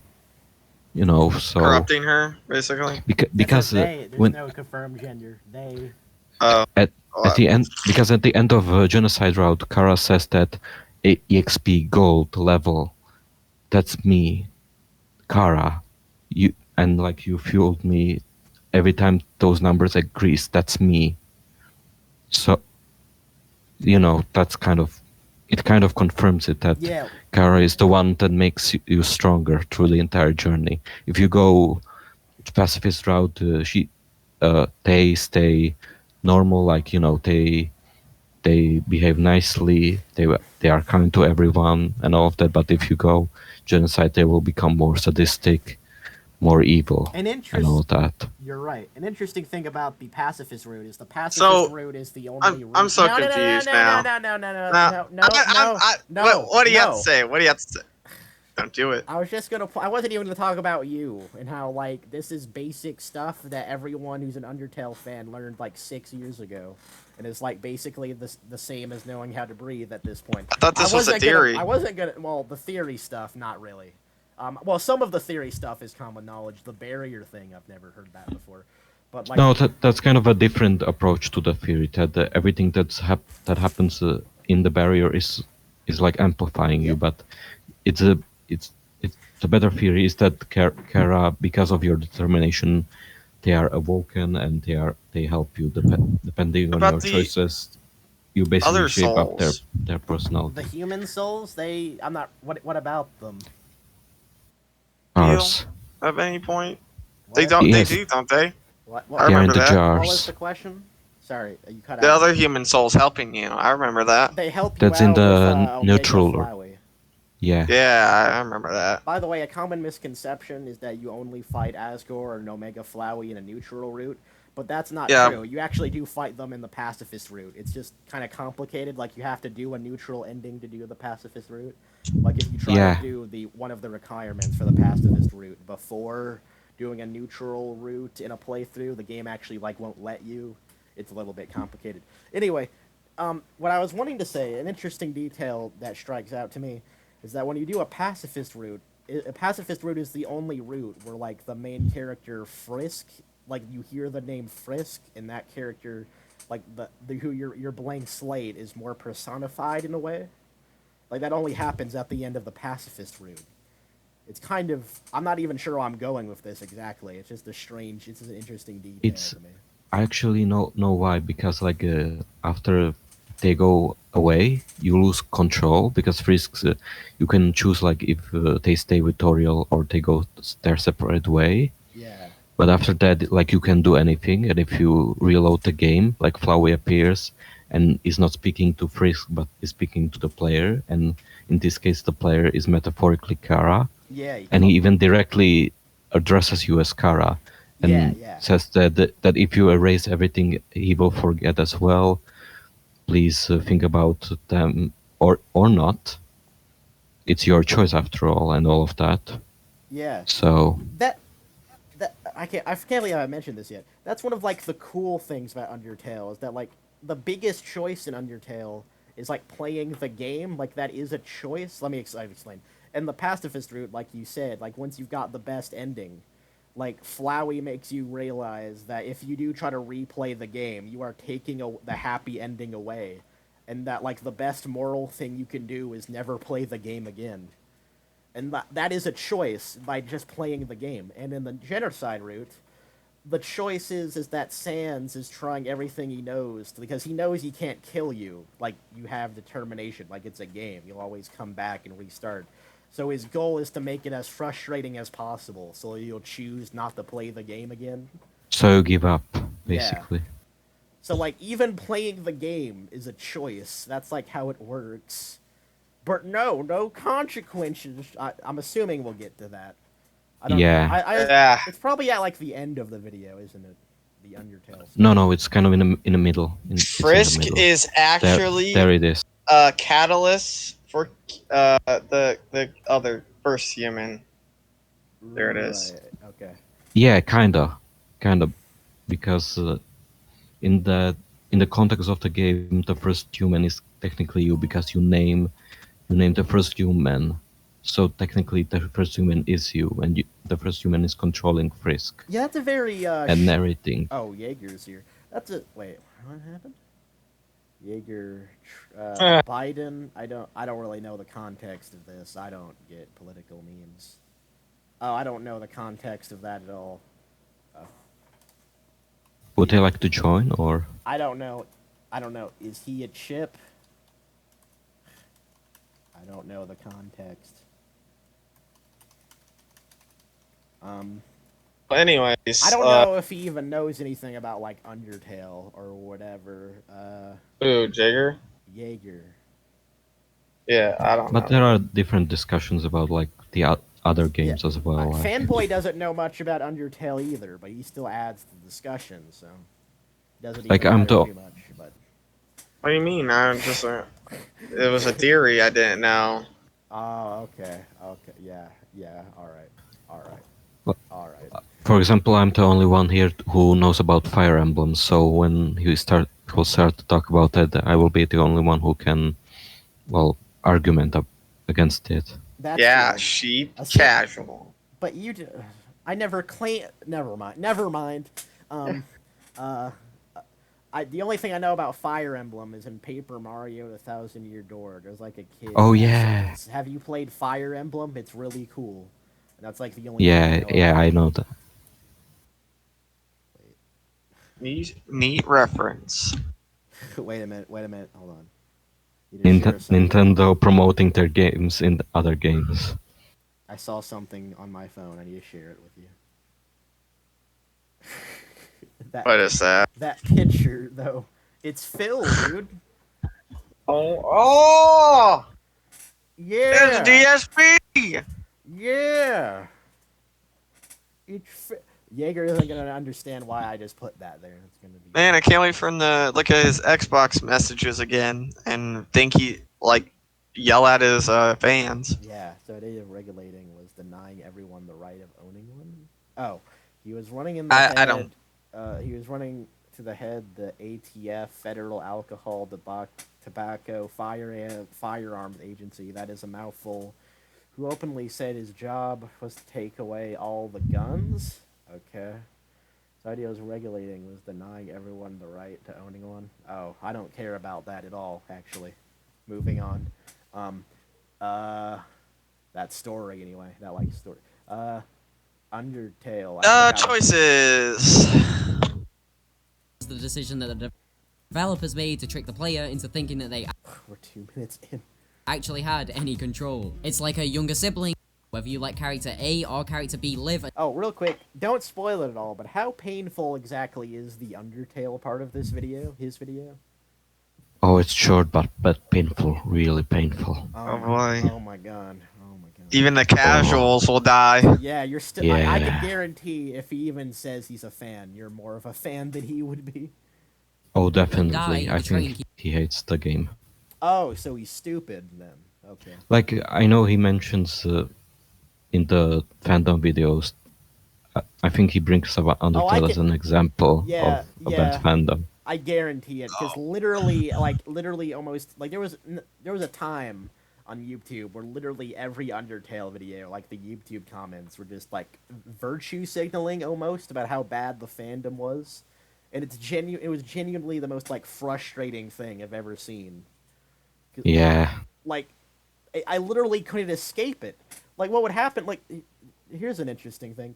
So, like, Super Paper Mario had like I guess like one boss fight that was a reference to old RPGs that looks like Undertale. And when I found like the soundtrack of that boss fight on YouTube, all the comments were like, "Man, this looks like Undertale. I bet some stupid kids are gonna say this was inspired by Undertale. Well, guess what, kids? It wasn't." And getting like really angry about it. Anyway, Like Super Paper Mario has so many like distinct. You can see moments. how he got inspired by it. Like there are like 7 hearts that you have to collect. There are all different colors. Like I read, you get in Undertale. Yeah, I read a You got comment the about that. you got the nerd character who is really like that game. That game like came out in what year? Like 2006. It was so ahead of its time. Yeah, it would still be ahead of its time if it came out now. Like it critiqued otakus like in 2007. Like that's incredible. That the game aged super well. Yeah. I think, then what did? I think Super Paper. Go ahead. Real quick, I think Super Paper Mario on like the it aged well thing. It has like a quote like, "I love the like." It was a question like, "I love hating games that haven't come out yet on message boards." Yeah. That's in the nerd quiz. I remember. Yeah. You have to play a speech because only women are allowed there. So. And you have to ask all the questions, and you basically answer all of them the same way. Yeah, it's really funny. Yeah, yeah. Super Paper Mario, pretty great. This story there, and characterization. I read a comment that said Undertale ripped off Super Paper Mario, and that was like one of the main problems with the game is that it was too unoriginal. Well, like the neutral final boss, by the way, not let's ignore the other two final bosses, but the neutral final boss was like very similar to the Super Paper Mario final boss. If Wait, how? Like it's tangentially, I mean, it would have to go into a lot of plot details about both of I those games. I mean so- yeah, there are similarities, but there is no fusion in Undertale. He just absorbs the souls and all of that. Yeah, and the souls Like in weren't like MacGuffins in the game, like as they were in Super Paper Mario. I mean there are kind of MacGuffins because everyone wants them so they can break the barrier. So Oh, you you're right, actually. But it's and it's everyone different. wants and everyone wants your soul to like Metaton wants your soul because he wants to go to the surface to be a performer and all of that. Yeah. You're right. The whole game is about the importance of You souls. But you traveling from A to B and surviving what basically. I meant was like the whole collecting, like you collect the pure Yeah, hearts each I chapter. understand. That's what I meant by MacGuffin. Um, yeah, it's an interesting. Technically, you yourself are the MacGuffin that has to travel from point A to point B. I feel like if So- yeah, you're right. I feel like if we were going to like respond to that in depth, like I think my main argument would be that like a character, like a fake out final boss where a character absorbs the MacGuffins and becomes super powerful, like that sort of thing is not that Super Paper Mario didn't invent that. Like the other Paper Mario games have very similar final bosses. It's just not like a fake out kind of like what Super Paper Mario and Undertale is. the Mario and Luigi game also did that, the fake out one. Oh, I'm not sure if it's Because the exact same way. Oh well, if Dream Team did that, but Dream Team, yeah, but the first game also because you fight the fusion between Bowser the and Dreamstone. Or well, I guess it no, has the been at first the beginning game. of the- Ca- that Bowletta is what you're talking about. Yeah, and then you get sucked into him, and you have to fight the boss with 1 HP. Yeah, yeah. Like it's a fake out, and But it's really difficult. but I was talking about specifically like you thought this was the final boss, but it was actually someone else. I was even more Oh. specific, but yeah, you're right. Anyway, Like there is another game that really like works with the fake out. Like it's one of my favorite games. The Wonderful 101. It's made by the same people that made Bayonetta and the Metal Gear Rising. You know the Raiden game. yeah. Like that game is so. I would say that the game is the definition of hype. The game always hypes up more and more until it reaches like galactic, no, not planetary scale. It doesn't go galactic. It goes planetary at the end, which is fantastic. Oh right. Yeah, I don't really know what you're talking about, but it sounds very cool. Um, can you I would say repeat the that fantastic part again, real quick? I would. Well, the game, well, Wonderful 101, I would say it's a game that gets better the longer you play it. Like Right. it starts out mediocre, but longer you get, the more you get into it, the better it gets. Until I would say it has one of the best endings I've ever seen in a game, like purely like satisfaction wise. I think that's true for that's the case for Undertale too. Although I don't know if I would call the beginning mediocre, but No, it I wouldn't say definitely gets that. better gradually over time. No, like you said. but I wouldn't call it mediocre. I would say it's great, but it reaches like a fantastic levels at the end. Yeah. Like I would say that the Wonderful 101, it starts out mediocre, like it's not bad, but you don't know if the concept is really that good.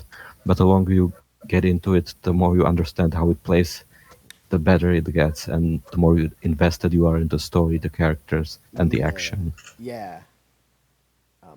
Anyway, should we continue watching the video? Yeah, Mhm. I think let's- Fanboy was thinking- watching. I think you were watching a video in the background during this conversation. Well, I was texting someone, but Oh yeah. Is Well, like a I train. still heard it's you guys, already so- created and has a set track that it needs to follow. Whether you let character A or character B live and die, the train keeps moving. The story stays the same, and the only decisions that actually had any true consequence or purpose was the decision that the developers made to trick the player into thinking that they actually had any control. It's like a younger sibling wanted to play a game. Wait. Did he just say the only choice that actually mattered was the choice the developers made you think mattered? I would say that we should respond to that statement later because he uh, well, it doesn't get better, but Oh, he well Okay.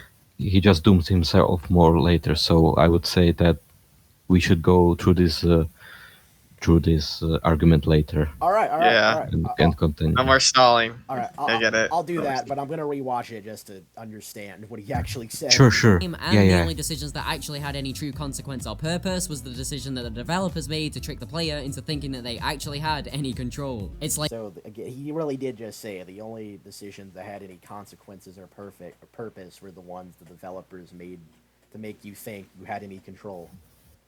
Yeah, That's like the paradox of Infinite Retro's name, but a sentence instead. a younger sibling wanted to play a game with you, and then you just pass them an unlinked controller. They think they have control, and you get the benefits of not having to listen to them complain. But Well, I mean, you still Unless they're self-aware. yeah, like even I would disagree because even in these games where you're doing like, well, you're going to the end, you still have some sort of control. You can still like die in Walking Dead, right? Like you still have to do something. that If you too. have an That too, and Oh. sorry, go ahead. no, go ahead. That too, Sure. that you do actually have to play the game. But also, like, even if it is like even at these games at their worst, there still are small, tiny things that like matter a little bit. Like, actually, this is random. Like The Walking Dead season 1, like, so the rules in that game is that like if anyone dies, you don't have to be bit to turn into a zombie. And so like someone passes out in episode 2 and like it's someone's father and like Kenny's like, okay, we have to kill this guy. And if you don't kill this guy, well, he'll kill him for you, but he'll get like angry at you for the rest of episode 3. Like every like piece of dialogue with him is him being like annoyed that you didn't kill someone with him. And yeah. Oh, Yeah, like it changes like the whole at least like first third or half of that episode. Well, even if it doesn't actually change anything, like his tone and dialogue is completely different. Also, That's still Go more. ahead. Point is, real quick. That point is that's still more than just handing someone an unlinked controller. That's still that's yeah, the point. depending on the relationship with the survivors you have in season 1, by the way, they will help you look for Valentine or Clementine. You're right, actually. I forgot about that. Oh, well, that doesn't really matter because like at some point during the episode you all meet up anyway. But like in the Yeah, first but part, Dialogue, they know you that you're bit and all that. true, like dialogue is way different, and it's actually really interesting. Like that's actually probably like the hardest part, like challenging part of The Walking Dead season 1 is trying to get each character like together into episode 5 because you have to do like different strategies actually to like convince them. I don't remember what they were exactly. Like Kenny, what was it? Like I think Kenny, you have to like remind him of all the good times you had. I think, and with the two people, Omid and the lady, like you have to point it. You actually have to admit that you're bitten, or they won't come with you. And then with the other guy who like killed Kenny's family on accident, that guy, you have to like tell Kenny to like calm down and let him come along. Like you actually have to come Or up, he can die in episode 4. yeah, true. You have to come up with different strategies for convincing all of them. It's actually really interesting, that part, but it doesn't actually matter though. But still, it's still way more than handing someone an unlinked controller. By the way, I don't know how noticeable it is, but I think my voice is dying. But we have to persist. Persist. Oops. dialogue options and linear stories aren't the only type of games that brand themselves as having meaningful decisions. To them complain. I swear, like, he kind of speaks a little bit too fast, but he says a lot, so, like, he's just saying a lot of wrong things really fast, and we're just supposed to let it slip past us. But boring dialogue options and linear stories. Wait, you can't, no, you can't just declare that they're boring. No, he's doing it again, where he just declares things, like 5 Telltale games are just bad. No! That's A reskin. the Playing problem multiplayer with this game video. He doesn't like. he doesn't give examples. He just says statements. Oh, you're right. You and then you just pass them an unlinked controller. They think they have control and you get the benefits of not having to listen to them complain. But boring dialogue We options actually didn't get that benefit, apparently. game with you and then you just pass them an unlinked controller. They think they have control and you get the benefits of not having to listen to them complain. But boring dialogue options and linear stories aren't the only type of games to brand themselves as having meaningful decisions. Okay, so linear games with boring... Oh my god. Linear stories with boring conversation decisions aren't the only games that say they have choice. So, again, you can't just declare that they're boring. Like, I'll think of Telltale Batman Season 2 again.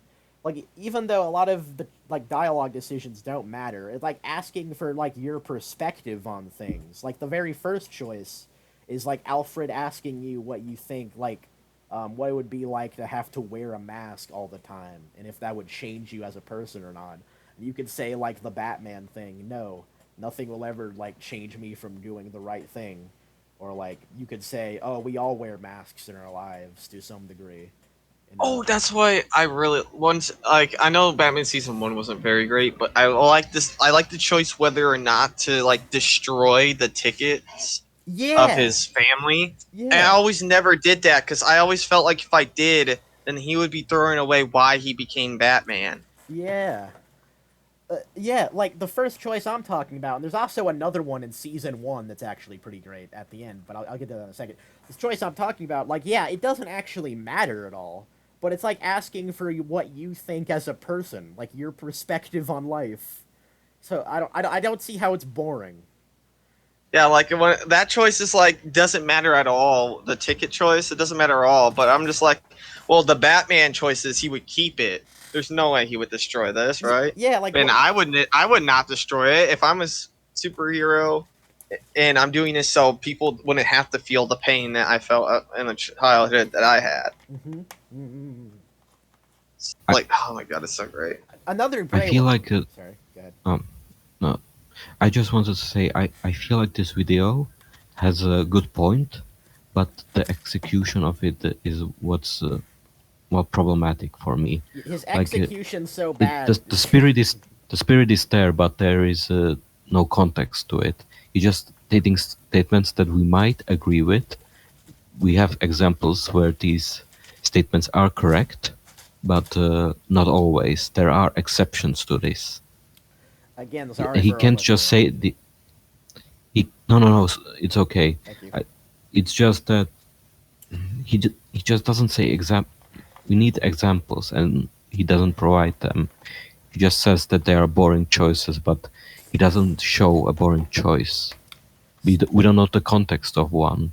Yeah, we don't. Like for example. No, go ahead. Go ahead. Oh, I will. I was basically just agreeing with you. Like I say, we don't know the context of this scene. Here it is. Like for example, Manga Kamen. I don't know if you know the channel. He made a pretty long video about the Life is Strange, the prequel one, and he explained like why certain choices just are terrible and how they don't really work. And how at the end of the day they don't matter because it's a prequel that needs to end in a one single way, and we know where it's headed. We know what kind of character Chloe becomes. So the choices really don't Yeah. matter, even if we like the choice, and because you can like be nice to David. That's his name, David, the foster father. Yeah, like you can. I know he like gives you a picture from when he was in war, and like most players choose that option. But we know that canonically, like Chloe is a bitch to him and Yeah. doesn't take that photo. So there is that thing that the people call that where the player is disengaged from the world. It's Yeah. that fancy word that cognitive dissonance. Yeah, Yeah. that where we. Well, I think I made my point there. Yeah. Probably would have been smarter to play as the her friend instead of Chloe. Yeah. You're right. But she's actually. she's even worse than Chloe in Wait. that game. Wait, which Yeah, friend? but if the players controlled her, Oh, we Rachel? could Do have you mean actually. Rachel? That character? Yeah, we could Yeah, have actually became like Rachel. That actually would have Actually, would have been been a cool. better character to play as. Although she still ends up probably. as like, if I remember She correctly. dies. Well, She dies. that too, Well, but she yeah, like ends it up like tells us. someone that like cheated on Chloe, I think. So, yeah. Um, I always like to believe. I think I said it earlier that I feel like any idea could be good. It just matters on the execution. But that game, the Chloe prequel, is probably the closest to just a terrible concept. Because, like you said, we already know all the outcomes, so the choices are meaningless. Like Rachel is such a bad person. She literally poisons a character. Even if Yeah, you got the part, even if you don't have to poison her, she poisons. Well, is that the popular girl from the first game? I think yeah. that gets poisoned. Yeah. Like even if you want to be in that play, you shouldn't like poison people. Like it's ridiculous, and Yeah. people like those games. I It's think weird. I think what happened is that generic bully lady who got poisoned tried to poison her, and then I don't I remember. guess she did a quid pro toe or whatever. I messed that phrase up. Well, I didn't. I'm I trying don't to know. remember real quick if you actually gave you the player the choice to poison her or not. But I think No, she always no. gets poisoned. She So, yeah, she always gets no. Even if you get the play, she gets poisoned. and that only happens so it gives like Chloe a reason to be on the play instead somehow. Yeah, yeah. And no matter how well you do in that play, you will always get a like everyone will clap for you, even if you do terribly. At least like the director or the teacher, I guess, like has a different review of your performance depending on how you did. But Uh, isn't actually well, when like sorry, real quick, isn't that like on that play? I think this is kind of cool if I remember it right. Is that there's like a script that like you can remember, and some of the choices are like the right ones for the script, but some are not, Yeah, and you have to yeah. like remember that. But so that's kind of a cool idea. But yeah, go ahead. It is, but they didn't execute it well. They should have had like the audience react to it. Yeah, well, I think the concept of Chloe as the main character was not a good idea, and making like her friend the main character would have been it definitely a better idea. like Than, it makes sense to have Chloe as a character so like we can understand her more and understand her development more. But in terms of making it like a choice game, it just doesn't. It's a strange decision. Like it probably should have just been like a movie or something. I don't know. Oh, potato, distraught. Oh, yeah, potato's making a game. Also, there's something in the Infinite Retro server. I have to check that out. Infant releases. PlayStation Showcase shucked! Minus a couple of gems. Poo emoji. Poo emoji. Poo emoji. Me punching myself in the face. Or I think that's just me sleeping. Never mind. Time to snip it. We have another one, boys. We have another one. Not sure if this one's as great as the last one, but It is.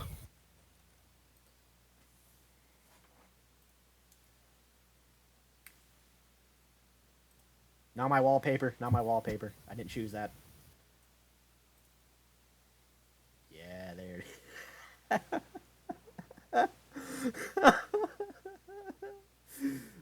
Okay. Anyway, back to the video. I think. Oh wait. You guys still there? Let me check. I think so. Oh, fanboy's muted. I don't know why that is, but whatever. You're still there, right, Rage? Yeah, yeah. Let's continue. Oh, actually, I wanted to point like just one more example of like a Telltale Batman Season 1. Is that like at the end of the Mhm. game, like the choice doesn't actually matter at all, but like the main antagonists like asks you why you wear the mask and like your perspective on it. And you could say that like I think you could say that like you are the mask, that like you are Batman, or you just use the mask to protect yourself, like you really are Bruce Wayne, or you're like a mix of the two. Like you could like the choice doesn't affect anything, but it's still like asking you what your philosophy is almost. And so Mhm. so yeah, and I feel like I'm pretty sure both the Telltale Batman games anyway do that a lot. So I yeah, so I could probably think of more examples like I was pushed to. But yeah, I don't. Point is, you need to substantiate how the choices are boring. Well, the problem is that he doesn't really mention consequences that much. I think he doesn't. Even though that's like the Or point of the yeah, video. no. I think he mentions it. I think he doesn't really give a good argument for why choices are, well, consequences aren't there. Well, let's watch. Let's continue watching it. Stories aren't the only type of games to brand themselves as having meaningful decisions, as I think he's about to talk about Undertale. Oh, there is the ever-prevalent strategy of just giving a game multiple endings. If the game has different endings for the players to find, then surely the choices they make must actually mean something, as it has actual consequence to the plot. Surely this time the choice actually matters, right? Well, yes, but actually no. Very often in games with multiple endings, there will come a point in the story where you're just strolling along, doing your thing, watching excessively long cutscenes, and then out of nowhere, bam! Huge notification pops up kindly informing you that this is a point of no return. Your next choice will have massive impact on the rest of the game, so don't you dare make any wrong decisions. subscribe, like.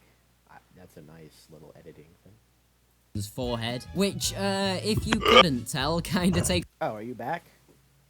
No, Oh, did you leave or? no, Oh, okay. So I don't have to bring it back then. no. Oh, why were you muted then? It sounded like you were doing like a monster yawn when you unmuted. No. Oh, yes. Here's the thing. I don't. He probably told like 5 lies in the last questions I asked, but who knows? Yes. Yeah, fanboys mischievous, dude. I mispronounced that word. Sheep's like, I still haven't figured this fucker out. Yeah. He's like, I'll never will. I'll never fucking will. You're like Heartbreaker, but good. Although actually, I think we have figured out Heartbreaker, so never mind. Dude, that's literally infinite. My life is fucking infinite.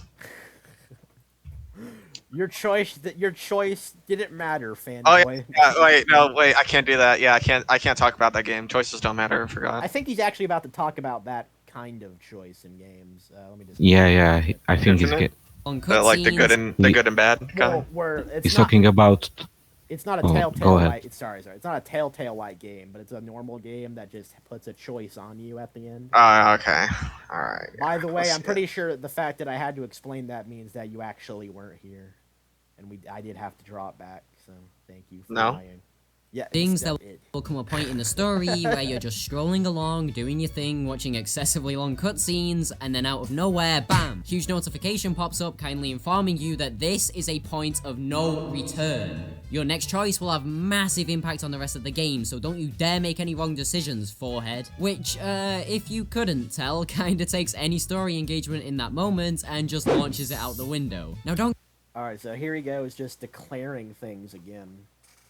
Also, forehead is a strange insult. Also, when it said subscribe and like, yeah, if a game tells me to do that for your channel, I'll uninstall the game. There's my third choice. Get a refund. But Get a refund. This is the thing. I understand his point. For because what is he going? He is going to say after this that since there is this big choice that matters, all the other choices really don't matter. If that there is only this one choice that really matters and all of the others don't. However, I would disagree with the fact that this isn't a story-driven game like the Telltale ones. Like this is Fire Emblem for those who, well, you two don't know really that much about it. no, I It's don't. it's a strategy game made by Nintendo that's been going on for a long time. Basically, what makes Fire Emblem unique is that when a character dies, they are dead forever. You can't revive them. So basically, you can really screw yourself over, and that's kind of. He will talk about Fire Emblem Three Houses. That's the newest game that got released, and I understand why he talks about it, but he can't really compare Fire Emblem to the Telltale games because in this game you can lose like all your favorite characters if you play badly, if your strategies aren't good enough. That applies to every Fire Emblem game. And he talks about because in Three Houses there are 4 routes, there are 4 routes, and what he's showing here is in one of the routes splits out into 2 other ones, but Right. so and you have to do like specific things to be able to choose one or the other.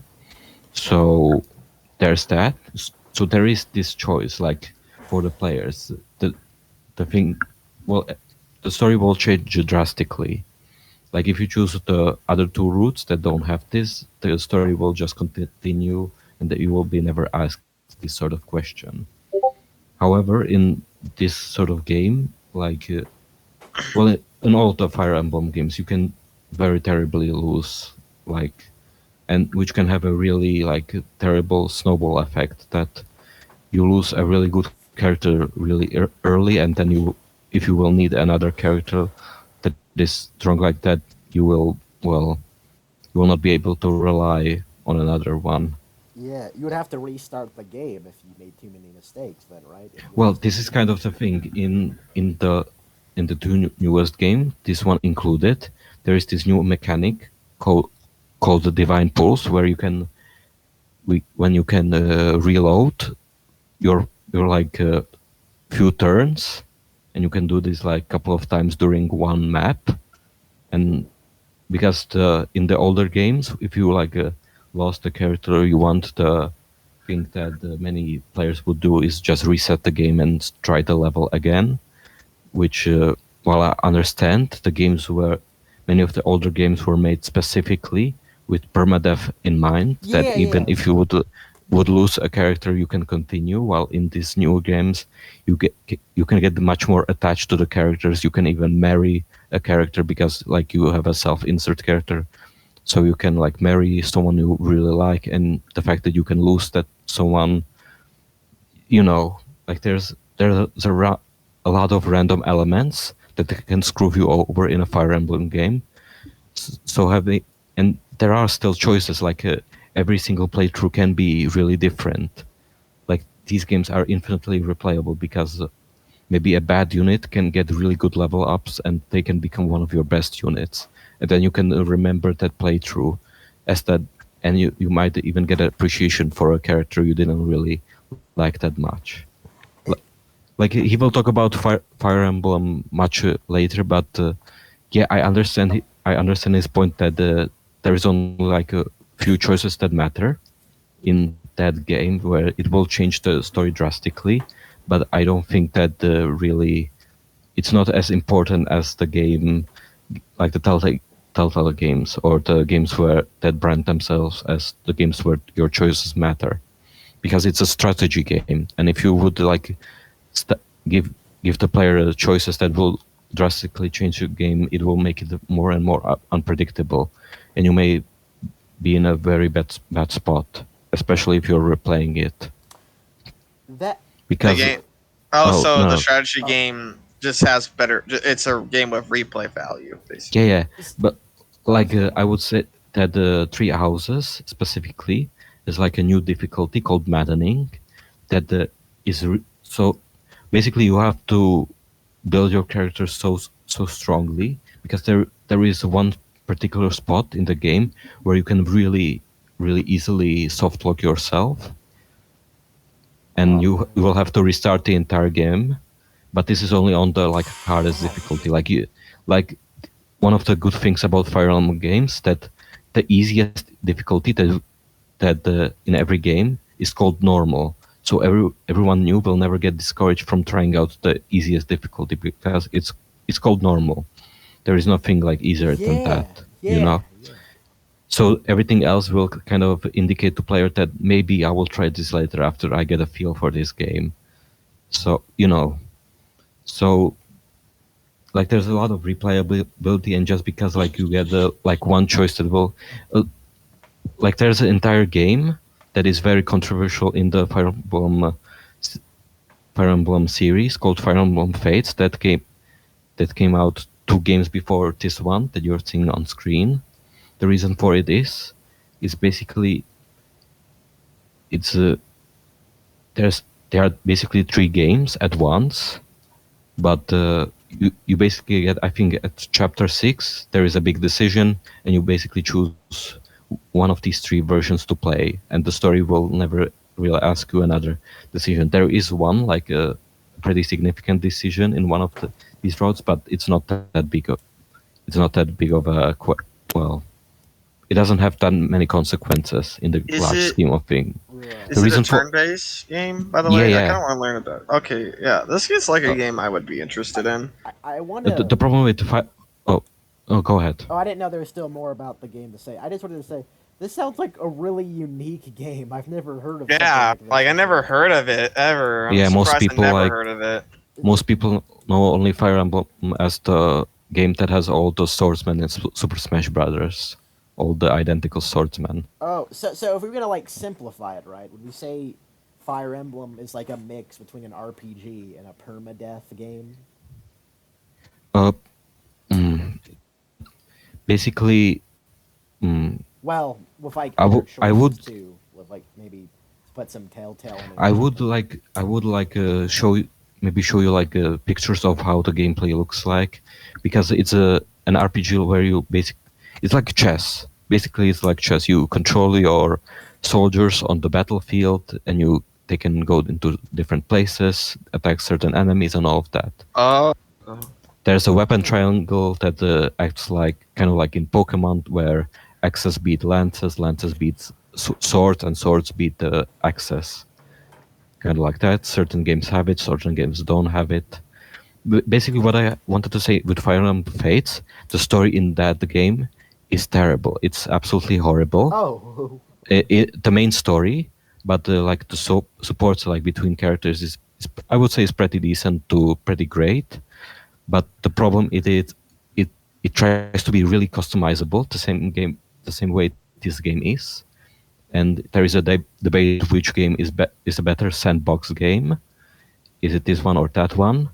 And both sides have some good arguments, and it's one of the games that I mentioned that it has a bad story, but I still love it because it allows you to do some really awesome things with your like characters and all that. right. So yeah, even though there is only one choice that really matters, it's basically like you will play completely different games at that point with completely different characters.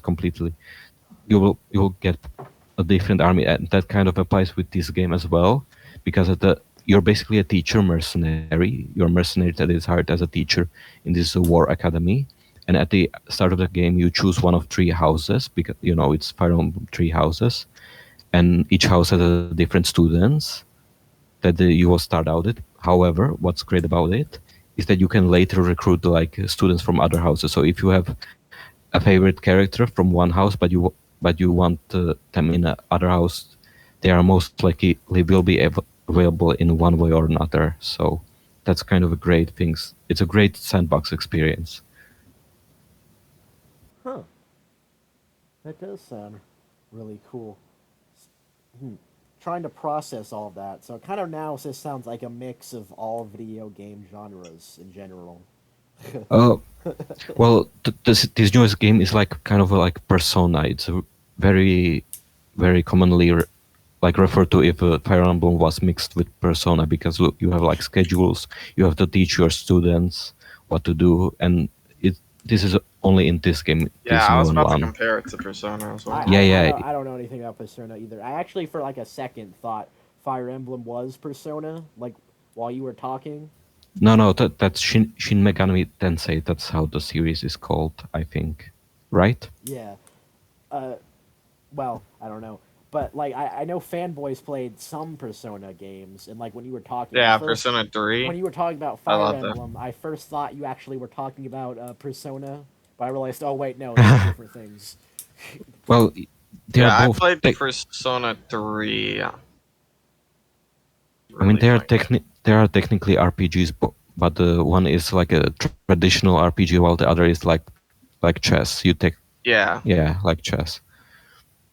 And like Yeah. I would recommend trying the older games through either emulation or through trying out. I remember on the Wii U eShop there are like I think 3 games you can older games that you can like buy and through the virtual console and all of that. Props to Persona 3, by the way, for also like it. I love that game, man. I swear, having to go through the school at night, but like at daytime, you like do side missions to get stronger personas and they prepare your characters mentally for the fight ahead. It's really like a good idea. I love that game. It sounds like it. Real quick, wasn't there like a Persona game that was like, it was all just a book or something? I think you were telling me about that, Vanboy. I think. A book? I think, or it was like all just a story, or something. I'm trying to. Did I say that? I don't know. Probably. Maybe not. I swear there was some. I don't. I Wasn't. are you mean like the first or second Persona game No. was all like? I don't know, but I swear I heard like some Persona game was like it just kept saying that it was a story, like it was just made up or something. I don't know. Maybe not. Maybe not. I told you after the second Persona game, the universe kind of like got rewritten in a way. Yeah, I heard that And the characters 3, 4, don't 5. remember. Yeah, in the second game, like the main characters don't remember like the events that happen. And then in like the sequel to the second game, because this is what that Persona does. They do sometimes they do like a sequel traditional to like clear up what happens. Fanboy, I just wanted to ask: is it Persona 2 where you fight Hitler? What? Is it? Yeah, Hitler? don't you fight like Hitler in one of the games? I think it was either 1 or 2, but I remember like seeing image of Hitler, like with sunglasses. Hitler boss fight. I actually don't fucking remember. Oh my god! You were right! No, look! Really? Yeah, look! Really? Yeah! He was right! Yeah, you're right. Persona 2, the end. Adolf Hitler boss fight. Yeah, this was like, okay, so... Yeah, this happened. Alright, this actually happened. Hopefully this isn't like copyrighted or whatever. When's Hitler? Yeah, dude, I can't believe I didn't remember this. I guess I was just like, How can you not remember a Hitler boss fight? dude, I don't fucking know. Dude, I've seen some stupid shit, man. This is unique, stupid. Well, although I think it's like the point though. No, I mean Hitler's been a final boss in video games a lot of times. He has? When? Wolfenstein 3D. Oh yeah, but that's Did you actually fight? Wolfenstein. I don't know much about that, but do you? I mean, it's fight kind of Hitler? out of place here, but Do you actually fight Hitler in that game? yeah, you do. He's like a mech. That one, it's still kind of like weird as well. Hold on. So I know like in 3, 4, and 5, like the final bosses are like these gigantic, I don't know, like creatures. But then like the second game, it's just Hitler. Yeah. Well, I'm pretty sure the point of this is like they bring him back from like they bring Hitler back from the dead, and he fucking wants to kill them all. It's kind of Like I think most people like start with the 3, 4, and 5, right? Like the first 2 games really are not really connected with the other ones, right? Like I knew you fought Hitler, but I didn't know if it was the first one or second one. I guess it was the second one. Fuck. It seems like you were. Because I don't remember this happening at all, but it's okay. Oh, it's Hitler!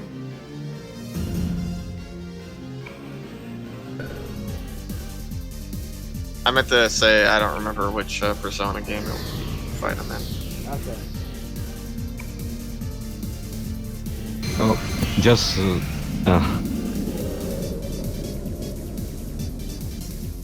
Does Hitler have his own boss? The legendary Hitler boss fight. I had like a playlist of like awesome video game music where I just find video game music I like and put it in. Can I put the Hitler boss theme into that? その答えが知りたくば私を倒すことだ。だが真の清掃と運命を嘲笑うニャルラ oh yeah, I heard that in the English releases they censor, like they don't call him Hitler, they just call him Führer, I think. Oh, okay. And That's they even worse. and- Around the and- swastikas. yeah. Yeah, you didn't know that? No, I And didn't. I think like they give him like sunglasses to make him look like less Yeah, like Hitler, but yeah, they do. I think that's why you didn't remember it. That he wasn't called that. Okay, so I guess this isn't the maybe this is the craziest thing Persona has done, but Persona does a lot of fucking stupid shit. So like like when you said that Hitler was in the game, I'm like, yeah, I know, I remember this happening. This like doesn't surprise me. Oh, It's Persona, man. I would like you to guess. How do the characters in Persona 3 activate their abilities? I want you to guess. Wait, yeah, Activate sheep. their Sheep. abilities? Yeah, sheep. Yeah, How yeah. do you please guess that, please? They have to You go. wanna They have to go to the Twin Towers and look for crashed remnants. Look for like the powers in the building, the crashed. Well, the It is similar. In the destruction. in the destruction part. Yeah. Should I look that up? No. No. I'm not The I'm way going to to tell unlock him. the personas in Persona 3, you have to experience a high rush of adrenaline. drugs. So No, the everyone only is- way you can really do that is basically to off yourself. So every character What? every character shoots themselves in the head, What? Yeah, so you kill yourself to unlock your persona. and every time you cast a spell, they just shoot themselves in the head. Yeah. Killing yourself to get adrenaline. Well, it's more like they do it. It's a So- JoJo's reference. Yeah, course. really. Kill. I'm just looking for more Hitler dialogue at this point. Doesn't seem like there is any. But look, listen, they realized that wasn't a good idea. So in Persona 4, they changed it back to well, they didn't change it back, but they changed it into dancing. To us. Suicide cards. to dancing. What? Yeah, Yeah, and then 5, it's cards, I believe. No, mask. They take off their mask. Oh right? yeah, mask. Oh, it Yeah. actually. Persona 2. Wait. Persona 5 masks. Persona 4 cards. Persona 3 suicide. Persona 2 Adolf Hitler boss fight. I like 1. Persona. I like Persona 3 and then 4. Persona 1 multi-limbed Silent Hill. Persona launcher 6, with a girl's acid face trip. at the end of a long inverted vagina. Man, oh my. Persona 7. I can Shrek's definitely tell Revival. you. I can definitely tell you, Persona 1 and 2 is dark as hell. And a bit more deep. This is deep. I mean, well, their universe is about to be destroyed, so... By Hitler? No, the villain spawned Hitler there to try to kill them, but... Like I know certain like plot points from Persona 4 that are pretty sad, honest. That are, yeah. Why would you spawn So, Hitler? yeah. He's not even like strong. They gave him superpowers. Yeah, Why- they give how him a could- persona. Yeah. But like, I don't know. Like, I feel like there are probably better evil people that would be like Dude. have the better mindset for this, but I don't know. It's weird. It's weird. Persona, like, does weird shit, man. I swear to God. This might not even be the weird... Maybe it is. That has to go in the title in some way. Hitler hits his personal persona. Your choices won't stop Hitler or something. I don't know. I think that will. Well, I think that the stream will get taken down if that will be at the title. Well, I named the Probably. last one. I think I named the last one like "Empathy is for retards" because that's what Heartbreaker said. So, Yeah, but On the topic of the video, I know I went into a gigantic tangent explaining what Fire Emblem is. Well, the thing is, he's going to talk about Fire Emblem later, so I Yeah. guess I will. Yeah, let's you just can I guess I address- explained you it can- more. You can address those points when we get to it. Yeah, we're stalling so much now. How many minutes? To the The point where we 3-minute saw mark? Persona On 2 Hitler cutscenes, boss and then out fight. of nowhere, bam! Huge notification pops up, kindly informing you that this is a point You are committing to fight Hitler. of no return. Your next choice will have massive impact on the rest of the game, so don't you dare make any wrong decisions, forehead. Which, if you couldn't tell, kinda takes any story engagement in that moment and just launches it out the window. Why? How does it take story engagement out of the window? What does that even mean? Story engagement, that would just mean like immersion, right? How does that... Yeah, why? probably. But I'm let's a- see what let's see what he Alright, does alright. next. Now don't get me wrong, it's really nice to have a heads up and be able to make a separate save before Well, it is really nice to have like a the point of no return thing. It's very- Yeah. But that's not really what he's talking about, though, I think. Don't get me wrong, it's really nice to have a heads up and be able to make a separate save before making a big decision so that you can come back later. But when you are stopped in your tracks to be specifically told that your choice matters, it inadvertently makes every other decision not Wait, didn't he like show Spider-Verse like a few seconds ago? I didn't even like process that. That was really weird. Yeah. That was really weird now that I think about it. He used the meme of hey. Yeah. I didn't even notice that. I just subconsciously accepted it. That's how bad it's gotten. makes every other decision not matter because all of the previous Oh, he actually is saying what you said, but... Yeah, I said specifically told like that the- your choice matters, it inadvertently makes every other decision not matter because all I mean, isn't that kind of like the point, though? Isn't that like why it does that? Because this choice is... Yeah, man, they're making this choice really important, but that makes this choice more important than the other choices. Like, I don't buy it, man. I don't buy it. It takes me out of the window. like I did say that these are completely different genres, and in Fire Emblem specifically, I told you like you can create relationships between the characters, and when you're like supporting, yeah, like your main character is supporting with a character, like you can choose between like two options, and like one of them will give you like few support points, but in the grand scheme of things, like fighting on the battlefield will like drastically increase your support rank, and like these small conversations they are just there for the immersion, you know. Yeah. They are not really I think they are technically pointless. Like if they would be removed, nothing would really change except like you would be even more a silent protagonist, because like in Three Houses, like in the entirety of Fire Emblem, there are only 4 avatar characters. Well, technically 5, but one of the 5 like is not playable. The 4 are like you can control them, and you are well, you get it. So, and in this game you will have like these small choices when talking to like when your avatar is talking to other characters, and like you can, and some of the choices are like a bit more impactful, like they will reveal some more character, like, but in the grand scheme of things they are just there for the player's enjoyment of getting to know these characters and having like a small dialogue with them, like asking them like these small questions. Yeah, that face is our reaction to this. I think that's it. I agree. that your choice matters, it inadvertently makes every other decision not matter because all of the I'm assuming this is a choice that doesn't matter because of some other choice that he didn't show, I think. I don't know. His editing is bad.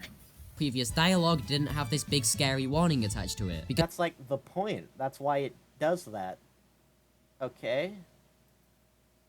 a decision not matter because all of the previous dialogue didn't have Like, yeah, these small choices, like, didn't matter that much. Yeah. I don't And you- even, like, I'm getting, like, confused. Like, what's even the problem with this, really, now that I think about it?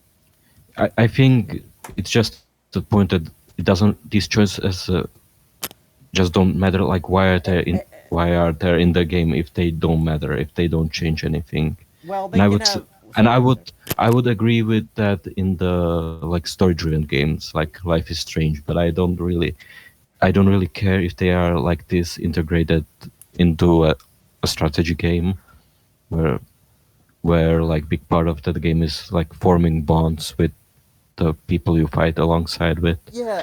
So having like this small interaction is not really, it doesn't make the game worse. Yeah. It doesn't maybe the replayability is not the best when it comes to these choices, but the game is replayable in different ways than just that dialogue choices. Yeah, I understand that point, but even like having little choices that don't matter much, like saying they just should be removed from the game is like contextual. Because I was mentioning how like at least Telltale Batman has a lot of choices, and Yeah. I think Undertale too has it too, to a lesser extent, where like just Well, it doesn't matter, but it's still like a nice question to ask, like what you believe, sort of thing. It's just an interesting well, question. But. well, in Undertale, you have to constantly make choices when you're in combat. You constantly have to like mercy, even though it seems like a small thing when you like spare a monster. It's still like, it's still a big decision in the overall story. Like you to be a good person or a bad person. Yeah, I was actually talking about like how Undertale, it's not in the genocide route, but hey, it gives you like meaningless dialogue choices. Like, Yeah, I mentioned that like it I really haven't. doesn't matter. Like, yeah, we talked about that. um, well, yeah, just real quick, like the iconic is Junior Jumble harder than crossword, and like I guess the question would be asking you, like really, would you lie to someone to make them feel better, or would you just say the truth? There's actually a better example of that, like where he asks you if you ate his spaghetti, even though it's frozen to the floor. Like, would you say you ate it to make him feel better, even though he could check that and see that's not true? Or would you just tell the truth and say you didn't eat that? Although the thing is, if it wasn't a binary choice, you could explain the actual, like what actually happened in the situation and just say it was frozen there. But Yeah. yeah, But even then, like Papyrus is such a sweet character that he will like every decision you make. As long, even if you go full genocide, he's still supportive of you and he still wants you to do better. yeah. The point of all of this, you're right. The point of all of this basically is that like just because a choice doesn't change the story doesn't mean it's worthless as a game mechanic. I guess that's yeah. You need to explain why it doesn't mean anything. Like this would work better if you're talking about a specific game. Like I don't know. I guess we were talking about the Chloe Life is Strange thing before. It Well, inadvertently this is the. Oh, I don't want to. I don't want to prolong the time of the stream so much, but uh, I think he's really comparing apples to oranges here. Like these are two completely different games with two different goals. Like for one game, it's the whole point of the game is to tell you a story. The other like is to be a strategy game or a sandbox game or an like in Undertale it's an RPG, like an 8-bit RPG. So I don't think he realizes that he's comparing completely different games. Yeah. That's kind of what a problem. So, but let's continue. Like we've addressed this point. My brain's dying. I just want to get to the Undertale part, and then we can talk about Hitler again. makes every other decision not matter because all of the previous dialogue didn't have this big scary warning attached to it. Because all of the previous events were the fake choices, the ones that are supposed to feel like they have consequences. In the context of Telltale, anyway, most of the previous choices were just like conversation choices. They didn't put importance on it because it wasn't important. And the game, yeah, he said earlier that the game, like, man, the game's just like treating me like a kid, just handed me an unsynced controller. It's making me think my choices matter when it doesn't. But in reality, Telltale never even said those dialogue choices like really mattered. Although I guess there's this character will remember that thing, but that's actually true. Characters do remember what you say in this small conversation, so that's true.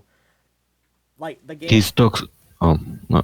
Well, I just wanted to mention that it's more of the he at the start of the video he said that the games like market themselves like that your choices matter. like he showed the Detroit Become Human trailer when he said like face the consequences of your actions or something like that. Which is So true I for think that that game. Oh. well, yeah, it's true, but and I guess it's a problem with these games where I guess they are falsely advertised to some point where your choices don't matter that much, but some do, some don't. So yeah, You apparently put the wrong picture. Tomfoolery. I'm not sure which picture I should put now. This one. Anyway, yes, you are right. Point is, he said like, I have a picture. This is okay, well, why are you doing that? He said like the this is choice. what I feel. Oh man, no one's gonna understand the context of that because that's gone now. That's the lost episode. Tomfoolery. Anyway,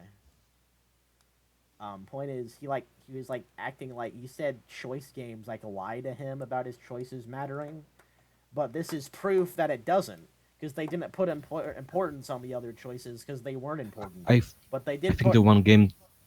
No, real finish, quick, finish. real quick. They did put importance on this choice because it was important. I mean, well, at least like important compared to the other choices. I guess you want to say like in the grand scheme of things, no, it wasn't important. But like the game's not lying to you. No one's lying to you. Odd to me, Fev. That's a Uh, bad name. That's not like Donovan. We should give him uh, like a fake name. Go ahead. the thing that I think the one game where this applies, like the big choice where the story, like, well, the story changes drastically is the ending of Life is Strange, the original one, where you just have those two choices that they will basically determine what ending it is. But even then, that's at the end of the game, not like at some point, like you have this big choice that you have to make. It's literally this is the final thing you will do in this game, and after that, it's just cutscenes. Oh, oh, goodbye, potato. Anyway, yeah. Do you have anything else to say? Sorry, I don't know if you were finished though. Yeah, we can continue. I just want to say this. Yeah, you're right. Yeah, you have a good point. I feel like I was gonna say something. I forgot now. Oh, since his name is like dumb and like hard to say and is unmemorable, do you want to just like call him Hitler for short? Or the slime person, he very much likes slimes, it seems. Slitler, then. So that's a yes. Then we'll call him Slitler from now on. Okay. All right. Here we go, Slitler. But in reality that they don't. In a game like Fire Emblem Three Houses, which is absolutely phenomenal by the way, this happens multiple I gotta take it back to get context. I don't even know if I care anymore. reality that they don't. In a game like Fire Emblem Three Houses, which is absolutely phenomenal by the way, this happens multiple times throughout the Oh wait, game, and rather you than said making Fire Emblem 3 was good, so that's nice. Yeah, he just criticizes the story choices, the and even then, it still happens only with one of the three houses where you can like switch between two routes, because Yeah. you get the two houses where you just choose it at the beginning and the story doesn't ask you any different questions, but then there is that one route where it switch, you can switch between them. So yeah, I so it's not everywhere. So there is a big choice at the beginning and at the halfway point of one of the houses. Basically, those are the right. two.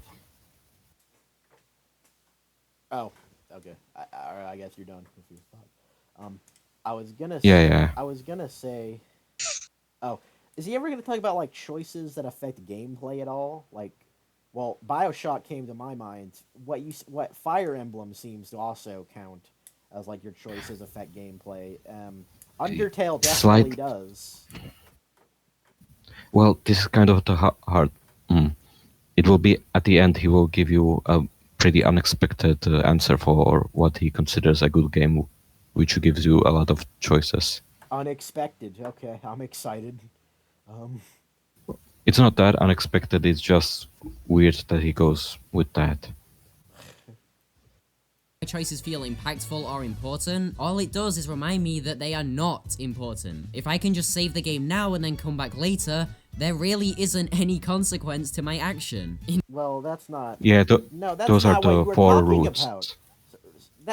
He's changed, like he's like moved the goalpost. Yeah, Because yeah, that's he not said that. he wasn't talking about that. He was about this video was about like choice, like the consequences, like how much a choice changes the story. Like the game can't like, but what? Like you what? Huh? Why are you? I You're bad. You're bad. Slitler, no. Uh, like I don't I know. addressed I'll like never. how it changes. I addressed like how the story changes and all of that. But so I think we can continue. I think we're I getting to the Undertale point. I guess, but like I don't. I I it know he killed me. contradicts himself. It It's killed my really weird. brain. Why? I'm genuinely like just incapable of thinking right now. All it does is remind me that they are not important. If I can just save Oh, well, how is that like the game's fault? Like you can always just think to yourself, "Man, this is a game. I could replay this at any time." Well, this is kind of like similar to the arguments that many Fire Emblem fans use, like that resetting is a big part of the game. Like you always have to reset to get to make sure everyone is alive by the end, which I wouldn't really agree with, especially since resetting it was never really part of the experience. In none of the like Fire Emblem manuals, it just says that there is this button on your console that you should press when one of your soldiers die, like to reset the game. Like they never say it in like the recent games. They give you like options to rewind your turns to make it like more more friendly to the newcomers. But Right. even then, like many of the older games are specifically designed to like make sure that you will beat the game and you won't soft lock yourself. Right. That's good So design. like certain games will give you like stronger characters so you can survive some of the like harder later chapters and all of that. Well, the problem with Three Houses is that you will get almost all your characters in the first half, because there is time skip where a 5 year time skip where you will return and with all your characters, and they will be like all grown up. And Right. but after that you will not get any more characters, so you will basically need to just use those that have. So the mechanic to rewind turns and save characters that die is much more important in this game, and much better integrated, because well, you can't recruit anyone else. In the older games you get characters that will help you, but in this game there really aren't. So yeah. So this argument really doesn't matter, because you can make save files of a lot of games and then like choose different uh, decisions. The same goes like for like KOTOR is a great example, since you can like start a game, make two different save files, and then do the Jedi path and the Sith path, and then you can say, "Oh, I just made two separate files," even though like there are a lot of choices you have to make in both of the routes so you can get that specific ending. So this argument is really invalid. Yeah. If you like start a game and then you finish it, that's the one experience. You can like it's good to have a backup file, but you are basically these four save files are completely different, except for maybe like the two like that are created from the like same path, where you choose one or the other. But aside of from that, it this is a bad argument. Yes. I agree. save the game now and then come back later, there really isn't any consequence to my action. But well, it's a game. Like Well, there's there is never a gonna be consequence. like if you're gonna look at it from this perspective, there couldn't even be consequences because you could always like he's talking about like loading a save and redoing the choice. Like Well, yeah. Like you can Well, always that's the do that. argument. Like there's never really gonna be consequences if you look at it like that. Uh, Your entire army can die, and then what will you do? Like, you can't continue. You will soft block yourself if you have no one to help you. Like, yeah, this does. Or you can like reset after every single character dies. Which, why would you like? I would encourage some like new players trying out the older games to like play it like normally. Like if maybe one of your favorite character dies, maybe then reset, or if you really want everyone to survive, then go. But like there are certain characters that are really bad, and keeping them alive is pretty hard. So yeah, I wouldn't recommend always resetting. There are times where it's really good, especially if you don't want to screw yourself in the long term. But yeah, this argument is still really bad. yeah. On a side note, this video says like learning to love Fire Emblem Three Houses. I think you mentioned that earlier. The Three Houses thing. I think. Well, that's the game he's talking about right now. Oh, okay. Well, these are the four different routes from that game Yeah. that he has here. Three of them say Andrea, and one of them says trash. So that's interesting. I wonder what the story behind trash is. But I think that's the name of the avatar that he chose for those save files. yeah, that's what I thought. So he called himself Trash in that one. Why only the one time though? And that playthrough ended pretty quickly too compared to the others. What I happened? don't know why. I don't know why he didn't like that one, because that's like one of the most popular like stories in that game, the yellow one. Oh wait, are there So I don't know. different stories you can choose to play? Like Well, different yeah, names on them? I mentioned that at the start of the game, you like choose one of the three houses. Oh, I Like didn't. you Oh, have to like you have. No, I don't know if I. Oh, I. It's not really spoiler. So there's the blue one, the yellow one, and the red one, and then the silver one. The red one and silver one are the ones where you have to make the choice. So you either do the red one, continue doing the red one, or you will do the silver one. You know. yeah. So Are these flags representative of the houses? yeah, of But the there's four. well, uh, there are three houses, and the silver one is the monastery, the place where you teach the students, the Oh, school. thank you. So that's the emblem that represents the school. That makes sense. Yeah, I think that's it. Let me just check. Okay, fanboy's still here. In fact, it's the complete opposite. I get to try every single option and experience all of the story. I get to live with all of my good decisions And and that's your choice. Like that's your prerogative. Like you're choosing to do that. Like that's not what the game's telling you to do. every single I'm just in shatters now. I don't know what's happening. option and experience all of the story. I get to live with all of my good decisions and don't have to deal with any of my bad choices. Which, while making the game a comfortable experience, because let's be honest, it would feel like garbage to be able to So is he criticizing the existence of quick saves, I guess, or like saving at any time? Is that what he's He's criticizing? criticizing the fact that you get a heads up for the big decision. Oh, and you could save before that, I think, right? Yeah, that's his argument. That he can just save everything and like not live.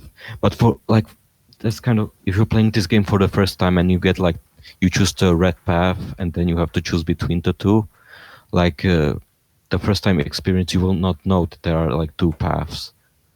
Like you can't really make this argument that you always have to make like safe paths. Some people just want to go into a game blindly and experience it. Right. Yeah. I don't know. I like Like some a few games. No, go real quick, ahead. real quick. I'm assuming you could still save when you actually have to make the choice, whether or not it gives you a warning beforehand. I don't think matters really. And I think you can. I think. not. I think you have to. I think you will have to like reload the save and then because I don't know if you can like exit from the cutscene where you have to choose between the two options. The problem is I have not played this game. I know what happens in it. I have seen lots of let's plays of this game because I don't own a Switch and it's only on the Switch, so that's kind of the problem for me. But I know but I know a lot about this game, at least the story wise as well as the mechanics wise, because it's still Fire Emblem, and I know how those games operate. But we don't know if you could save in the cutscenes before you make the choice. No, that you can't do that in any of the games. Like there are games that allow you save at any time, but not here. Okay. So I guess if it removed the warning that you should save before making a choice, or, well, not even, I don't even think it tells you that, but just a warning that you're about to make an important choice, it would be better because you couldn't just redo the choice because you wouldn't know the save beforehand, I guess is what he's saying. Well, it base this this kind of the problem. Like if you don't like inform the player, then maybe they will really regret it.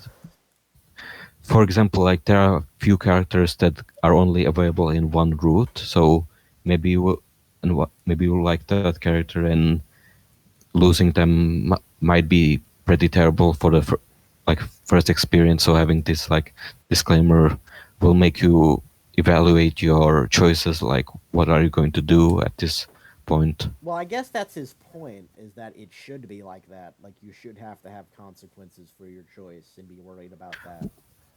Well, yeah, you side with one over another, and then the other side will become your enemy. So, yeah, there are consequences to that choice in the game. Like you will, I think you'll lose certain characters, or you will not be able to recruit certain characters after that point. I think But Rage, I could just reload my shave and see the other choice. No you consequences. you can, but like Fire Emblem has so many like gameplay choices, and maybe like maybe you want to try something different for another game because like especially in these recent games there is a lot of customization, so maybe you play one of the games one way and then you play the other you're well in a different way. So yeah, I can tell like different people play games differently. I can't really say. Some people quick save all the time while others just go with the flow and let the game do whatever it does to you. Yeah, So for one, he doesn't have to do quick save, like, I guess, save scumming, I think it would be called. Like, you're choosing to do that. You don't have to do that. You can play, yeah, like, that's completely up to you. In fact, it's probably better that way, because some people, like, if they really would like the game better if they could save scum, they can. But if you don't like it, you can just not do it.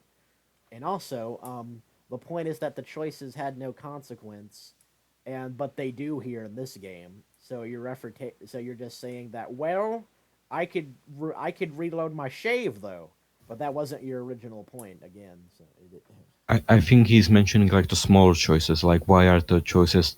I explained why, but I think the point is that why are there these small choices when only this one choice really matters to the entire story? Why should I care what thing I choose? Well, what do I choose in these like conversations when it really doesn't matter? hey, wait a minute. Uh, one of my favorite game genres are the one that allow you to make choices that dictate the path of the game. So, is that just like a character trait of his, just being really inconsistent on if he likes something or not?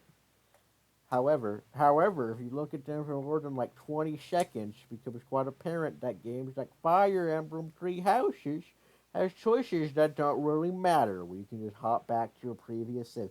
So he was so proud of Oh that point. God, that, He was so proud of that point, he that's put such that in a the description.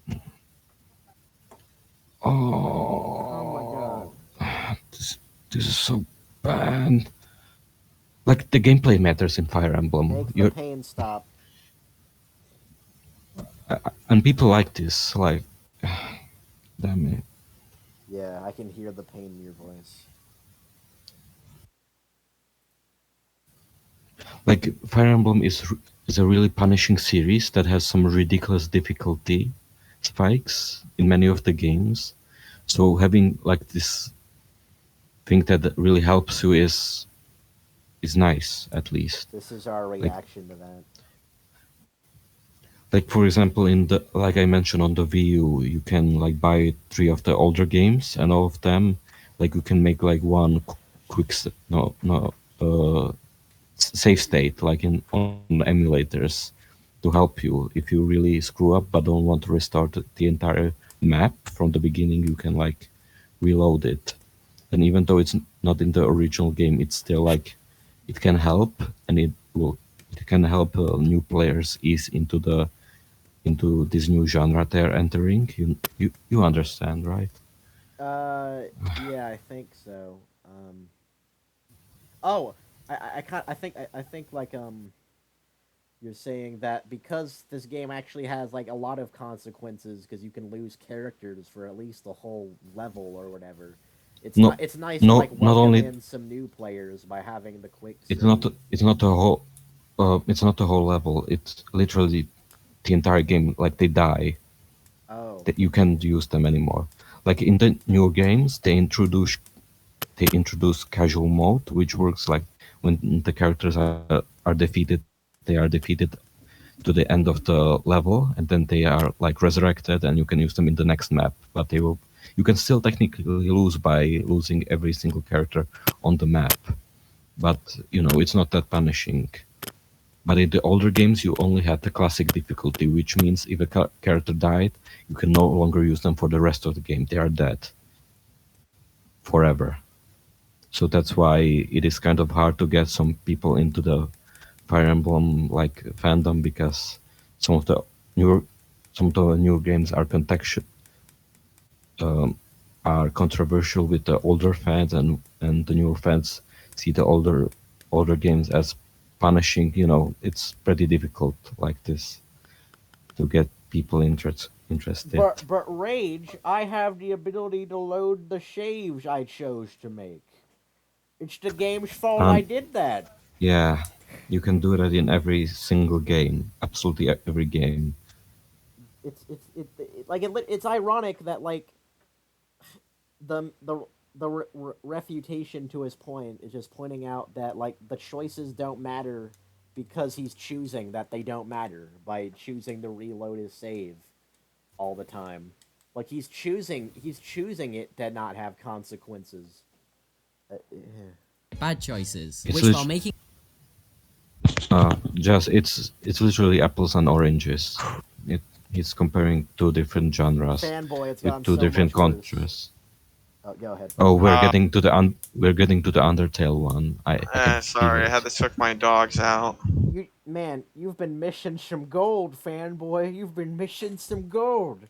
Honestly, I think taking my dogs out was the best part of my day. Yes, so let me just try to break this down to you real quick. So his critique of Uh, Fire Emblem I Three will just Houses. go away for a while. I'll be back in a second. Okay, all right. So his critique of Fire Emblem Three Houses, I believe it's called, actually has like a lot of consequences in gameplay for your choices and stuff. Because if a character dies, that character is dead forever unless you're playing on casual mode when they're just dead for the whole level. But the thing is, though, fanboy, look, listen. When before they make you make a big choice, they give you they tell you that you're making a big choice, which gives you the option to save. And whenever I always like reload my saves to see all the choices. This means that the choices have no Oh my consequence. god. This means the choices have no consequences, fanboy, because I'm choosing to make them not have consequences by choosing to see all of the choices. That's the most childish argument I've ever heard in my Yeah, life. I have the ability to reload saves at will, so the choices don't have consequences. Um, that I guess that breaks the point, Yeah. but again, you're still gonna have to play the game through that one choice, so kind of doesn't matter He wasn't if you even say. like he was talking about the consequences of choices in the he wasn't talking about saving before this. This is like moving the goalpost. Yeah, it literally that point he made. It doesn't matter. Who cares? It hurts so much. You though, still like, you will still make the choice. it hurts You just so made much. you just made a choice that made you not make the choice because, well, I guess you didn't like the choice. That was your choice, not the game's. Slitler did a brain cell genocide. Oh yeah, Persona 2 did it right. Apparently, we're about to get to the Undertale segment. I guess we should Also, really wait for him to come back. that was my uncle's dogs, not my dogs. So, Oh, error on my part. That's why you don't see me take out the dogs normally. right. Why did you lie about leaving the mic when you first did that? What? Your mic's cutting out. Oh, my mic's cutting out now. Okay. Yeah. Why did you say you didn't leave the mic when you did the first time? Do you think we're gonna be upset with you for doing that? No, I just, didn't tell you No, I guys don't. No, because. I don't. I mean, Oh, so you're not upset telling I us didn't is tell you? not telling us is one thing. I don't know why you wouldn't just tell us, but it doesn't really matter. Well, You deliberately said you next didn't time, leave. You deliberately said you next didn't time, leave. next time. Now I really won't tell you. Okay. That's not even the point. You deliberately said you Okay. didn't leave the mic though when you did. Yeah. So I guess I was trying to lure you out, and I did. You guess. Yeah, I So guess, you and it worked. lied, and it doesn't seem like you even really had a reason for doing it. You don't really seem too sure yourself. Yes, Yeah, yeah, but that might be also a lie. But I won't tell you that. yeah. Just like Heartbreaker, but smarter and less annoying.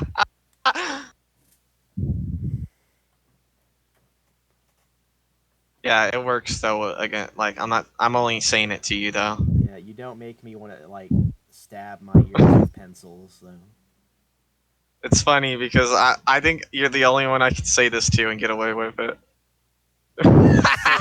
Say lying? I'm the only one you can get away with lying with? No, but Then saying what?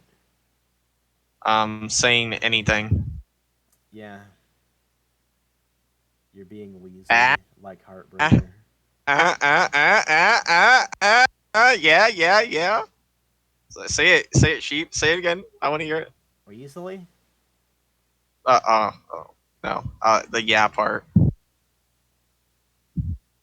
No, this podcast was a mistake.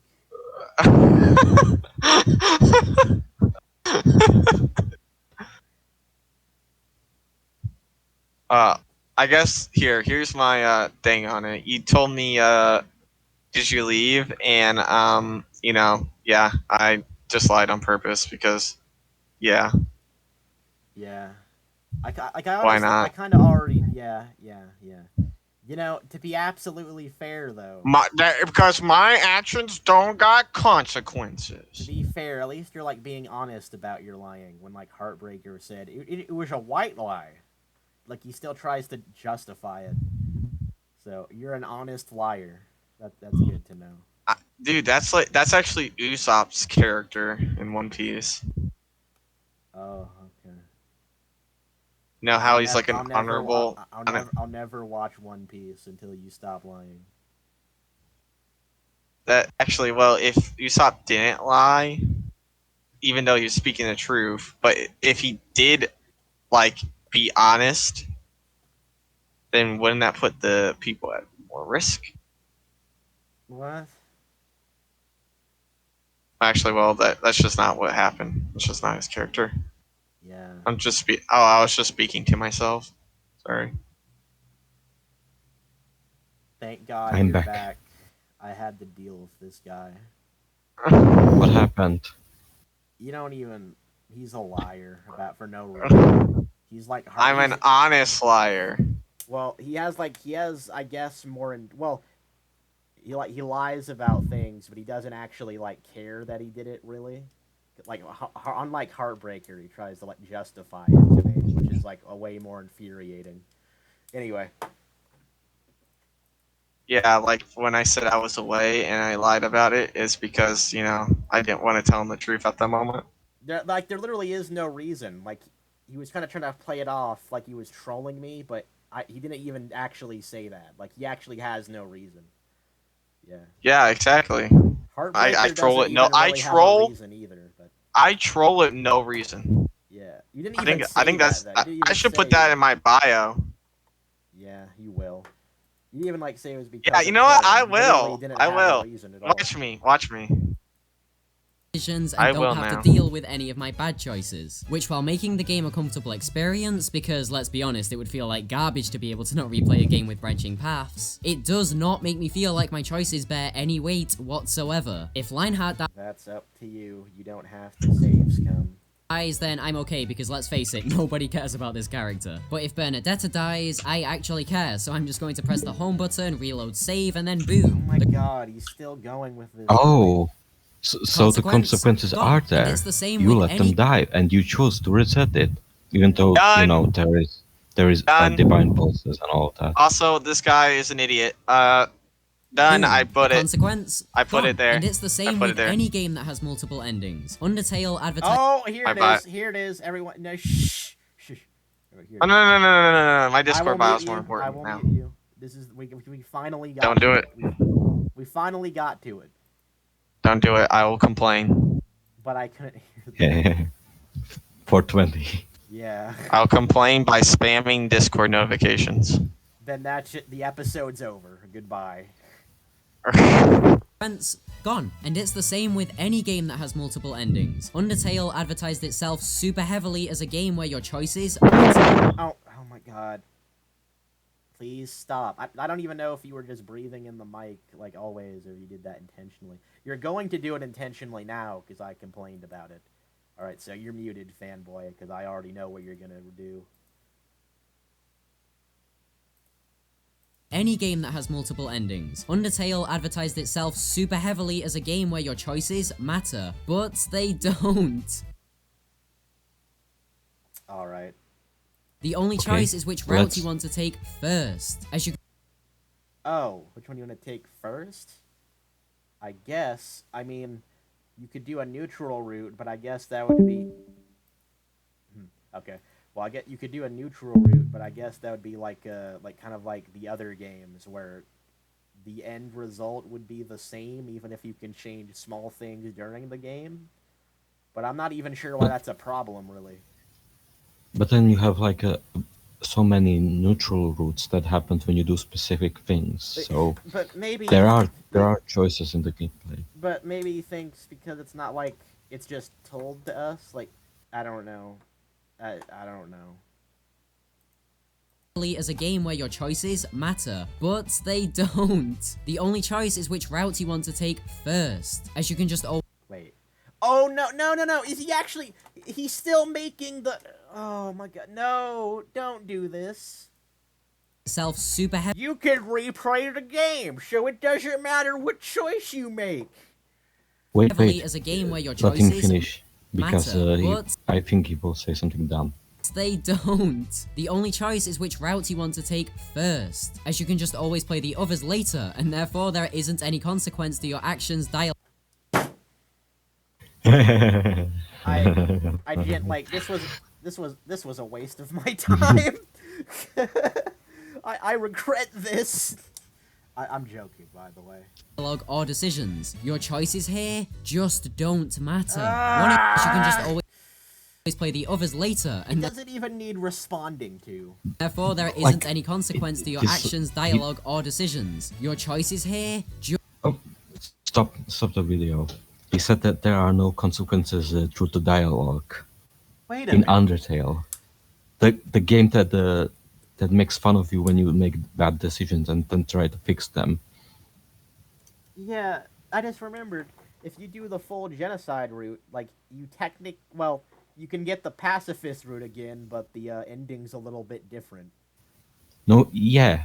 So Kara has and- your soul. and the Basically, yeah, yeah. that's actually the most Yours- permanent a consequence any game has, because Yeah, And you can tamper with the files, but that's outside of the game. You are basically hacking the game to make it the way it was. Yeah, when you do the genocide route, like the pacifist route is like permanently tainted unless you mess with the game files, but that doesn't count.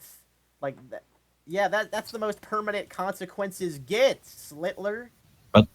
But do you know what he said? He said that no, there are no dialogue changes, Okay, dialogue. excluding every excluding everything that Flowey and Sans Yeah, can talk to you about. like random The whole example. point the whole point about Flowey is that he can remember your actions. If you only kill Exactly. Toriel, but then you reset to save her, he will mock you for it. Yeah, that's He will tell incredible you though. that you regretted it. Or Yeah, if you kill, I noticed if you kill everyone in ruins except Toriel, he will say all the monsters' names and will tell you that all of them also had families and you just took them away from them. But you only like spared the one person you thought had value in the ruins. yeah, it's really good. But I guess he's talking about like the dialogue choices don't matter. route you want to take Like, first, as you can this is just a always play terrible the others point. later, and therefore there isn't any consequence to your actions, dialogue, or decisions. Your choices here just don't. I keep replaying it because you want to like he listed off a bunch of things that don't matter, but I'm like, excuse me, too dead inside to process it. And therefore there isn't any consequence to your actions, dialogue, or decisions. Your No choice. consequences to your dialogue, to your the idea that there's no consequences to your actions and decisions is the most brain dead take a person has ever had. Like it, Like, do you know what happens if you do a full genocide? You kill Sans, but then you reset the entire game and play. Like, Flower will taunt you, like, why didn't you finish the job? There are a couple of like references to it. If you know how Sans like it talks to you about yeah. how you should not worry about Papyrus, like he's a really nice guy. He will just tell you like tips about the fighting my brother. Just don't do it. Like he Yes. will tell you that. He knows what you did and doesn't don't want that to happen again. But his argument now is that because you can replay the game, the choices have no consequences. But, and the dialogue with the plow, if you do a near genocide run and then you reset and then you do a neutral run that's the pacifist version where you befriend everyone and spare everyone, and you spare Flowey and he will like talk to you like, why did you do this? Did you just did all that just to make me suffer, to make me try to learn a lesson? No, and then he like has his demonic face and says like, no, it had to be something different. And Yeah, he I was don't in remember denial everything. about it. Like, yes, he was basically in denial. So there are so many different things that the characters can say to you. Like, the game has consequences. Exactly. So, Like, sorry.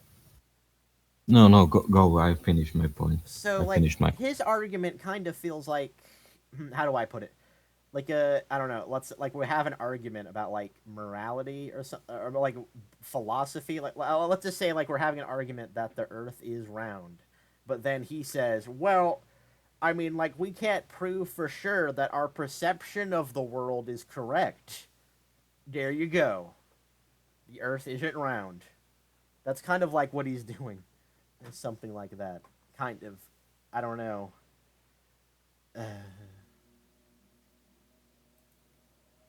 Third. Like he's not actually arguing the point. He's just like there's literally no game in existence that you could just replay it. It doesn't apply to. Like it wouldn't even be possible to make a game that has meaningful choices in your eyes. Like, another game that we didn't really mention that can apply to this, like Doki Doki Literature Club, is a perfect example because your choices don't matter, but they are there for the players' enjoyment. They want you to like, you know, uh, mm, Yeah. get into it. Basically, get into the story. But the story is really strong, and every player will get to the same destination. But like there are like romance options that can get really twisted. Like you know what happens in Doki Doki Literature Club, right? Oh, I definitely do. There actually are two different endings to the game. Like, there is a Yeah. happy ending Yeah, yeah. to the game, There technically. is a happy if you like do all the choices, then they will thank you for everything and they will not delete the game. Oh, according to this game, it's actually like what he's saying is a problem is a good thing. That's how you get the good ending. The Doki Doki Literature Club, despite me But playing the game and seeing all the other but in choices. So. but in DDLC, like everyone gets to the same like the Monica room, you know, the it's just Monica. No matter what kind of choice you make, you will always get there because that's what she wants you to be. Like she in the story will try to make everyone less nice Yeah, than her, less likable. less likable, But that or doesn't try to work. even kill them so that she'll be the only one remaining. Yeah, the interesting thing about Act Two in that game is She's like the programmer in a way. well, the interesting thing about Act Two in that game is that it genuinely like the game is like working against her. Like they're like opposite forces to each other. Because like the game, like the way it's designed for some reason that isn't like set in universe, I guess, like won't let her be dateable or even like won't let the Yeah, character spend any because time with her. she's not she's not programmed to be, even though there are like assets to it that were like not used in the game that you're playing. But then like when she takes control, she like digs up those assets and uses them in her like perfect world. Yeah, and So she can be there's so actually she like can be the only one. yeah, you're right. No, no, go ahead, go ahead. There's a part in Act Two where like she actually like gets a moment to speak to the player or the character, but then the game just immediately goes to the next poem making segment. So like it almost feels like the game is actually sentient in a way.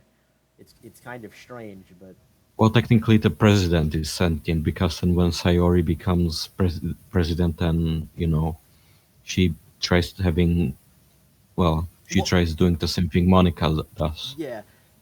What? and that's a cool thing. If you delete Monica right away as you start the game, Sayori, you basically start the game. Sayori will be shocked because she basically out of nowhere becomes self-aware because there is no Yeah. Monica. I know what you're talking So she will just delete it, the entire about. game, which is also very interesting. Yeah. Yeah. My brain's dying. I meant like the game almost was like its own personality in a way. It also like the Yeah, game seems to imply that the game like corrupts whoever the club president is, which yeah, is yeah. kind of strange. It gives them like the knowing that they are the fourth wall is broken basically for them. Yeah. Anyway, As you can just always play the others later, and therefore there isn't he's so stupid, man. any consequence to your actions, dialogue, or decisions. Your choices here just don't matter. One interesting way in which decisions can actually feel kind of weighty though is by having a time management system. Just like Fire Emblem But or you can just replay the game and do it the right way, even if you make a mistake. There you go. Choices don't matter. That's Persona right 5, because where like if you don't get your schedule right, you can like miss certain like important events, and then you have to replay.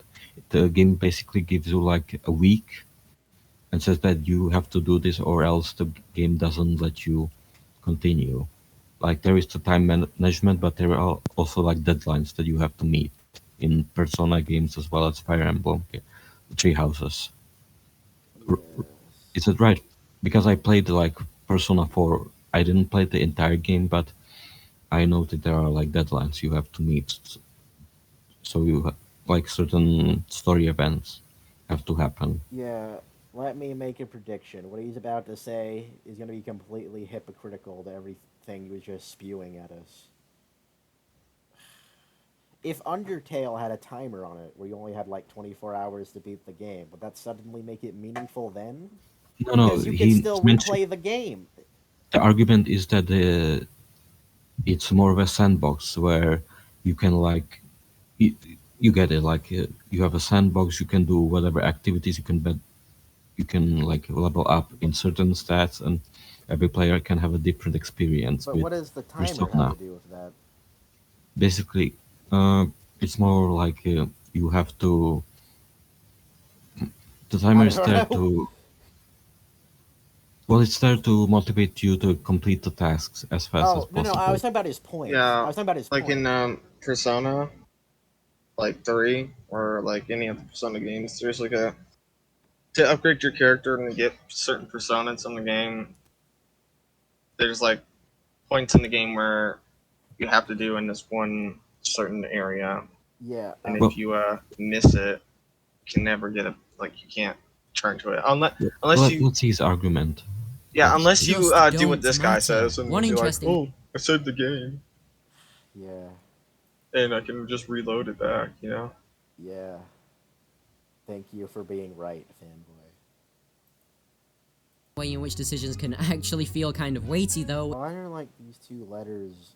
You know what? I don't care. I don't care. The faster we get this over with. is by having a It's time management stylistic. system. Just like Fire Emblem or Persona 5, where the ever-marching presence of time is It's a really random stylistic choice, but like the letters are random. But Emblem or Persona 5, where the ever-marching presence of time is slowly leading you towards death. And so, you can only talk to a handful of attractive characters in one day. Now this actually comes super close to having your choices bear weight, as it's more a case of time management, so unless you want to make a save state every 5 seconds, you will lock yourself into decisions that affect gameplay. But affecting gameplay is literally what every single game ever is about. In terms of story, what's happening in ER? the actions performed in a limited time don't actually do anything at all. These games are not at all special for having your choices lock you into certain gameplay routes. As you know what an example of a game that doesn't let your choices affect gameplay is? A film. Maybe there is a time management game out there that is focused Oh my god, Uh, don't. I actually don't think I can even do it anymore. It's just too much. entirely on the Did you have something to say? No. Yeah. What even is there to say anymore? It's just no. About like he will tell you about a game that lets you do all the choices and will be the most obvious answer of all time. Like he actually, Let's just continue. Let's just. like he actually, This like is would terrible. would having choices be meaningful? Would it have to be like a permadeath game where if you die once you have to reset the whole game? Is that like and you Well, can't save at well, all? those are roguelikes. Those are roguelites where you have to beat the game in one go, or you start at the beginning, like Discovery 2, Hades, Binding of Isaac, Enter the Gungeon, and all of these games where every run is a bit randomized, you know, and there's always a new experience for Right. you. Right. Is that what it takes to have meaningful choices to him?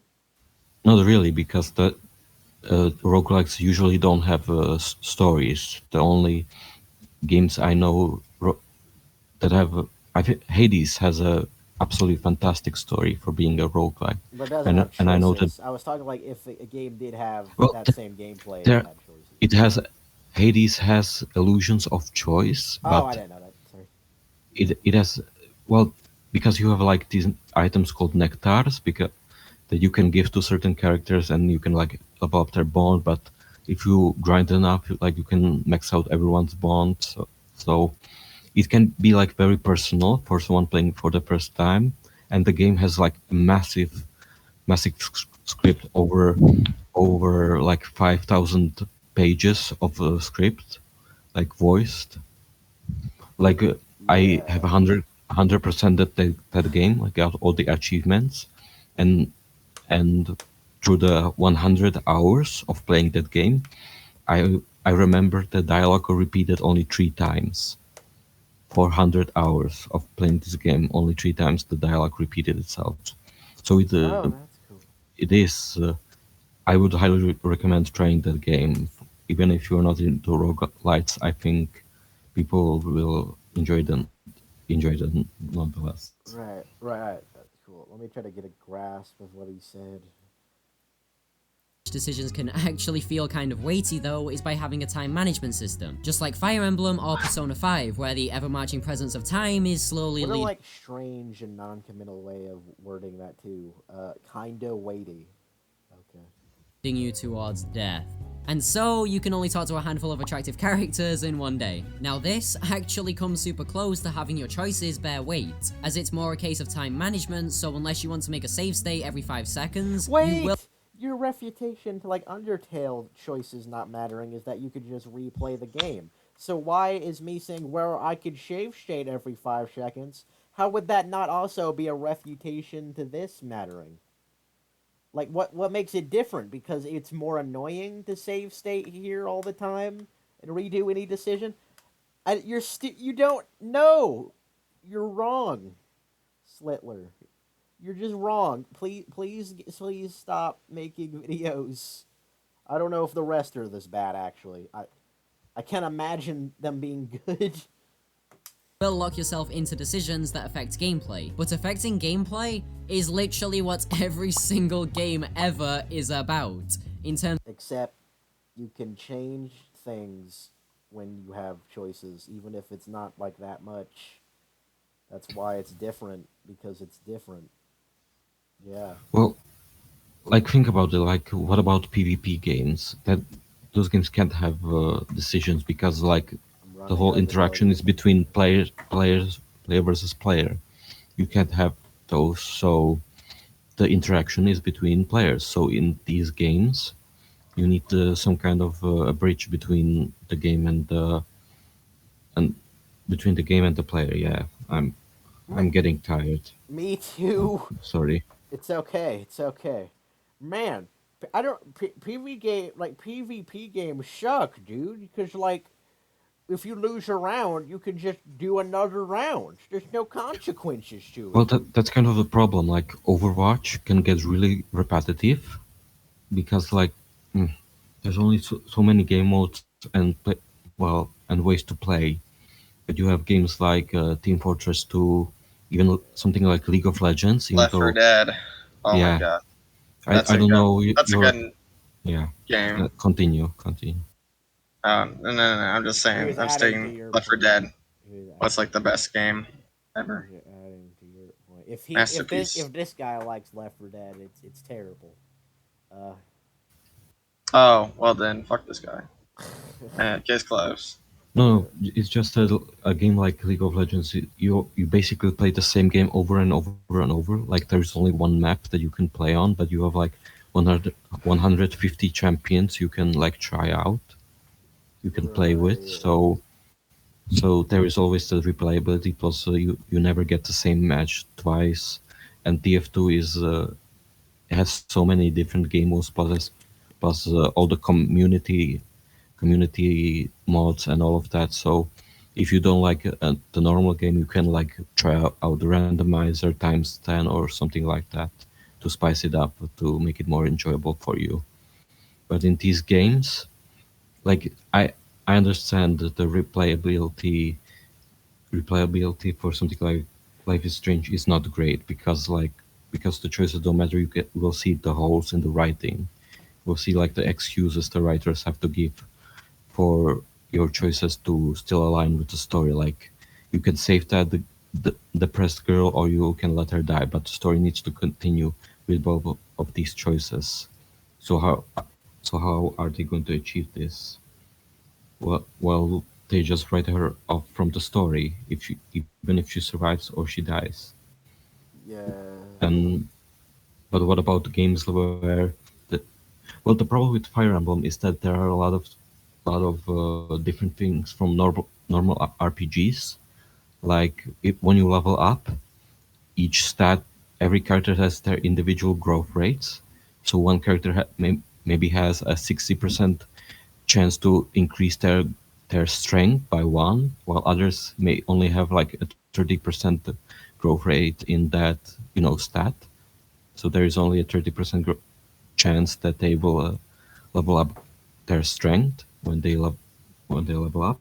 Right. So so you can get absolutely blessed characters or absolutely cursed characters, like characters who will get all the fantastic level ups, or characters who will not get level ups, and every experience is different. Right. uh, yeah, it's interesting to talk about. Um, Thank you for managing to find like the willpower to talk for so long, even at this point in the video. I'm just gone basically. Fanboy is Oh, definitely gone by now. look, Xavier Smallbean I'm not has a great gone.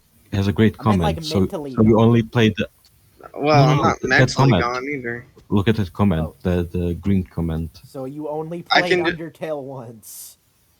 Yeah,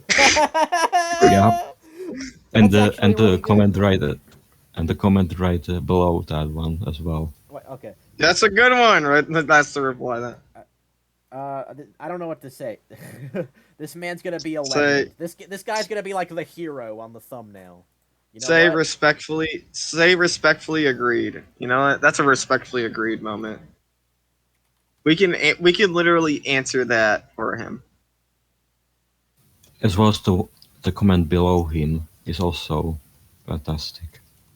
You are right. You are respectfully agreed. You are respectfully amazing. I'm just gonna say that. I have to disagree on the Undertale bit. If you go full genocide and reset, the game is forever marred. The scars are hidden, but only so well. Going through a pacifist run after the genocide and reset, the end screen changes. Theme of a fresh game. If you pull that save reload trick when you kill Toriel for the first time, who hasn't, let's be real, you're reminded not only during her fight while choosing pacifist options, but you're confronted by Flowey short after. If you do a tree reset, the game still remembers. The game always remembers. He actually responds to this. The game remembers, yeah, but what consequence does it bring?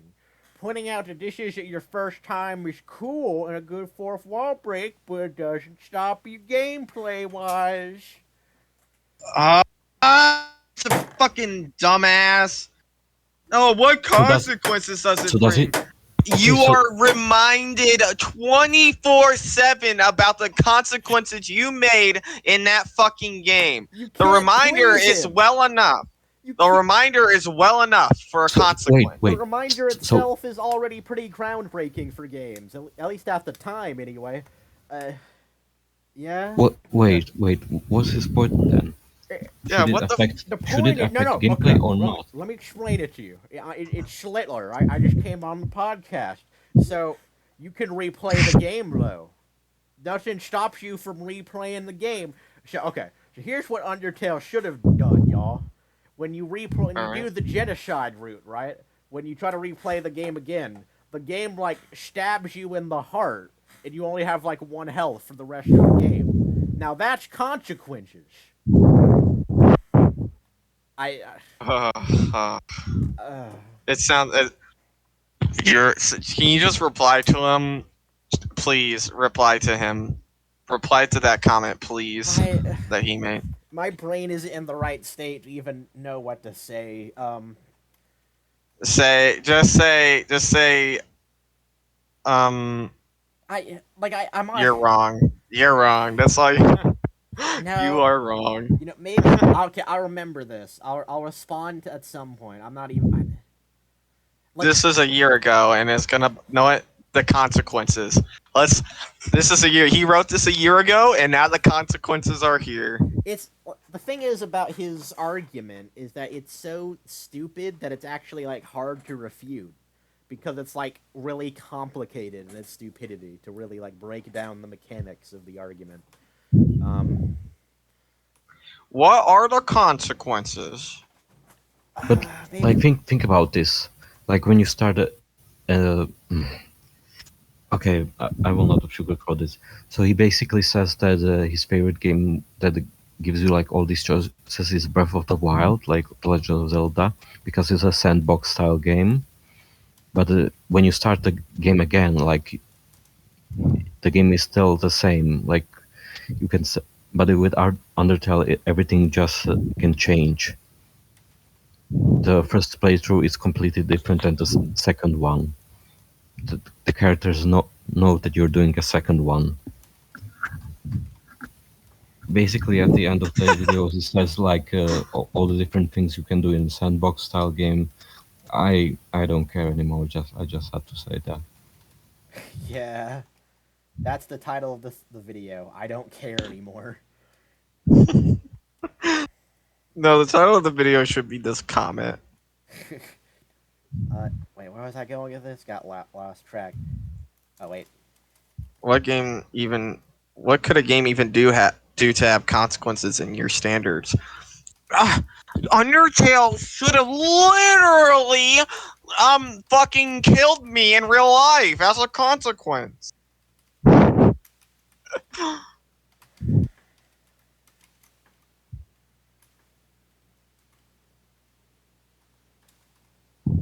This guy, this guy.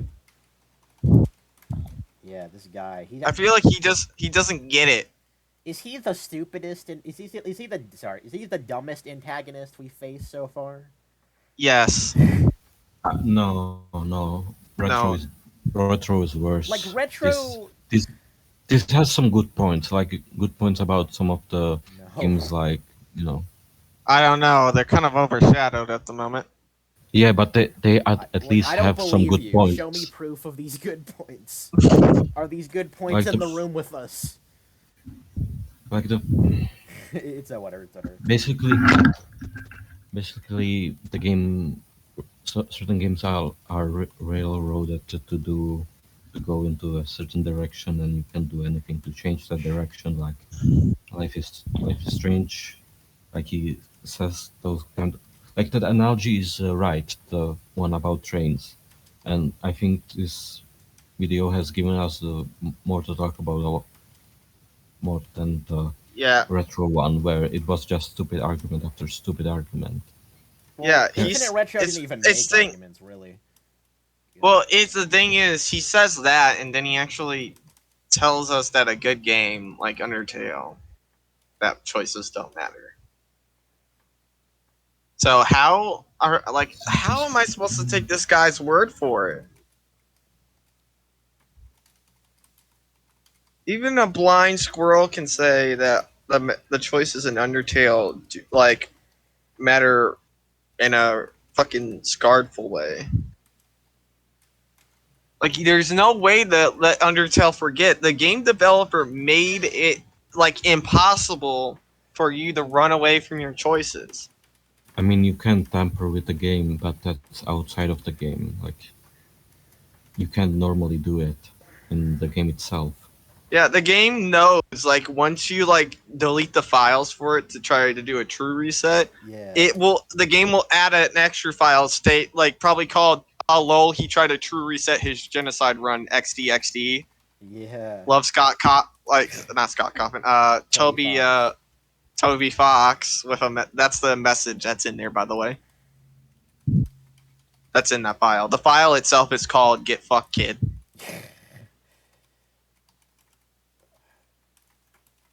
Yeah, like the video is basically like, wait, why should I care that someone dies in a movie? It's not real, bro. Like it feels like that to me because like, well, I can load saves and I can replay the game, no consequences. Yeah, man. He That's like the peak of dumbass. Oh Like wait. he's Sorry, I thought of a better analogy. Go ahead. That's the peak dumbass. That's like the peak. That's like the definition of dumbass. Wait, the definition of dumbass. Let me think about this. Uh. Oh wait. My analogy. No, I'm not in. Great.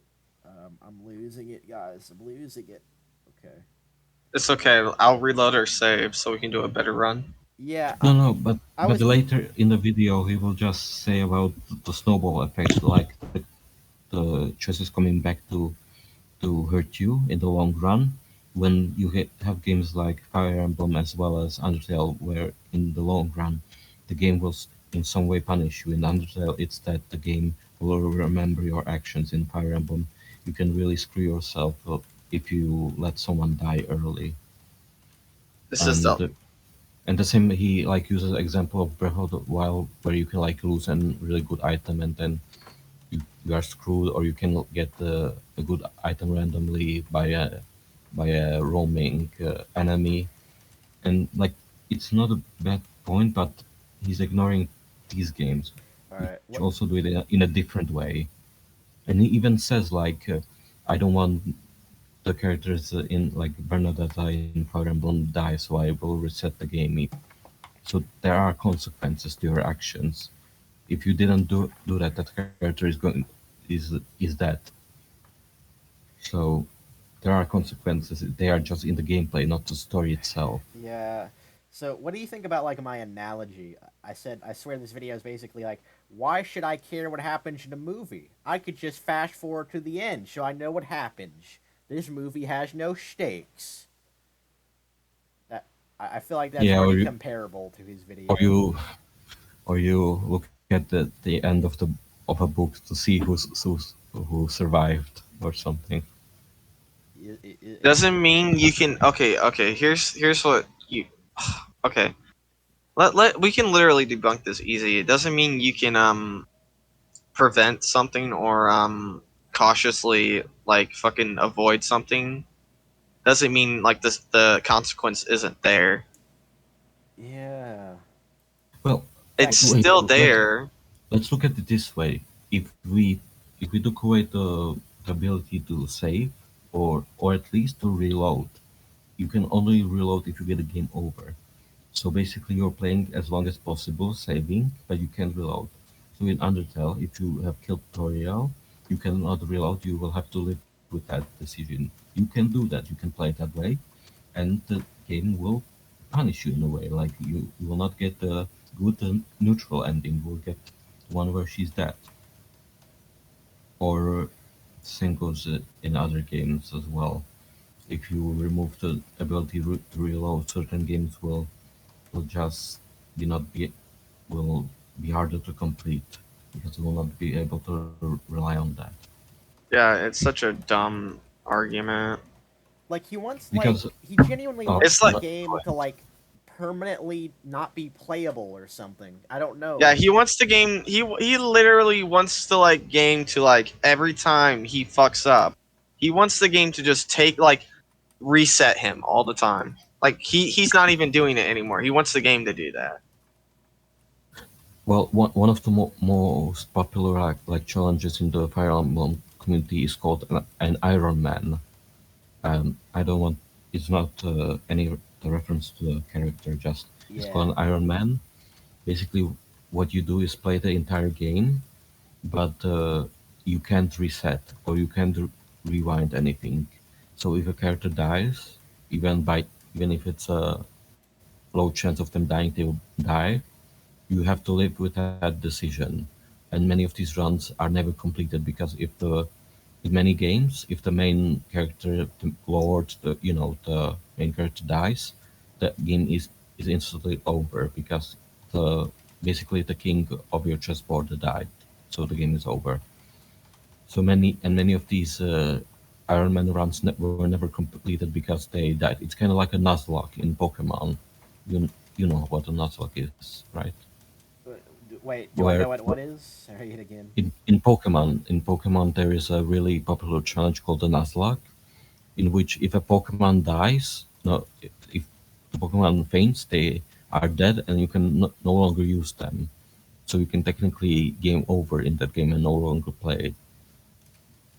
And that is one of the most popular Pokemon challenges in the community. And that same thing applies in Fire Emblem, where you play the game without loading the game. If you get a game over, that's it's over. You cannot use that save file again. You have to start again from the beginning. So there are consequences, and with many of these runs, there are so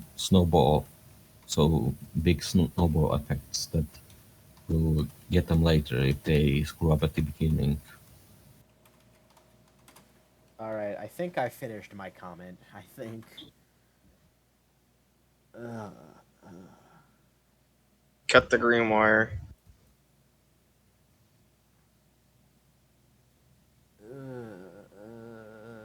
oh, I don't get your point. So you say the choices don't matter because you can reload and save and choose the other thing? I just don't agree with that. If it actually makes you regret your decision, that means it is meaningful. It means your choice did matter. If there are different conclusions, your choices make consequences. That's actually a really good point. You would only be replaying it if the choices did matter. That's a great point. Round of applause for Dark and Bitter. No one else is clapping. Yeah, That's kind of awkward. why would you? Hey, Why Wait, would did he you reply to reload it? if Yeah, he did. there was Yeah, he nothing did. Oh, here we go. Here we go. This is a clap. This is a clap. Let's hear. Let's increase the dumbass definition. I'm talking about story consequences, and you make the point that regret makes your decision meaningful. I agree, No. but how are you going to Oh! regret a decision when you can undo that decision? Space? Question mark? He Space? Okay, he period? contradicted himself. Only wait a second. Wait. Only permanent choices will actually matter, and there are only one or two games that explored the concept to be played once, and those are both Flash games. Man, he's Oh, Oh. my god. That But doesn't wait a minute. make the. Hold that on, hold on. he He said the school guys. I don't here he know. said about story song. Here he's only talking about story consequences, but then he argues that Undertale makes no choices, even though all the choices that matter in Undertale are in gameplay. So he's contradicting himself. He's talking about story consequences, but like this is a contradiction of his video. This is a plain contradiction. Oh, yeah, he wasn't just talking about story. He was talking about gameplay consequences too, right? Yeah, he said about Undertale that you choose which route you do at the beginning. So Wait a minute. Wait a minute. Wait, didn't that's he a get, contradiction. Give this guy a clap first. He's sticking to his Nintendo way. Wait. Never back down. His last comment, the game remembers, yeah, but what consequence does it bring? Pointing out that this isn't your first time is cool and a good fourth wall break, but it doesn't stop you gameplay-wise. What? Gameplay-wise. He just wants to find a way I'm to trash talking about Undertale. story, guys. Story consequences. So- So the Undertale genocide route has story consequences. No. All right. Well, yes, but time for another but it's comment. also but it's all dude. It has story and gameplay consequence.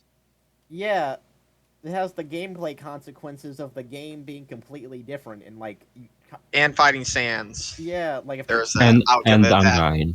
yeah, And Undyne. like the way the genocide route works, like what makes it cool is that like it genuinely feels like the game is doing anything in its power to stop you. Like in the ruins, it like the game hides the fact that you even could do the genocide route, and like you said, Rage earlier, like the more you kill, the more like the less common it is to fight enemies. So like you actually have to willingly like choose to kill as many enemies as possible. And You then- basically have to go out of your way to find the enemies. yeah, and the game to tries fight to them. be like as boring as possible with the grinding to like convince you to Yeah, stop. you have to grind. Yeah, you have to choose to do the Like genocide. the genocide ride is intentionally both boring and frustrating with the boss fights. Wait It's a- boring to grind and it's frustrating to fight those two bosses. Exact the reason those bosses are hard. I saw one idiot like actually wait a minute. Oh, I just remembered something. I saw one guy in a comment criticize Undertale because the final bosses and the pacifist and neutral route weren't as hard as the genocide route. Like they couldn't understand there was a story purpose behind that. And And the gameplay one. yeah, I remembered. I just remembered. I said what was it? Oh, someone criticized Undertale because of it's like it's like too like it tries to just tell you you're a bad person for killing people or whatever, and I said I only read that in a YouTube comment. I was like having an argument with someone, but I just remembered the review reviewers, some call me Johnny, like criticized Undertale for like getting ahead of itself, getting ahead of itself, like being arrogant, like the game is arrogant because it says you're doing wrong things. But you are doing bad things. Yeah, you Game commit wants you to feel genocide. terrible. Oh, well, I think he said the game is arrogant because it makes the genocide route not fun. But that's Well, like that's the point. That's the literal point of it, and I think he even says, "I know it's the point, but can it not be fun though?" I'm pretty sure that's what he What? says. I mean, Well, I guess you missed the point. Yeah, he's stupid too, I guess. Anyway, but when you look at the progression of genocide run through game let's plays, you see like the let's players really regret it at first when they have to kill like Toriel or Papyrus, but when it comes to like the Sans boss fight, the more they go, the less they feel. They just want to for it to be over. Like they just get frustrated from it. Yes. So when they finally beat him, it's not a victory. You don't really. You only feel bad after it. Like all of this for this, like the ending really doesn't do anything. You just destroy the world, and you get nothing after that. Yeah. It's purposefully made to tell you that you wasted your time basically, and now you've corrupted your game, Yeah. Like there's actually and like it's all and it's all like your fault. It's your fault, the player's fault. It's not the game's fault. It's not the character's fault. You can't blame it on Frisk. It's your fault. You did this. Like exactly. Flowey calls him out. Like your Flowey is basically the metaphor for the player. Oh, At first exactly, he wanted exactly. You're to right. You're completely right. At first he wanted to good. He did all the good endings, but then he got curious, and then he stopped caring about everyone. And Flowey is the only character in Undertale that is canonically soulless. He basically Yeah. doesn't have a soul. So there is that metaphor that some players are just soulless. Yeah. Oh. Yeah. Like what's really clever about the writing of the genocide route is that hold on, I'm typing out. I'm trying to mock him by typing weirdly. I'll stop for a second.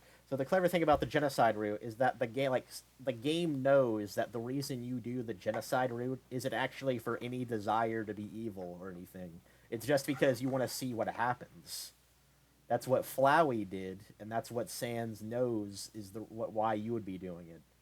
You're not like some Where like there, mustache well, twirling villain. You're just the player of a game. well, there is that implication that Flowey like almost did an entire genocide route, but then Sand stopped him some, Well, he and says he he could never get. succeeded. Sorry, he says he could never get past Asgore. So I don't know Oh, if he would be strong enough to do a genocide route. I think he's like locked well, in a neutral route. well, the thing about Sand is that he's the weakest character in all of Undertale, but what makes Physically, him difficult is his is intelligence uh, mainly. as well, but it's his ability of karmic retribution. Basically, Yeah. the big higher your level is, the more damage he does. So even though he has one attack and one defense, he can continuously Wait, dodge, and he does a lot of damage no matter what. And he has the poison effect on you. dude. Like talking. Like I actually just realized the fact he said. Let me find it again. Yeah, pointing out that this isn't your first time is cool and a good fourth wall break, but it doesn't stop you gameplay wise. When the entire point of the genocide route, as we discussed, is stopping you gameplay wise. I have to point that out too. Uh, okay. Anyway, maybe we should put the tomfoolery song again, fanboy. It's gotten to that point now. Okay. Yeah, this might be our longest thing. The game doesn't. Let me look at the quote again. Doesn't stop you gameplay wise. Let me just copy that.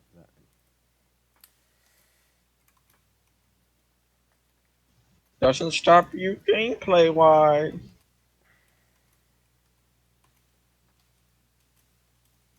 Watch him say something stupid like I meant it very. He's gonna say something stupid to defend it. Probably Yeah, if he reads it, yeah, he's probably gonna say, "Well, it's still gonna be a story consequence." So I was right. yeah. Well, Undertale has story consequences and game consequences because the genocide route. Now I'm going to talk about Yeah, that. but he's an idiot, so he isn't gonna fucking believe you. You won't believe me, just like you won't Yeah, believe that you can play Miles Morales on PS4. exactly. Exactly. Except dumber than that, even. Way dumber. Yeah, but mine is true, of course. Oh my god. The sheep is she that's like the ultimate arc with me and sheep. That's like the battle of gods. But fanboy, when we are on the topic of Undertale and all this morality, like KOTOR and especially KOTOR 2 are a great example of your choices having consequences. Yeah, and gameplay Especially, and story wise. yeah, both as well as like your appearance will change depending on which alignment you're on. The other people in your party will talk about it. They Yeah, will either they like it or I'm hate it. pretty sure one of them. I'm pretty sure some of them, like one of your crew members will actually try to fight you for your choices. Oh, that's in the Sif route of the first game Yeah, where you kill a big part of your party. yeah, which I really liked about that in the Sith playthrough. It really And makes you out to be a bad guy. and what's great about KOTOR 2, I don't know if you know this, but you can technically you can technically kill almost all your party members in one way or another gameplay wise. You can do it directly that you specifically kill them, but through gameplay you can choose if you don't like some of them they basically die. In Yeah, and especially at what's the the end consequences? What's the consequence? they die. They're Yeah, they they're not die, and you're and they kind of the don't biggest asshole. and They they gotcha. don't get an ending. That's the big part. They don't get an ending because at the end all the party members that are alive get an ending Yeah, depending on your their ending is their alignment. grave. Yeah, which is fantastic. Yeah. I should have brought that game up earlier in this video.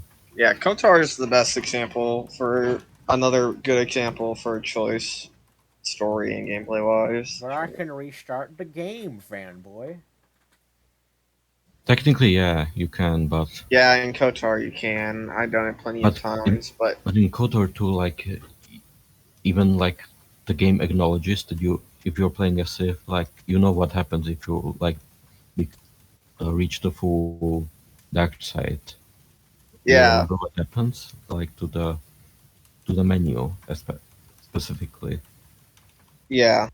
Dude, the details in the fucking game, man. It's so fucking good. Yeah, Even your character when you like chose at the dark side, he like turns like fucking gray-ish and oh my and then god. same goes with all the allies that you turn to dark side because you can turn all of them into well, you can also turn all of them to light side characters as well as dark side. So there's also that choice.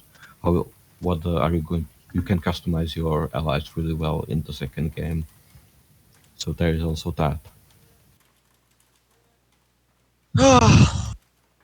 Just props to the Kotar devs, man. Lucas Games, bro. RIP. Lucas Arts, Yeah. actually. Rest in peace. The old Lucas Arts, not the new one. Yeah. Now it's Lucas Games, I think. I think it's Lucas. Yeah, Lucas. I thought it was Lucas Film Games or something, but no. Ah, what? Stupid. Now we'll be getting the remake. What's happened? Okay. We're gonna get a remake with modern agendas, I bet. Yeah. Like I the think game's gonna be filled I, with messages. I have a feeling. I think they confirmed that one of the people working on it is like a writer from the Mary Sue, the article site, Oh you know. no. So there's that. Yep. His credit alone makes the game already in walking on eggshells. And they can't hire the person who wrote the second game, Chris Avalon, because in 2020 he got accused of he basically got me too'd. So yeah, he will probably not be working on any Star Wars project anytime Is it soon. still allegedly? Like, is there any proof against that? That Star Wars girl made a video like trying to debunk it, but I don't know the specifics of it, so I don't know if it's real or if it's just a fake allegation. So I don't know. But he did get fired from like Star Wars projects, which is sad.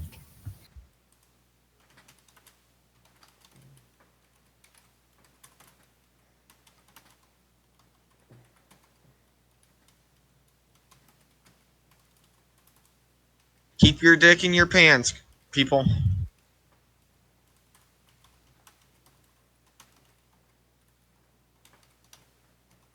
Because your actions will have consequences. Yep. My spelling's dying during this episode. Yeah, You you also spell, have, you spell gameplay without the E. yeah. Oh, okay. Thank you for noticing.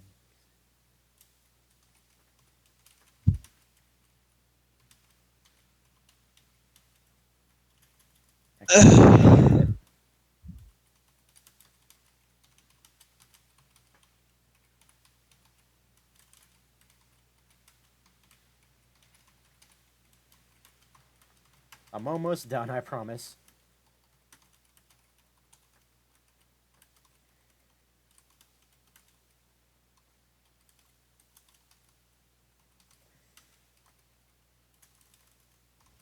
Yeah, this is a very important comment. This is the battle.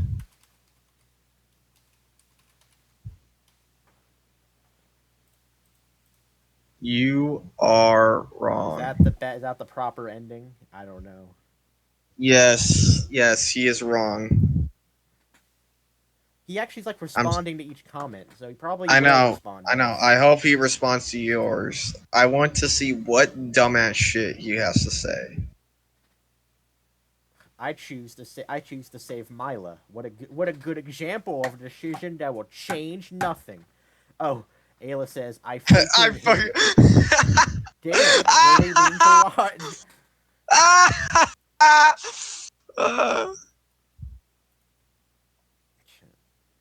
Wait, he doesn't understand chess? Okay. He doesn't understand chess. Please stop playing video games. Okay, Please. I don't think you understand. There is a game where every choice matters. Chess. Okay, I don't understand chess. It's just if an opponent does this, then you do this. Why does he keep putting spaces next to his periods? He consistently does this. Hold on. It's just if your opponent does this, then you do this. Oh my god. Oh my god, he's such an idiot. He is beyond idiocy. All right, so the thumbnail I is mean- actually just gonna be Patrick Star. That's it. Like, I mean, the game is I get my turn, you get your turn. That's what the game is. Yes. I mean, I talked about PvP games, how the entire interaction is between players, and chess is basically that. It's just with present players. So Bruh, that's not story. is chess not just a science by this point, where every move What? that is optimal is known? So I don't. no, So I don't. that's tic tac toe. Yeah. Tic tac toe is that. So I don't. Chess. There are so many rules in chess. It's unbelievable. So I don't really like. No, I haven't played chess, but here's my understanding, right? So there are a lot of like known strategies you can do, but you and your opponent could do those strategies at any time, or even like not do those strategies to be like subversive or whatever. And the main challenge of chess is finding out like the thought process of your opponent and trying to think 3 steps, like trying to think your next moves ahead of time. It's not. Yeah. And there are so many strategies and counter strategies in chess. He literally needs to shut the fuck up. Does Hollow Knight do the same? Not really. Just has 3 endings that all have the same boss. So, God. But there are It probably doesn't matter. different There's decisions. still different endings. You Alright. fucking donut. But watching this video permanently ruins some games for me. Okay.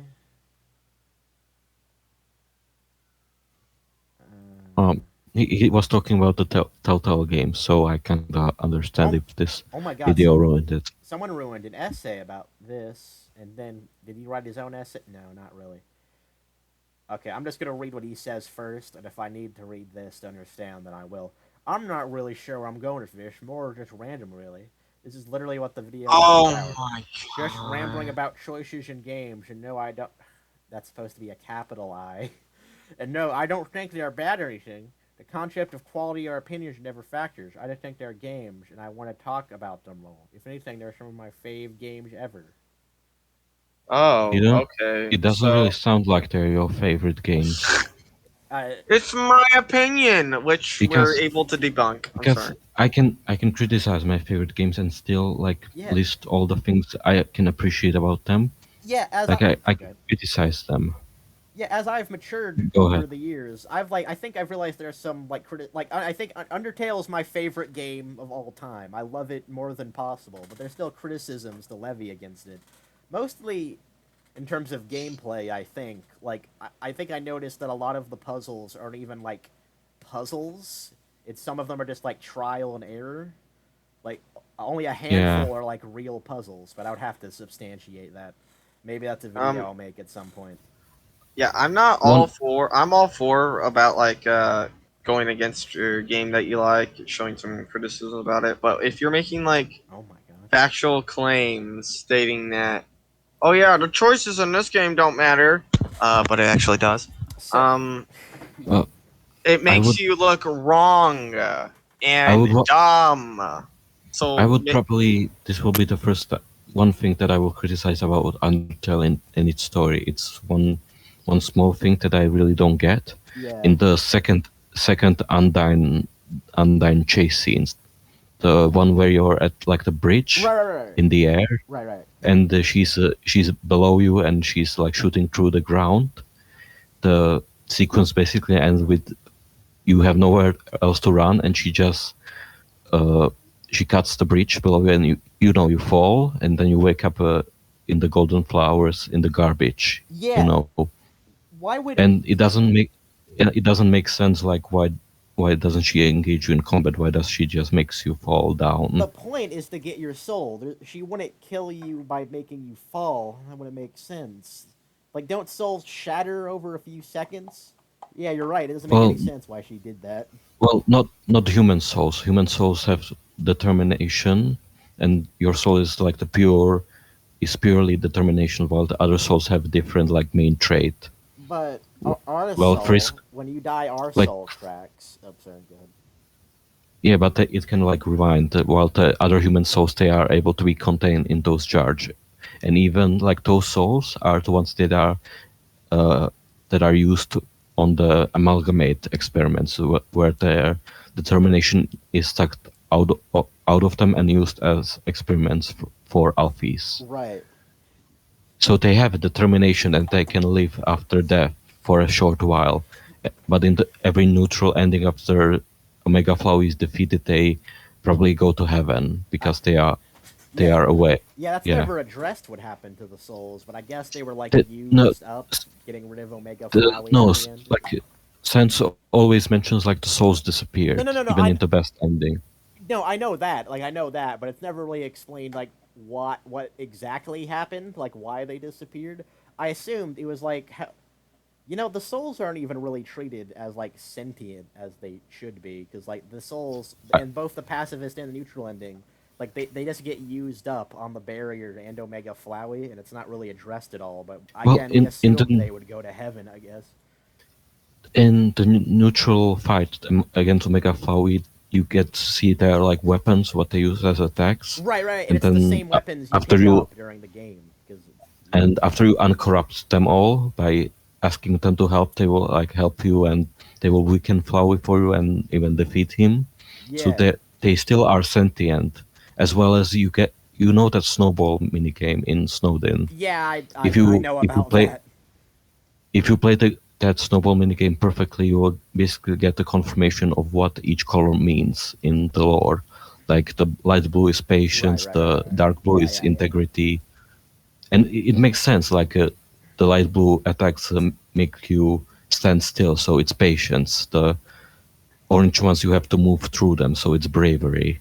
Then Yeah, you're right. uh, green one is kindness. So when Which is healing, Undyne which is turns like healing in the game. yeah, so when Undyne turns you green, you can only defend yourself, so, and so you can Yeah. only defend yourself. Um. Then Yeah. purple is the purple one is the book one, and Muffet Perseverance. gives you the strings and like you're moving between like lines on a book. So at least that's kind of the connection I made. Yeah. I was just reloading this video to see if like maybe he responded already. Oh. Yeah. I do think there should probably be like the fact that the souls are gone should probably be addressed, like in the sense that like their souls are gone, like they moved on to the afterlife or whatever. I guess like Asgore should probably acknowledge that in the pacifist ending. But whatever, it's a small thing. You know what I think is actually a fairly big plot hole in the genocide route, and probably like the biggest story problem if this game has any, is that like Undyne says that Alphys was watching the fight, and she evacuates people, and that's true, right? We see that happen, Yeah. I guess. But she says that she's gonna tell Asgore to absorb the 6 human souls. But when you get to Asgore, he literally had no idea what was going on at all. Like he was just relaxing in his room, like nothing happened. The Why? theory is, I think the theory is that the Flowey kills all the evacuating monsters. So basically, he does his own small genocide run as well, That and that's probably why the information doesn't reach him, the because who yeah Flowey only joins you after when you reach the new home. Before then, he is nowhere to be seen. the And not only that, you can at level 20 when you kill Sans, you can still control yourself. You can still reset. But after you kill Asgore and Flowey, there is no way back. well, you can quit Kara the game. appears. You can quit the game before Kara I appears. I think during I that don't cutscene. know. I don't know. But I yeah, don't remember. yeah, you're right. You don't have any choice there. So I think the only contradiction to your theory is that if you kill Undyne the Undying but stop the genocide route before Metaton Neo, you'll get like a Queen Alphys ending, meaning that like uh which would mean that like the time span in which Flowey would have killed them would have been after Metaton Neo, or like before you got to New Home, which he shows up in, for that to make Yeah. sense. I mean, after Metadon Neo, you are basically fully on the genocide route. After that, you basically kill everyone except Sans and Adkor. So it it kind of makes sense that he would show up after 10 because everyone else is dead. Like Yeah, Metaton Neo is the last enemy before the final boss, which is Sans. yeah. On a side note, if it's kind of awkward how like if you stop a genocide route, like the game will continue as a normal neutral route. Like if you stop it in a Snowden, like Alphys would like the scene will play out when she's like watching your journey still. Actually, no, I think if you stop it in Waterfall, even that happens. Like before the Undyne fight, she'll like say, "Oh, Yeah, I've been watching your journey," and I got attached to that. And also, if you like stop it yeah. before Metaton Neo, like there's gonna be a bunch of monsters to explain the story at a new home, which is kind of it's a little bit awkward, but Well, for the I would well for the imagine it would be Metaton hard to. fight, oh Sorry. yeah, this is kind of like for the Metaton fight. Like if you stop the genocide route before Metaton, but you still like basically only spare Metaton, Well, you can't then spare the Metaton Neo, but I think you can like if no, you no, like. I mean not the normal one. If you spare a Oh, monster before Metaton and you get a normal fight, that the only character that's canonically there when he has his phone calls with his fans is Napstablook, and you can't kill Napstablook during the genocide route.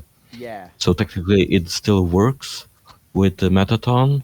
The same with Undyne. After if you spare Monster Kid, she still like calls you out for killing all the monsters. She just doesn't go to the extra mile of turning into the Undyne the Undying. she doesn't get that determination boost.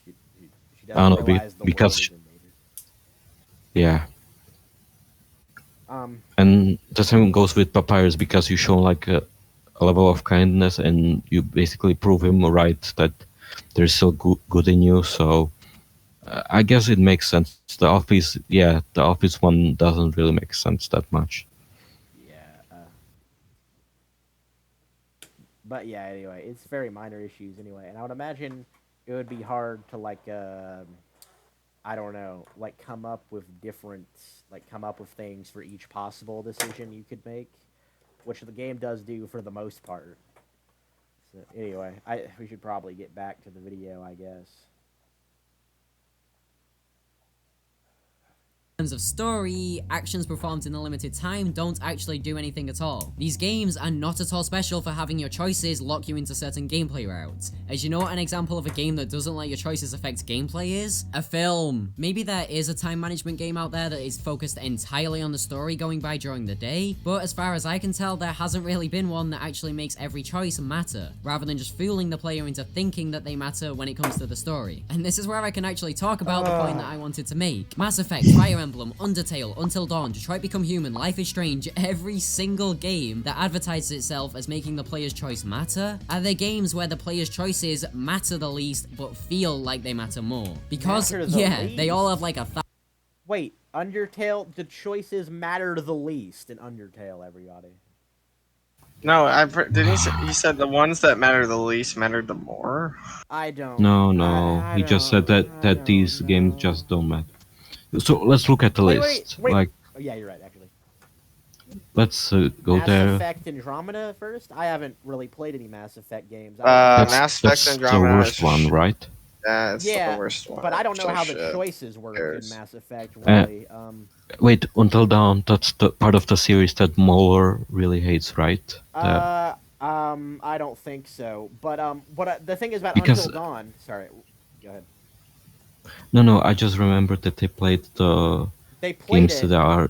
Sorry, they played it. Yeah, and they they thought really it was hate fun. them. No, I think they just Yeah, thought but it was fun. bad. Yeah. Yeah, anyway, Until Dawn is actually like the perfect refutation of this, because the entire point, like we mentioned how Detroit Become Human, like all of your main characters could die, like a lot through the game, and you just don't continue the game with them anymore. That's like the concept of Until Dawn. Literally every character except 2, I believe, can die, and even they can die at the end. Like there's like, I don't know, probably like 12 different endings off the different varieties of people who survive. Yeah, where everyone can die And I don't even think you can quick save in that game.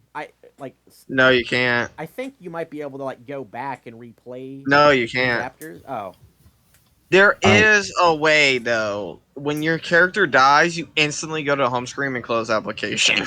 That's Yeah. literally the only way to bypass it. yeah, there you So- go. So there's no consequences. Yeah, but So- that would be like ridiculous. Yeah. I remember watching Markiplier, and one of his favorite characters died, and he replayed the entire game to get her alive again. Yeah, and like they die, like they give you like just the 2 choices, right? Well, they give you choices that depend it, like hide in this room or hide in this room. And if you choose the wrong one, characters will die because of it. Like there's actually one choice I remember. Sorry if you're gonna speak, Rage. Like there's like a situation where like the guy like has like a guy and a girl, and it's like one of you has to be shot or something, and like if you shoot her, like she actually tells you to shoot her, but if you do shoot her, the gun's a blank, right? But later in the game, if the guy chooses to shoot her and the guy is about to die, he will die because the girl will just let him die because he chose to shot her before. Anyway, yeah, a choice that like seemed to have no consequences at all by design actually did have consequences later. So, yeah, Yeah, it's called the butterfly effect. that's That's actually Yeah. the what whole the game's premise of that about. game. Yeah, Life is Strange. I guess he's right there. Well, he's not right, but you could say it doesn't Like- have the entire point of the game, I think, is that you shouldn't change time to make things what you want. Pretty sure that's like the point of the game. Well, that's the thing. The ending does have a choice to where you can either choose that keep all your choices, keep all your choices, but everyone dies. There's a consequence Which of means that. the choices that- didn't that really matter, but Yeah, that technically invalidates all the things you've done up to that Yeah, point. really. What all that matters is that one choice, that one final choice. Really. Yeah. Hey, on a side note, why like if you choose to let Arcadia Bay die, like everyone in the city die by the tornado, why does the universe stop trying to kill Chloe? Because that's literally what the entire game is about, is like the universe doing anything in its power. Like the game does anything, the Undertale does anything in its power to stop you from beating the genocide route. The universe does anything in its power to kill Chloe. Why does it stop? Yeah, Why does it stop? Why does it stop trying? probably because it destroyed 'Cause the it's like- entire it's like- town. it's like- So Yeah, it's like fucking fine. You want her alive here? Maybe the universe watched this video and just stopped caring or something. We already talked about Detroit, Undertale, and Fire Emblem. I think. I don't think we need to go Like more in detail about those. well, there are problems with the Fire Emblem games. The fact that almost everyone can die really, No really, consequences.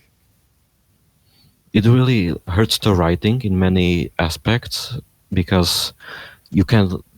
The supporting cast only gets interactions through support conversations, so they don't really appear in the main story because you in most games you only need like the lords to survive. Yeah.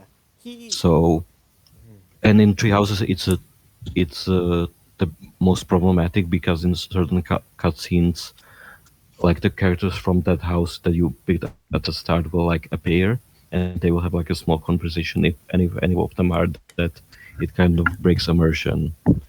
In other games, like they only let the lords talk during the cutscenes, or but yeah, it can be immersion breaking because like the game expects you to have all the characters with you, and Right. in Yeah. and in certain games like they only allow a small number of characters to talk, but even then some of them can die. So many of them, when they technically die in quotation mark, they will just say, "Oh, these grievous wounds are terrible, but I still need to help my lord or my brother or something, so I will have to retreat."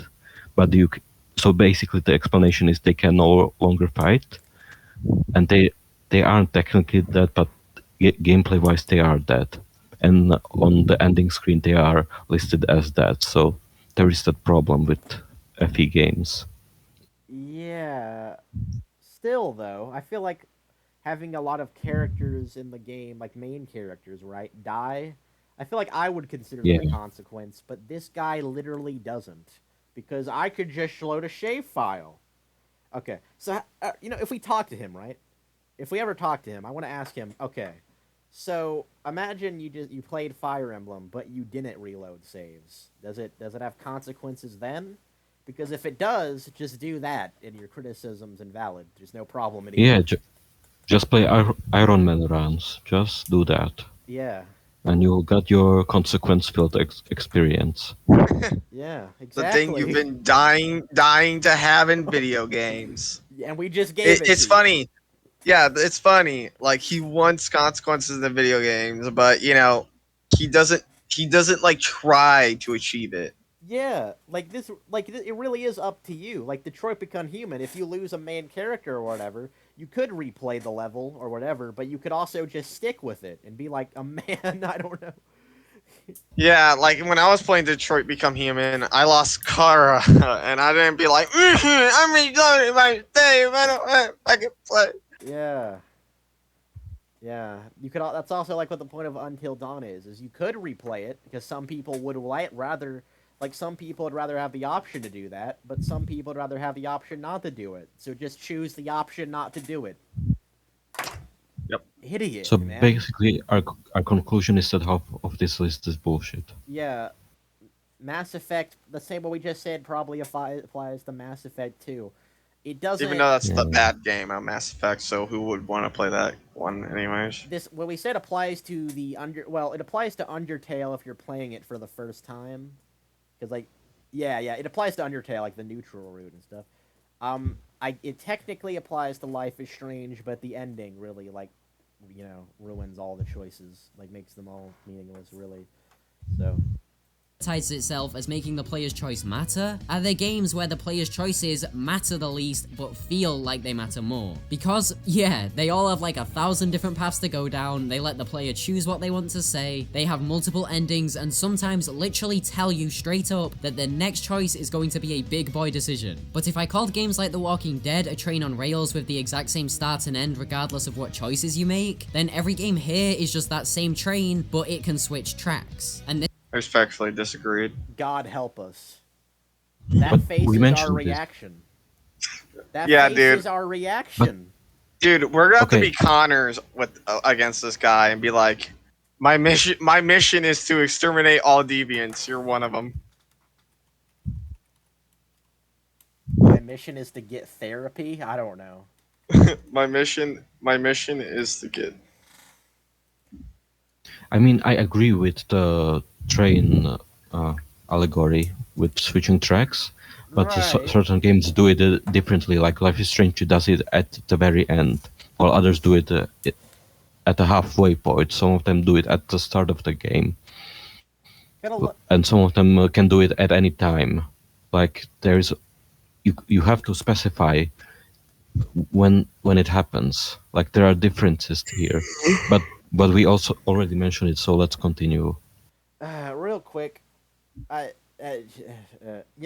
switching tracks on a train, different tracks take you to different places.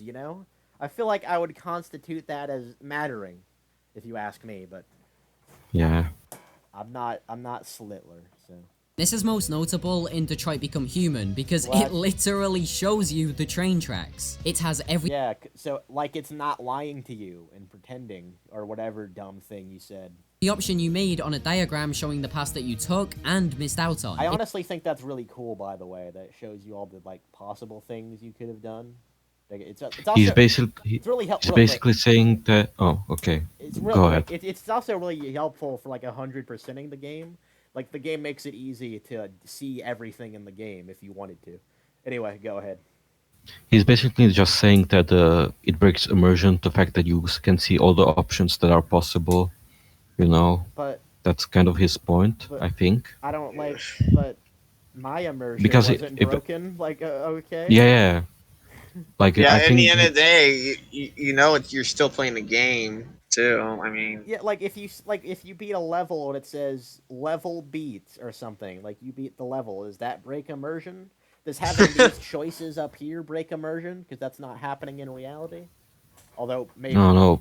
Uh, It just shows the players which choices matter and which don't, and then when they play again, they don't really play it with immersion. They just choose the optimal route, I think. trust me, every word I chose in Detroit Became Human was pretty important.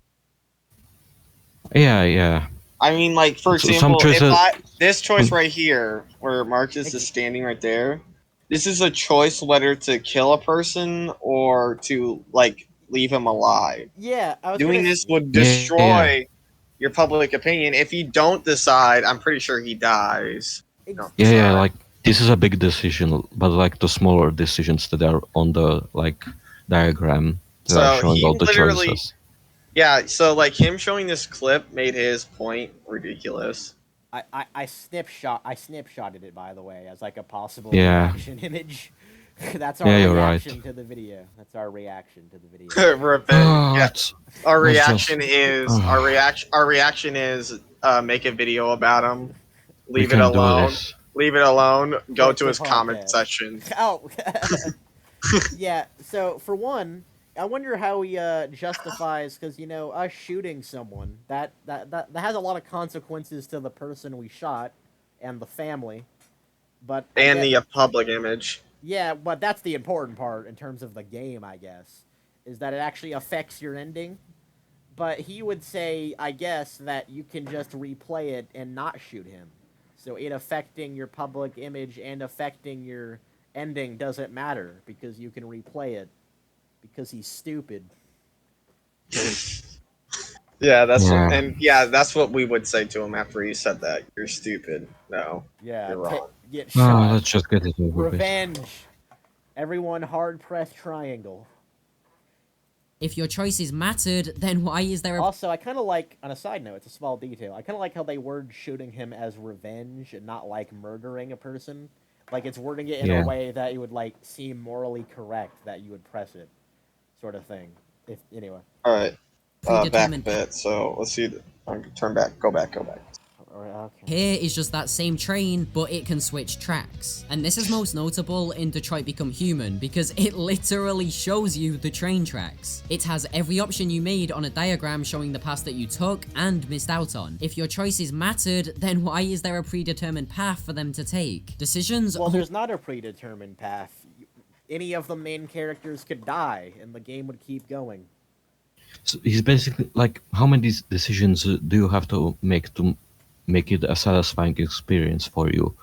Like, you're saying that there are not that many choices for you. Like, Detroit Becomes Human, I think, pushes boundaries of these sorts of game, and you're still saying like it's not enough. That's basically what he's saying with this. Why isn't there more options? Hello, can you hear me? Hello? Dude, I always thought the train tracks were good, and I'm pretty sure the train tracks do, like, depending on what you do in a certain situations. Like, for example, Kara going to either the Hello? well, Sorry, anyway. my headset got unplugged, and I think when it does that, it mutes me, so I had to re-enter. Anyway, go ahead. Anyways, yeah. He's saying, oh, the string tracks are gonna go one way. Not true. Kara's story, for example, you can either go to the Canadian border or get caught and be in a compound. Yeah. There's also... That means the train tracks rails did turn to a different place, as she would say. Yeah. I would say that. That's cool. Oh, yeah, you're right. I did say that. There's also, like, more than one way of going to the border. Like, I believe you can, like, go on a boat and try to, like, slip past it, but some Luther has to die or something like that. You could, like, sacrifice someone at the border or use, like, use the consequences of having a good public image to have someone let you in and no one has to die. Or you could get caught at the train station if you even if you leave Todd alive. He would try to get you guys caught because he remembers you guys and the girl. Yeah, and even if you get captured and sent to the death camp, you can sacrifice other people to save Alice, or yourself to save Alice, or just let everyone die. Like, there's a lot of different road train tracks. But depending on your choices that you made. And I don't... Unless you just saved. Like, it isn't predetermined. It isn't a predetermined path. It's, like, several predetermined paths. Several for 3 different characters. There's, like, 100 different predetermined paths in this game. And mostly, yeah, and near the end of Detroit Become Human, it all, like, it leads up to all the choices you made so far. Yeah. So, like, most of your choices in the end of Detroit Become Human relies on those little choices that you made. But, like, think about it. He said that. Let's hear his argument again. I need to. You know what? His argument might as well be these choices don't matter because it's a video game. But he said like, why should we care about the choices if someone has written like all the choices before you make them, like something like that? There's no way it could be anything else. Yeah, like, how many choices does someone can write to? I'm so tired. It's still a choice. It still has consequences, even if it is predetermined. You're just saying it's meaningless because I don't know. Predetermined path for them to take. Decisions only matter in real life because the consequence is not always obvious. You can choose. Wait, what? Obvious? You're gonna use the word obvious? Oh my God. So all the consequences, all the consequences in all of these games you mentioned, they were obvious? Is that how you're justifying it now? Oh my God. Yeah, Yeah, I thought it was obvious that Connor would end up becoming deviant because of the choices I made. I thought it was obvious for the ending, near the ending of Undertale, that I was being a bad person for killing like one monster. Yeah, I thought it was blatantly obvious that fucking dude. Oh my God. I thought it was blatantly fucking obvious that I was just being an alright dickhead by not becoming a deviant as Connor. I thought it was blatantly obvious that doing the genocide route, like Undyne would have like an anime transformation, and Sans is secretly the most powerful person in the game. I knew that coming in. It was obvious, everybody. Yeah, dude. Yeah, bro.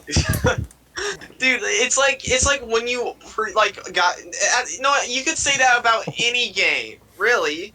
It's like you buy a game and you look at the cover, you put it in, you're like, oh, I already know the ending to this game. this game's just a fucking 1 out of 10 just because it's so obvious.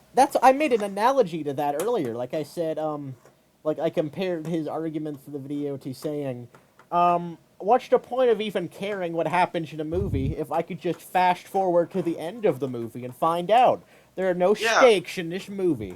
That's literally like what he is. Yeah, and no, it's not obvious. You can't tell me it's literally. I want to see you play a brand new video game and point out what's obvious about it. Tell me what's so obvious. Maybe no YouTube walkthroughs. I'm talking pre-order. You're ready to play. I'm right there. Maybe every time. Go ahead. Well, that's kind of the point we were making about Undertale. Like, you always get the neutral route first. No, but there are different, like, yeah, but you can get like different version of the neutral route. You may get the pacifist version, or you may get like a more evil one, depending on how many people you kill. There's like 20 different variations of neutral endings that are like leave the underground in completely different states. Okay. But you can never do the full pacifist ending or the genocide one on the first run, because you're going in blind and you don't know about how to achieve those endings. We gotta push through. Yeah, let's go. Real quick. We gotta push. Apparently someone commented like a link to porn or something. Sex private nude on the last video, and I just deleted that. Yeah, just delete that. That's fucking just a bot. Maybe that was him. Oh, he has the ability to predict everything that happens in games, so maybe he predicted we were going to respond to him and tried to, like, put porn on us so we could get banned from YouTube before. Dude. He's a master schemer, dude. Dude. He's the Palpatine of the real world, dude. You know what? It's kind of consequence. Dude, the consequence of us revealing... Like, yeah, this is a consequence for him making this video because we're reacting to it. Yeah. This is a consequence for us. Yeah, Feel bad. Feel bad, Slime. Feel bad. Yes, but I could have loaded my save to make a good video, so you didn't respond to me. Yeah, we should reload our save. We should reload our save, Sheep. If you're watching this, Slitler, please, for the love of God, reload your save. Sheep. This is the official title of the video now. We're gonna reload our save and do better next time. That's the official title. Man, it sucks that YouTube only gives you like 100 characters to write a title. It makes it really difficult. Let's just power through this. Life could change forever when... You used to go to the shop one day, and your life could change forever when you were only going to get milk. You could meet the love of your life, but at the same time, you could get clotheslined by an 18-wheeler. You cannot go back and undo the choice that you made, and you cannot go and see the other... What do you want games to do? Like, do all games have to be permadeath? I think, this is random, I think Joseph Anderson said actually like the same thing about horror games. Is that, like, horror games aren't scary, because, like, when I die, I can just replay it, so there's nothing to be afraid of. Not every game needs to be DDLC where it deletes itself after you're done playing it. But even DDLC can be replayed if you wanted to, because, like, what game exists that couldn't be replayed if... Like, I guess Undertale and DDLC, where it's permanent, like, the genocide route has a permanent effect, is the closest we can get to that, but, like, you know, as you know, you can just fix that through coding, well, not coding, but, like, deleting data. Doesn't Nier Automata does it? Because I have not played that, but I don't know. I don't know. Maybe that's the one good game. Because I know that game has, like, ton of different routes and ton of different endings, so I don't know. Okay. And it does some weird things with questions. Yeah, you're right. I don't know. So something that, like, probably something that makes, like, constructive criticism sometimes is, like, not just telling you what you're doing wrong, but telling you what you could better and what you should do. Adi, listen. I'm not going to call you Slitler this time. Listen to me. How can video games improve? How can choices be meaningful? What do you want? What will make you happy, Adi? other ending on YouTube. And I'm not stupid, okay, that... Right. Yeah, you said that. Milk. You could meet the love of your life, but at the same time, you could get clotheslined by an 18-wheeler. You cannot go back and undo the choice that you made, and you cannot go and see the other ending on YouTube. And I'm not stupid, okay. What's the... There's nothing you could do that would stop that from happening. Excuse me. Anyway, here's the part where he says, I'm not stupid. The other ending on YouTube. And I'm not stupid, okay. That might not be true, maybe just a little bit. But I understand... That wasn't true either, No. bud. That wasn't true either. You're getting warmer, though. You're getting warmer. That story-based Yeah. games literally need to have determined paths. Because to make choices matter like they do in real life, games would have to be created by super... Why do we have to hold games to the standard of reality when it comes to consequences and choice? Like, why can't it just be escapism? That... What...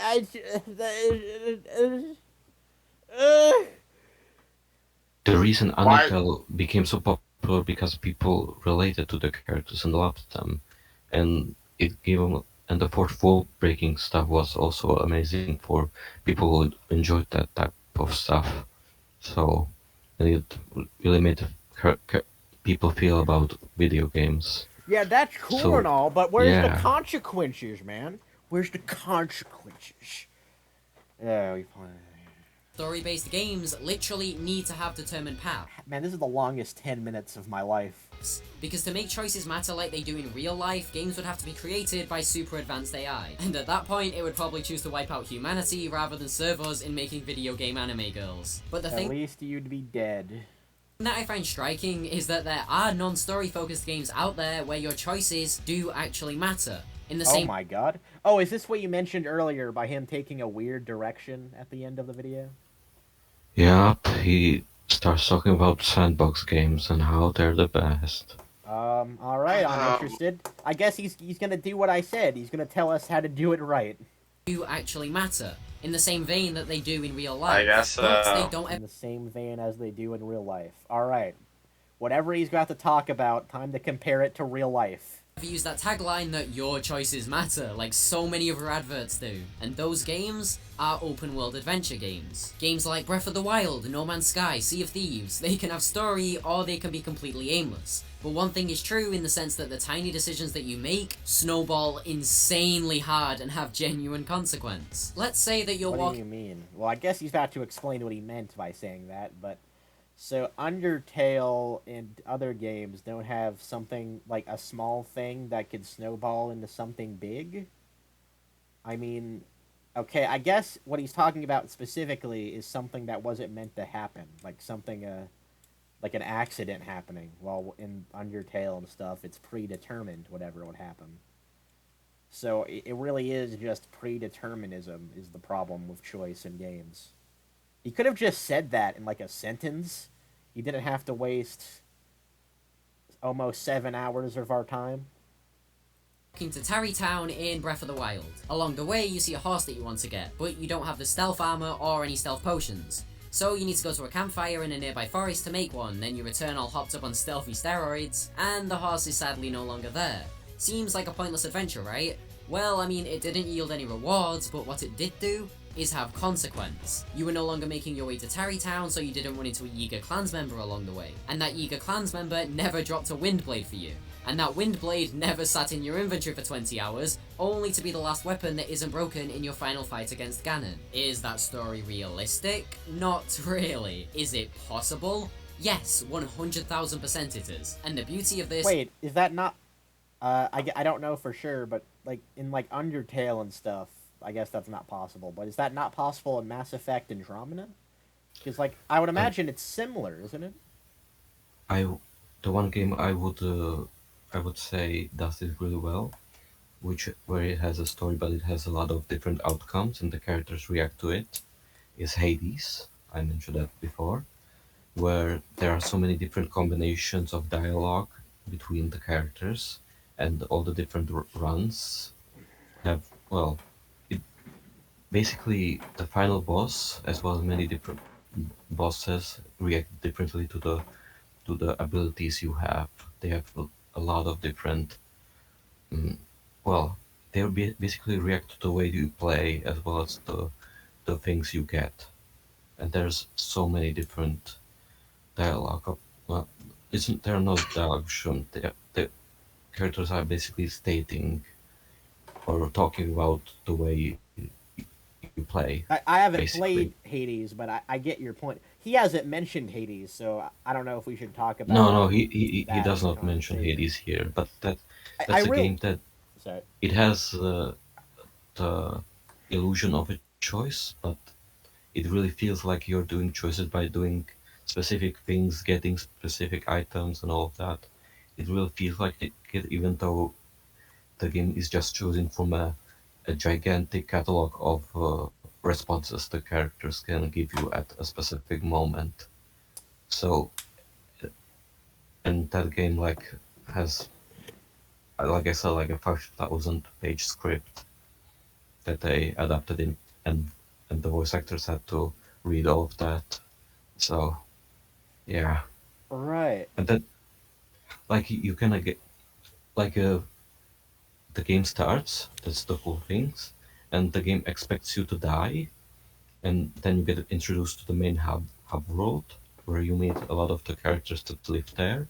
However, if you're good enough, you can beat the entire game on your first run with no upgrades, Right. nothing, Right. and Right. you get a special dialogue for getting there for the first time that you can only hear if you do it in on a fresh file that first time. That's And really cool. 99% of players will never hear that dialogue because it's really hard to get, and in a grand scheme of things, it's kind of more of an Easter egg than something that's really useful. That's really cool, but dude, that was predetermined. That was always gonna happen if you did that. Yeah, So it's not yes, really a choice. but that's the cool thing. The developers thought of that possibility, so they made that. Like Hermes, like he's one of the gods that give you like abilities. If you're doing a speed run and you're because the game has an in-game timer, he sometimes says to you when you're receiving a boon from him that oh, don't worry, like the timer doesn't really count dialogue as time spent, so we can hang out here for a while and don't worry about choosing your gift. Like the game acknowledges all of this. It has so many different reactions to your actions, and the same goes for Undertale. Like if you hack the game, Exactly. like the game calls you out, A and dirty as well as all hacker. the different yeah, as well as all the different choices you make for the neutral ending. So yeah, Oh, these these games really you see the care from the developers to like think of all the different things the player will try to do. you know what's an amazing example of what you're talking about?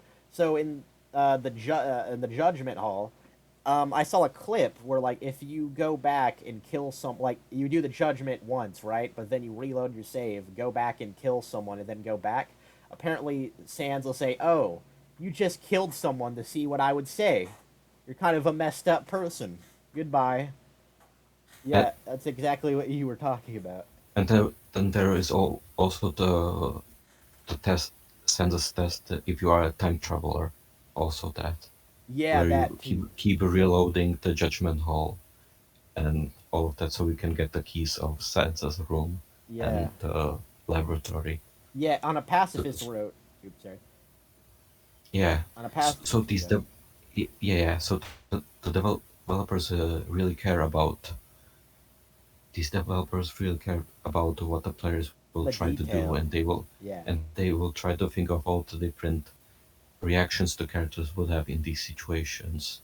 Yeah. So, but I understand the sandbox argument. Like Minecraft is I, infinitely replayable. I That actually, game will sorry. be absolutely timeless. I actually thought of something pretty similar to what he was talking about in Undertale, and probably a lot of games, maybe not all of the ones that you mentioned, is that the inventory, like the items, like if you eat them, they're permanently gone unless they're like things you could go back to the store and buy.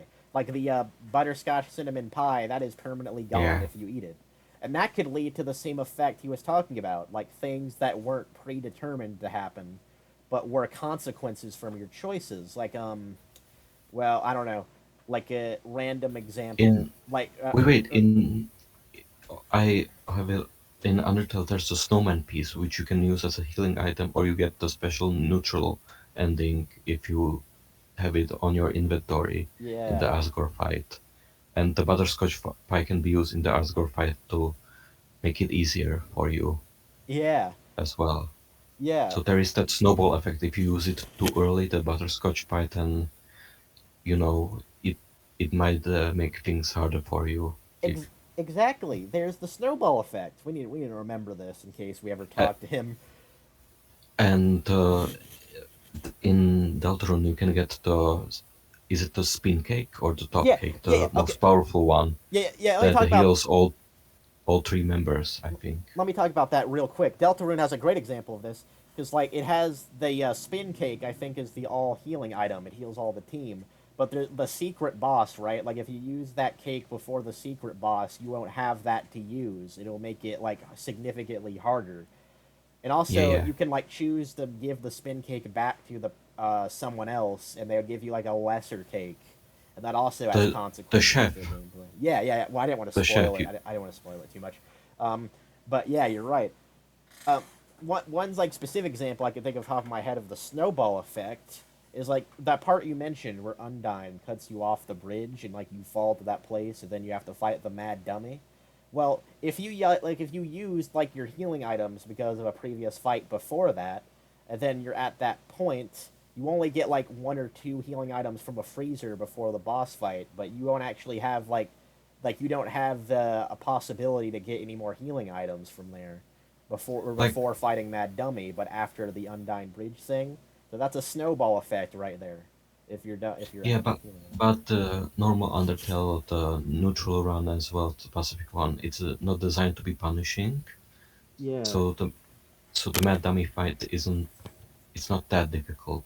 You Yeah. can, and you still get some healing items before that if you're Yeah. on them. Yeah, it's a pretty good game design on Toby's part that he like remembered to it like And just you, like he accounted mhm, for the fact you might yeah. not have healing items, so he put some there.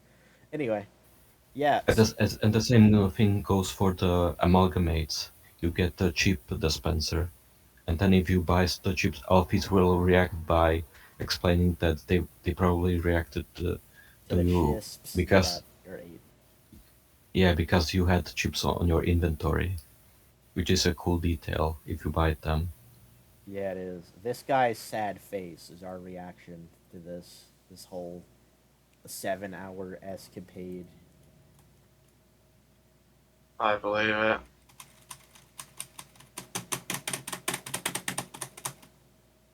Oh, I don't know if I just saved it. I'm going to assume I did. Is that you will never realize. Anyway, point is Undertale has a similar snowball effect. So yeah, yeah, It's not that big, but it is still there. Like yeah. it's pretty small, but you can still like lose some important items. You can still discard items even though they are very important Yeah, and would probably I think be useful. I think the snowball effect it actually exists in any game with an inventory and like a money system. It doesn't. I guess the like Telltale games and such they don't have a snowball effect. But the thing is, I want to say that like there are small things you can do that can have consequences later. Like I'm pretty sure Detroit Become Human has that. Like I don't know. I mean, there's just the public opinion thing for one, but the thing is, he's specifically saying it can't be preordained. It has to be something that wasn't scripted that can happen. So. What you missed out on in this personal storyline, because there isn't some flashing is what you missed out on in this. Is that story realistic? Not really. Is it possible? Yes, 100,000% it is. And the beauty of this is that you will never 100,000%. Yeah, 100,000. realize what you missed out on in this personal storyline, because there isn't some flashing notification telling you that you did, or an option tree telling you that you did, or a YouTube video to go and watch on somebody doing the not. What is wrong with these options? Like, you haven't. I don't get it. Like, okay, you technically don't have choices because it was predetermined. Okay, I mean, but they still are choices, though. You choose things. Things happen because of what you choose. What's the I don't. It's crafting almost finished. a stealth potion route because it doesn't exist for everybody else. Because But how can storytelling games have this effect? I don't get it. your choices mattered without you even realizing Like, how can the story of games have this effect? Because Undertale, we said, has a snowball effect to a lesser extent.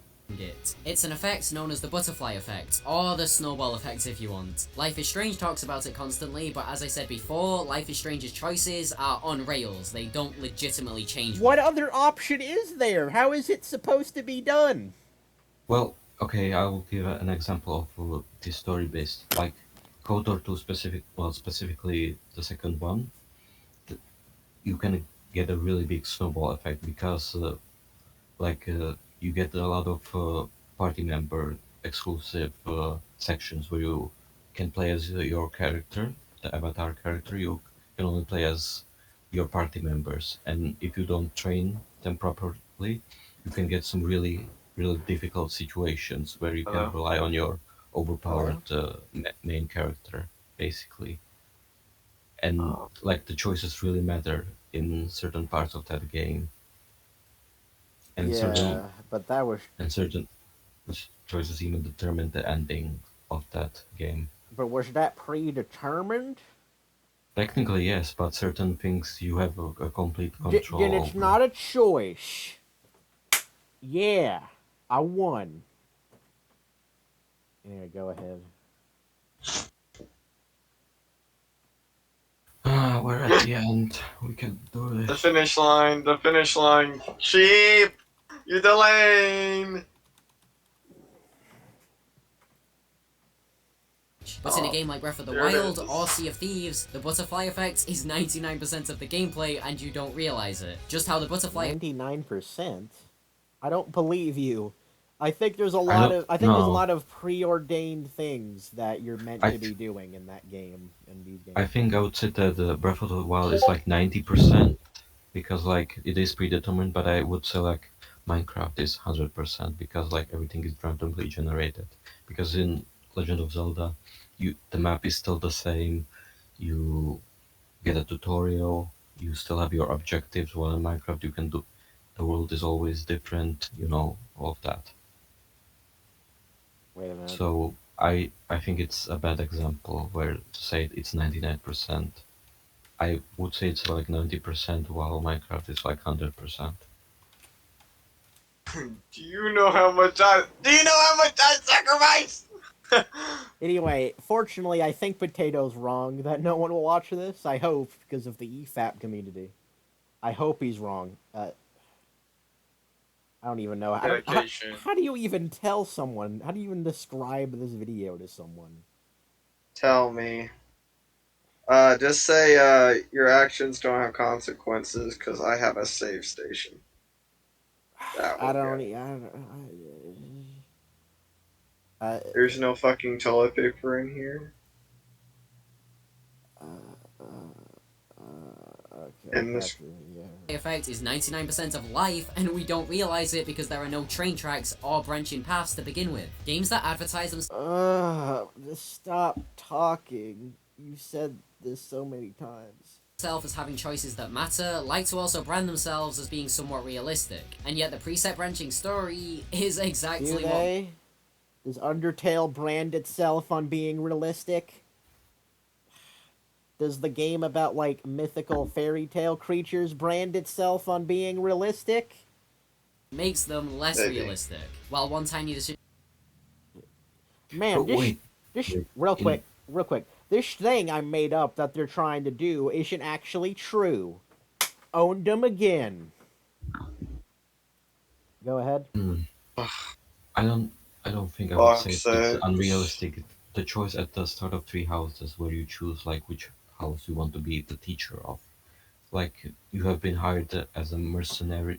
You're a mercenary, your avatar, and you're asked to be a teacher to these students who one day will like have these positions in the army and in the royalty and all of that, and you are supposed to train them.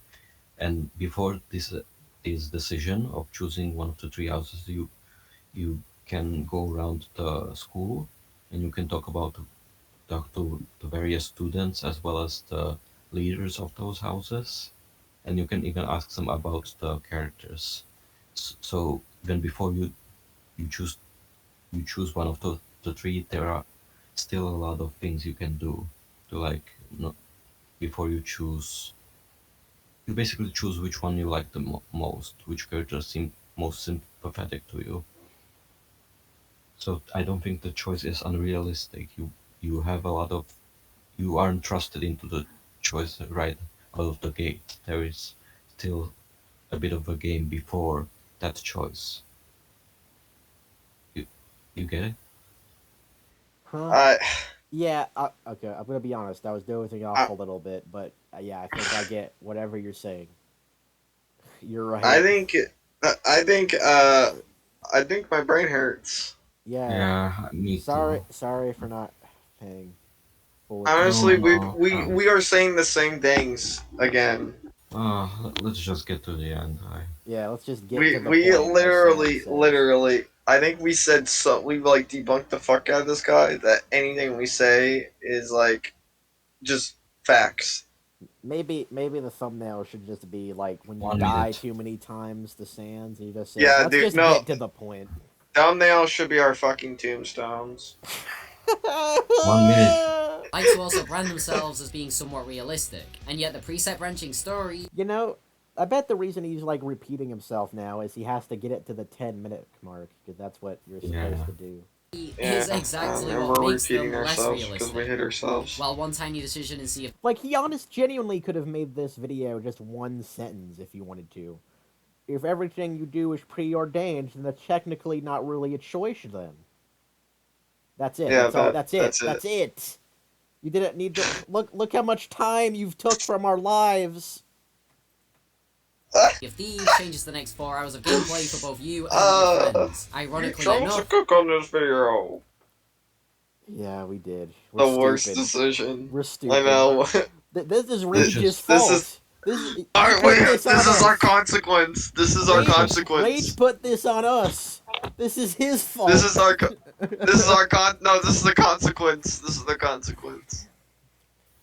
I thought it was a good video to respond to because. No, it I'm made me joking. I was angry. joking completely. This is a great video. It We're just was. joking. It was. I'm joking completely. I have This no is problem. this is the second worst video. I'm declaring it. Rage. I love you. Here's a heart. Yay. Yeah. Let's just play the last minute and. That's for you, Rage.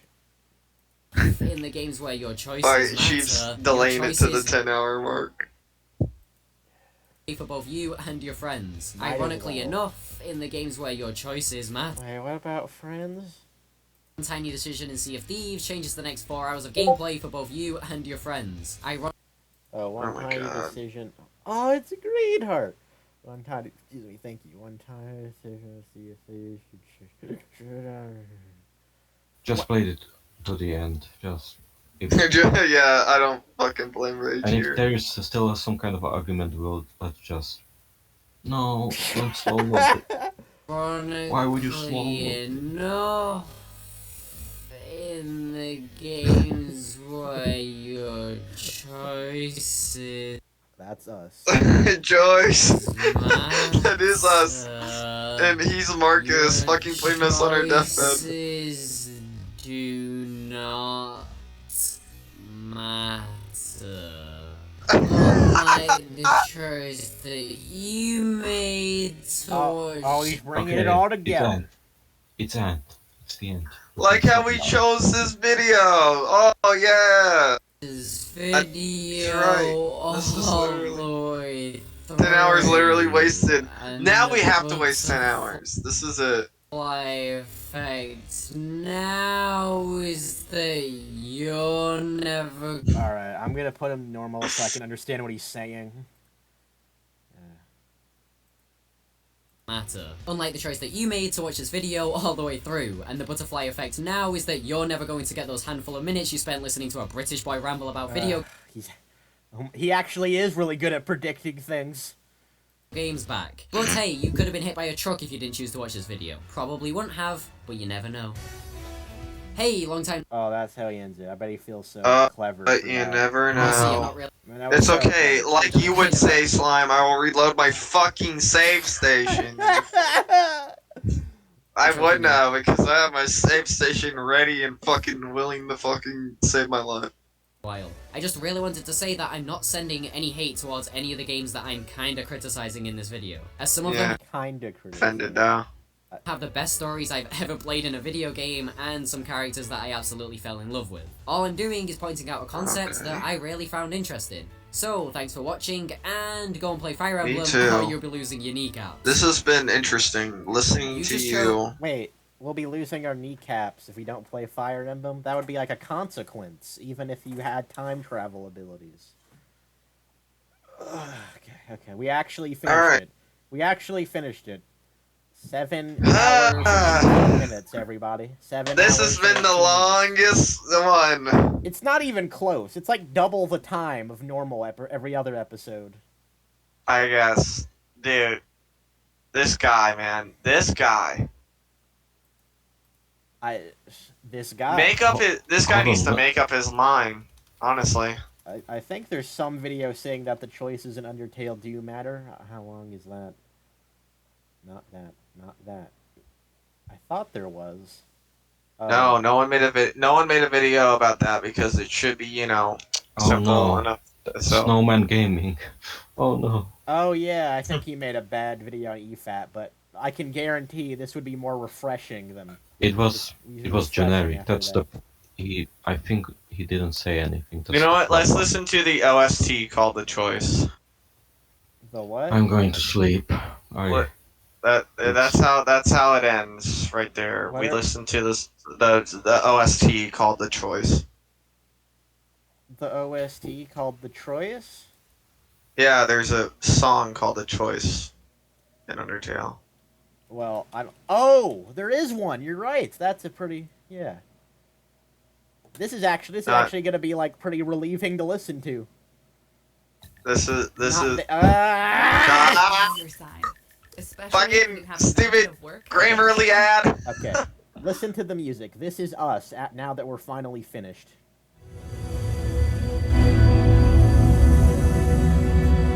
It's finally over. I hope everyone enjoyed this video. Hope everyone's having a good time. Remember, your choices don't matter because you have a save station. This has been the word of the wise from the slime of the fucking divide.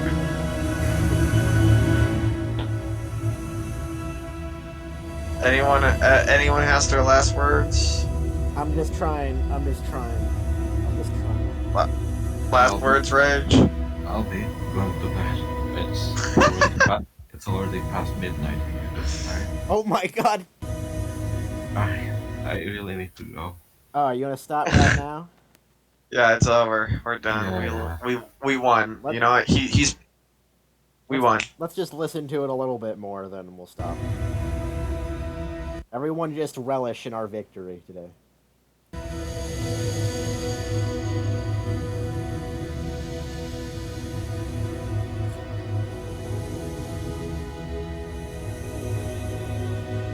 Feels good. Oh! Feels good to win. Alright, we did it. I guess we're done. Any last words again? I don't think so, right? I need to save my game, my life right now. I need to reload my save. There's so many different things I could have spent the 7 hours on. I didn't even feel the 7 hours go by. Like. Neither didn't he? I did. I felt it. Okay, well. We started at 11 a.m. It took us all the fucking day. I can't tell if I'm crying or laughing. You're crying. No, you're crying. You can't tell anymore. What? Hold on, can we? Hold on. Okay, I know this is the end of the episode, but can you look up Wings of Redemption? I can't take this shit no more, man. The only good consequence out of our choice today would be if this like guy responds to us and we can debate him on Discord. Wings of rain. Wait, that's not what I meant Redemption. to say. Red. Oh my gosh, you want me to send you the video? No, I'm trying. Wait, I'm trying. There you go. There you go. This is us. I just can't do it. I can't take this shit no more, man. Yeah, I can't That's- take this shit no more, man. Oh, okay. I think, Alright, I think it's done. over. It's over. End it. Goodbye. Yeah, end it. Goodbye. It's over. Rage, say No. one more thing. Reload. Oh, fine. Rage. Rage. Bye bye. Bye. Oh.